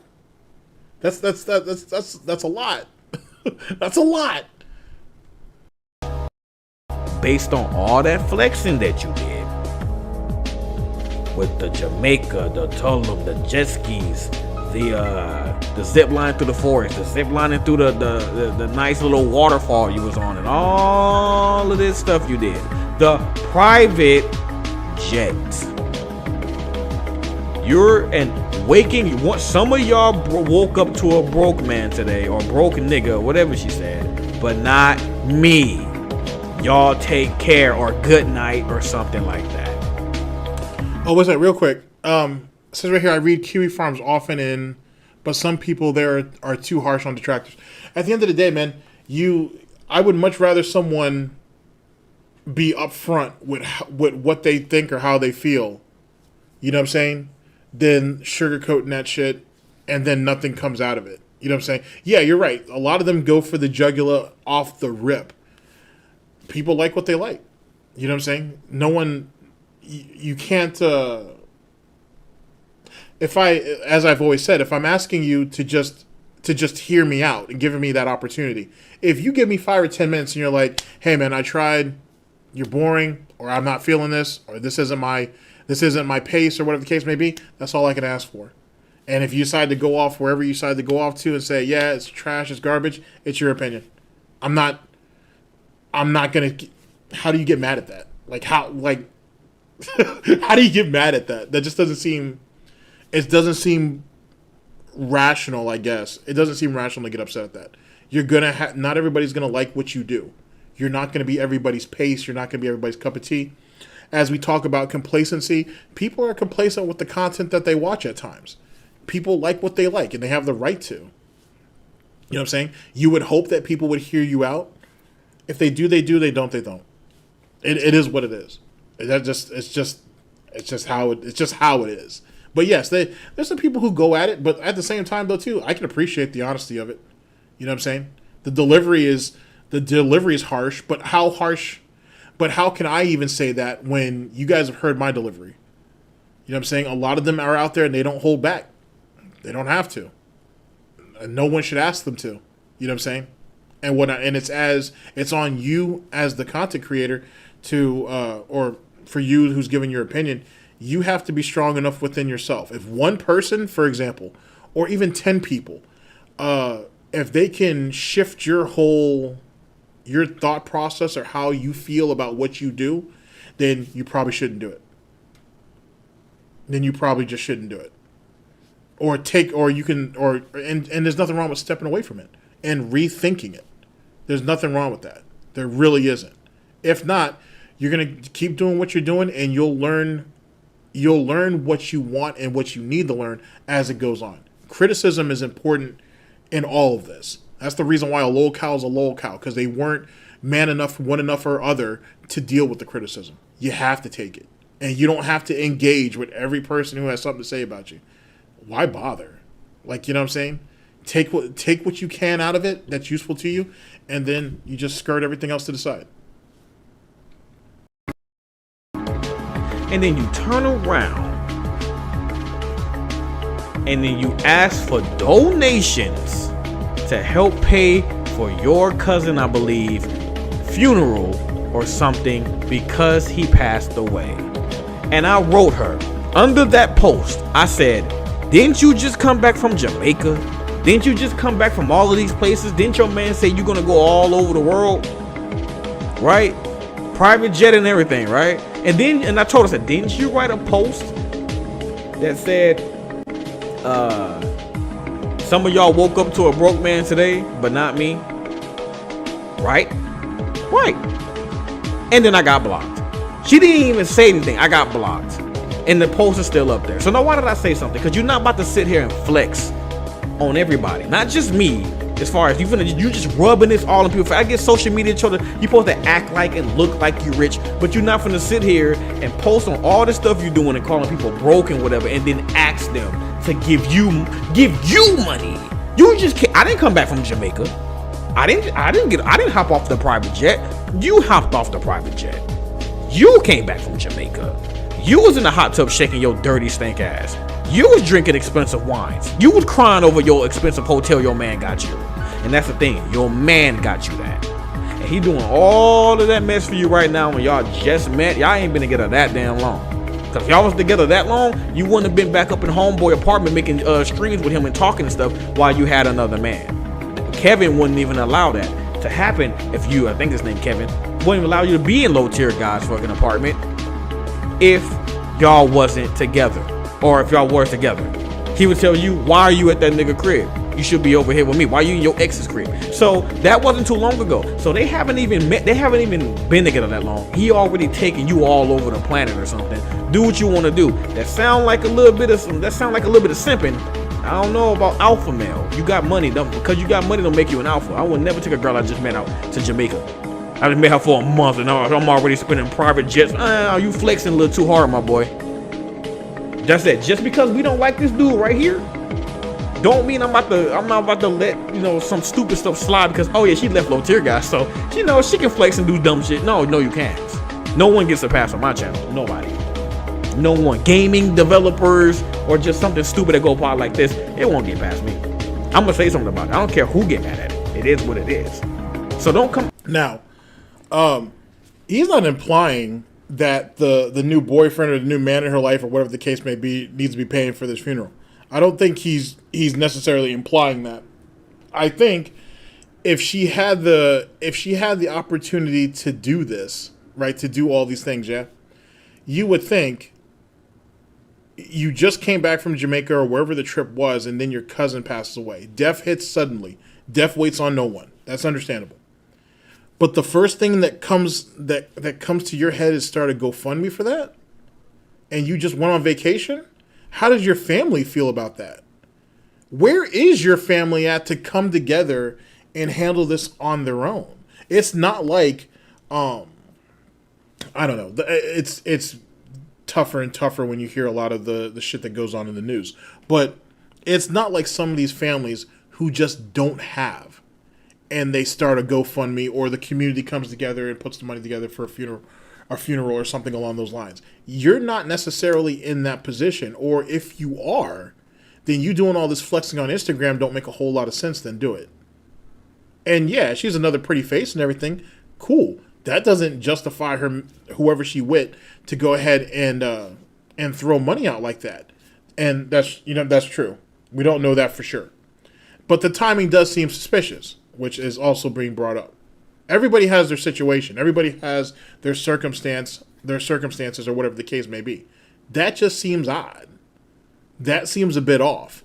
And yet again, it seems like she picked up a lot from Low Tier God. They may be separated or broken up or whatever the case may be, but the tendencies are kind of still there. Because why did you have to go ahead and put that post out? Is there a family Instagram account or something that's doing that? Are all of your cousins doing that? What is it? Like, what's the play on that? So that's I think the general thought, or that's his general idea of it all. It's an iffy situation. It's a really iffy situation. And I'm not even trying to imply that she's trying to finesse these people. I'm not even saying that. It just doesn't look very good. It just really don't.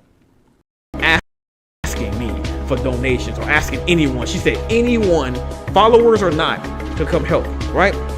So what will her excuse be? I don't feel right asking my man to pay something to her family that just happened and they ain't been together long. That's gonna be your excuse? But he paid for everything else for you and y'all just met.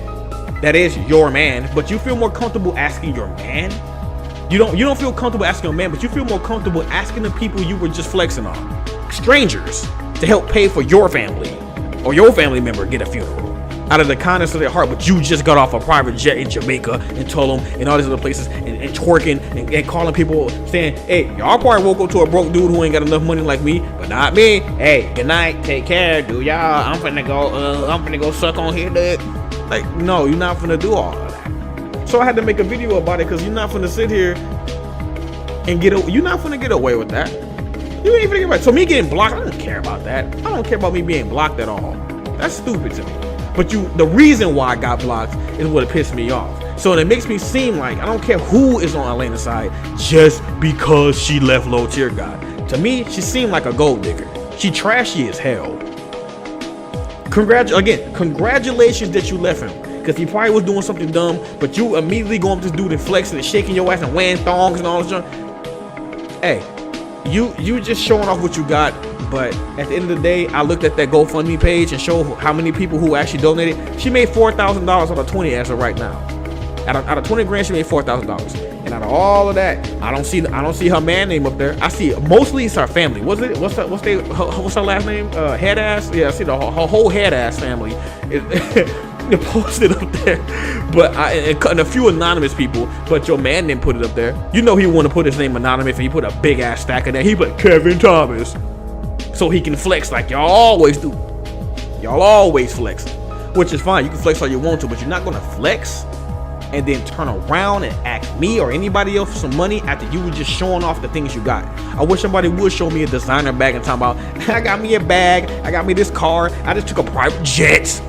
I just went to all these places around the world, and then come back and then something happens, and then you say, well shucks. Could you guys help me pay my bills? I'm not giving you a dime. And this is the kind of another reason why I chose this video, because our boy here needs to see some of this DSP shit going on right now. He needs to come and watch some of this DSP shit that's going on right now, because he'd have a field day with some of this shit. He'd have a field day with some of this shit. Holy shit. Absolutely funny stuff. If someone flex on you and show all the things they got, and knowing that you live a normal life, and you live the way you live, you're not a bum, you live your minimum wage or whatever, and you live paycheck to paycheck, or you live a little bit comfortably, And the person that was still flexing on you, how much more that they are above you when it comes to financial situation, or your man, not you. You ain't got no money. That's your man. You ain't got nothing. But you're asking for money. But you was flexing. Would you get that person some money? No, you wouldn't. Yes, it actually does sound like a song that Yipes would be using on stream. I actually really want to try to find out what the song is. Or this instrumental at the very least. It's just clean as hell. Get that person. Anyone stupid enough to give that girl some money when she said that, that's a damn idiot. Hey, I'm talking to you. If you give her any type of money, if you get it, it's not a I don't want to. I'm not saying he has to become a detractor. I'm just saying I'd like to see. I'd like to get his opinion at the very least on some of this DSP shit. Oh, really? It's from Parasite? Oh, for real? Oh, wow. Came in on the clutch. All right, cool. Give me a second. Family member, you are a damn idiot. So, yeah, it's about a dead person, but at this point, I don't care. Yeah, I'm sorry that someone passed away. I'm not getting on him. I'm getting on the point that the person that you got trying to help pay for your thing didn't have enough common sense to say, I can't do that because I literally just showed off how I had so much money, or my man has got so much money, to all these people and flexed on them and said all this mess that they said. So you get a big middle finger from me. I'm sorry. If me giving a big middle finger to you is giving a big middle finger to the dude who died, I don't care. Not gonna happen. And I advise you to not do the same for the ones who watch this video. Anyone else who passed away that's a good person, you should always help them, of course. But her, with her thongs and shaking her ass and flexing her man's money, nah, you ain't get nothing from me. That's why you blocked me. That's why you blocked me, and you didn't debate the shit. You didn't say your side of it or nothing. You knew you couldn't argue. You couldn't debate me. Some can't, and you one of them that can, because you know what you did was stupid. So again, because his name in the title does not mean it's about him. He is off scot-free for right now. You, sir, have the night off. We ain't on you at all. We on your old thoughts of a girlfriend named Elena Headass. So again, you take care, Elena Headass. And for the rest of you boys out there, if you do enjoy the content that you see here, make sure you guys thumbs up the video and put in the comments, what do you think about this situation? That's the biggest thing right now. What do you think about it? Should you help her? Are you going to sit there and try to quote unquote be the bigger man and go walk and go in there and say, I will help that person after she just flexed on you that hard? She just flexed on you with a private jet for a man? Are you going to help her? Nah. Leave it up to a man that took her across the country, I say. But if you excuse me, I got a hiccup. But if you feel different, put it in the comment section and let me see. And if you feel the same, I still want to see what you got to say, but you got to put it in the comments. I would love to read what you guys got to say and see, because it ain't just him that got some dirty laundry. His old girl was on some bull too. It ain't just her. That's small things that, you know, it's like one thing that we've seen about her, but we don't know her true side because she don't put it out there on the internet like homeboy do right here.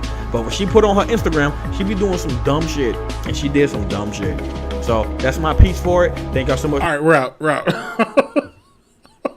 We're out. I hear the pleads. Let me stop. We're out. But big ups to him though. Holy shit. I think you guys get the point though.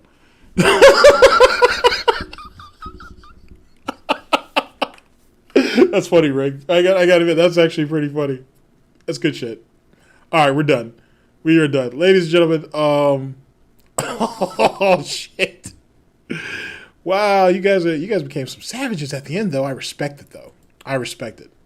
Okay, so what is our takeaway from any of this? You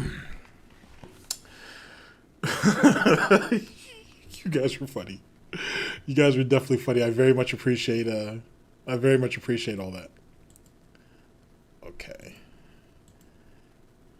And where do I want to put this actually?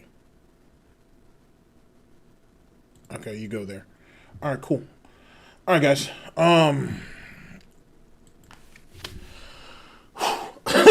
So anyway, low tier God situation. Apparently, the apple doesn't fall too far from the tree.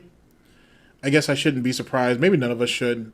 There are a lot of people out there who are in a position where they need that type of help. We don't know what her position is, but if she's confident enough to have her man take her out to all these different places, you would think she would have she would have some type of reserves of her own. It's 20 grand. For all we know, she threw in 5 grand. She threw in 6 grand. Maybe her family came up with like 10 or 15 grand and they just want some, they just need some help with the rest of it. Who could say? I'm just surprised that you would think the family would come together first and kind of pool their resources before you start reaching, I guess. That's very true, Ring. That's actually very, very true. That's very, very true. In any case, so that's where our situation is with that. All right, so we've gone through the gamut. Low Tier God, Wings, Rich from ReviewTechUSA, and you guys got your daily dose of DSP. I'm going to go ahead and take a bit of a census here because I'm interested. What was your least... What was the least palatable segment of this stream? Just so I know. Just for future reference. Okay, yeah, no problem. I'll make sure it's lower next time. No, it's cool. I need the criticism. You only get better that way.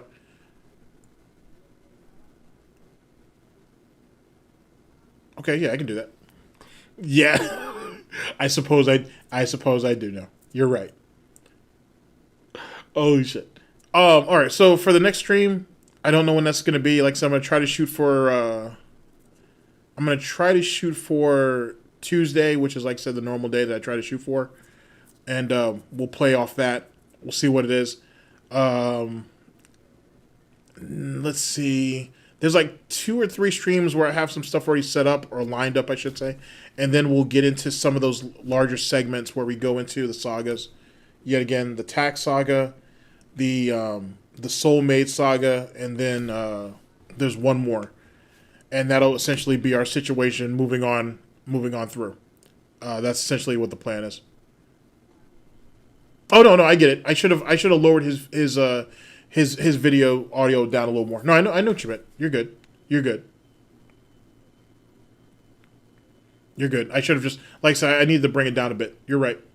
And then I probably could have gone to the part that I needed to. I should have probably jumped ahead a little bit. So I'll make sure I have that ready in the future. Oh, okay. Actually, here, let's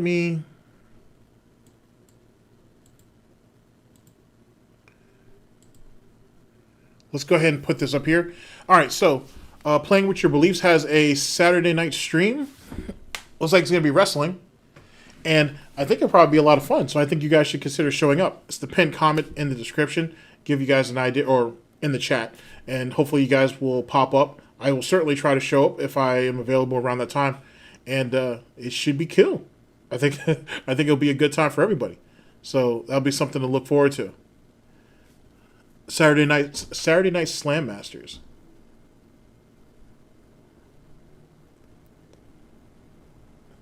Oh yeah. Let me actually get that from you real fast, Super Crazy. Let me get that, and I'll see what that's about. And we'll go from there. But like I said, thank you guys very much for coming out. Big ups to Jay yet again for dropping in with an Amazon code. I will use that, and I will match it and add a little more to it, to be honest. And when we have our event, we'll have more gift card codes to pass out to people. So I think that'll be really cool. Oh yeah, no problem, Declan. I said whenever you get a chance, I'll try to respond to you as best I can. So like I said, big ups to the homie Jay. Big ups to all of you for coming out. Big ups to everybody who, all the videos that I used. Yet again, the links will be down in the description if you guys want to come back and see it. And like I said, I'll catch you guys. Oh, no. She hasn't, I apologize if it came across like that, Anime Gun. But no, she hasn't revealed, as far as I know, she hasn't revealed anything like that. I've been waiting for that for a minute, but I don't think she's going to do that. That's kind of actually another point that that T-Virus was kind of inkling to, that she might be monkey barring between the two of them. That's kind of one of the overall things that he's talking about. Yes, he does play a lot of Mortal Kombat. He plays a lot of Mortal Kombat. Someone's streaming Street Fighter Friday, and we'll be sniping. There we go. Get back into that, because DSB's constantly needs to get his ass beat. He really do. So big ups to that. I'm definitely see you in the replays if you make it into any of his lobbies. So I'll definitely be looking forward to that. Yet again, thank you guys very much for coming out. I very much appreciate it. Enjoy your day and whatnot. It's still early, so there's still a lot for you guys to do. And like I said, I should see you guys hopefully next week, hopefully Tuesday. If not, it'll be later on in the week as usual. It's kind of one of the situations. And hopefully you guys got a chance to see the link for the second channel where me and Asian GTG are at. We're doing some other stuff over there. Eventually I'm going to be able to, I'll get some of my recordings of some of my wrestling content up there and whatnot. I plan to go over pretty much the entire situation between Dave Meltzer and Jim Cornette. It's like going over like 2 or 3 years basically of beef. But that's what I plan to go over starting off. And we'll pick some other topics and subjects as we go along. But thank you guys very much for coming out. And I'll pick some music to play you guys out. And I'll see you guys later. Let's see. Lupe or... Nah. We'll go with this one. All right, later, people. Thanks for coming out.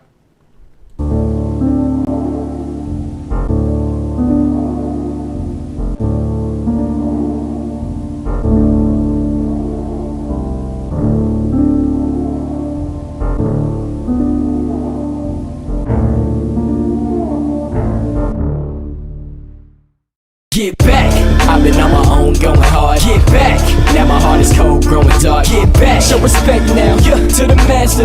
Lay your head down, I'ma slash you. Get back, I've been on my own going hard. Get back, now my heart is cold, growing dark. Get back, show respect now, to the master. Lay your head down, I'ma slash you. I'm on the move as suns become moons and lords become cowards and homes become tombs. The bounty on my head is fat, the fresh jewels you can buy with it, fitted for the neck of the Leviathan. You after mines, bitch, stepping light like my appetite. I cut cats' lives into half a nine. No Saturday, no rings, only cuts on my fingers. Blade strike once, but trust the pain lingers. The hellbringer who decapitated shoguns and brought a black nation to the forefront. A samurai, my sword touch is shortly next to me with death. My fatal edge will introduce the reaper to set. Some fucks forget to come with intentions of listening. I try to tell them that my type is different. I'm indifferent to the pleas that they make. Like, please do not take this life. I might take it twice, cause it's the death of the body and the anxious mind. Fuck your spirit is crying out, but I ain't trying to hear it. My repertoire's sharp, so I'm stepping on hearts. Mine forever been dark, cause the light ain't been near it. Get back, I've been on my own going hard. Get back, now my heart is cold, growing dark. Get back, show respect now, to the master. Lay your head down, I'ma slash you. Get back, I've been on my own going hard. Get back, now my heart is cold, growing dark. Get back, show respect now, to the master. Lay your head down, so I'ma slash you. Oh, you wanted to shine, so you crept like a snake to my delicate shrine, straight invading my space. Why you wasting my time? So I'm slicing your face open and scarring your pride. I divide the weak from the weaker, the bounty hunted clans from the creatures, a passion in the student from the teacher. Insane and heartless, sensei of all this. Men say they are, but nah, they straight novice. Quick with the rhythmic kicks, ayy, paying attention. I'm into your sentence, your life is a riddle like pen. Ayy, you can be gone with the wind. Ayy, most of the shit I be on, you be saying you with it, but niggas pretend. Ayy, tripping as if they a friend. Ayy, solitude, I be a fin. Ayy, I got a price on my head, right? Somebody wanted me dead, right? I be agreeing, cause they got a reason my trees and the steeds are a thread. Like, nobody knows what I seen, though. Under the black and the red sky, I gotta live to the next night. I gotta teach them what death like. Get back, I've been on my own going hard. Get back, now my heart is cold, growing dark. Get back, show respect now, to the master. Lay your head down, I'ma slash you. Get back, I've been on my own going hard. Get back, now my heart is cold, growing dark. Get back, show respect now, to the master. Lay your head down, I'ma slash you. Get back, get back, get back, get back, get back, get back,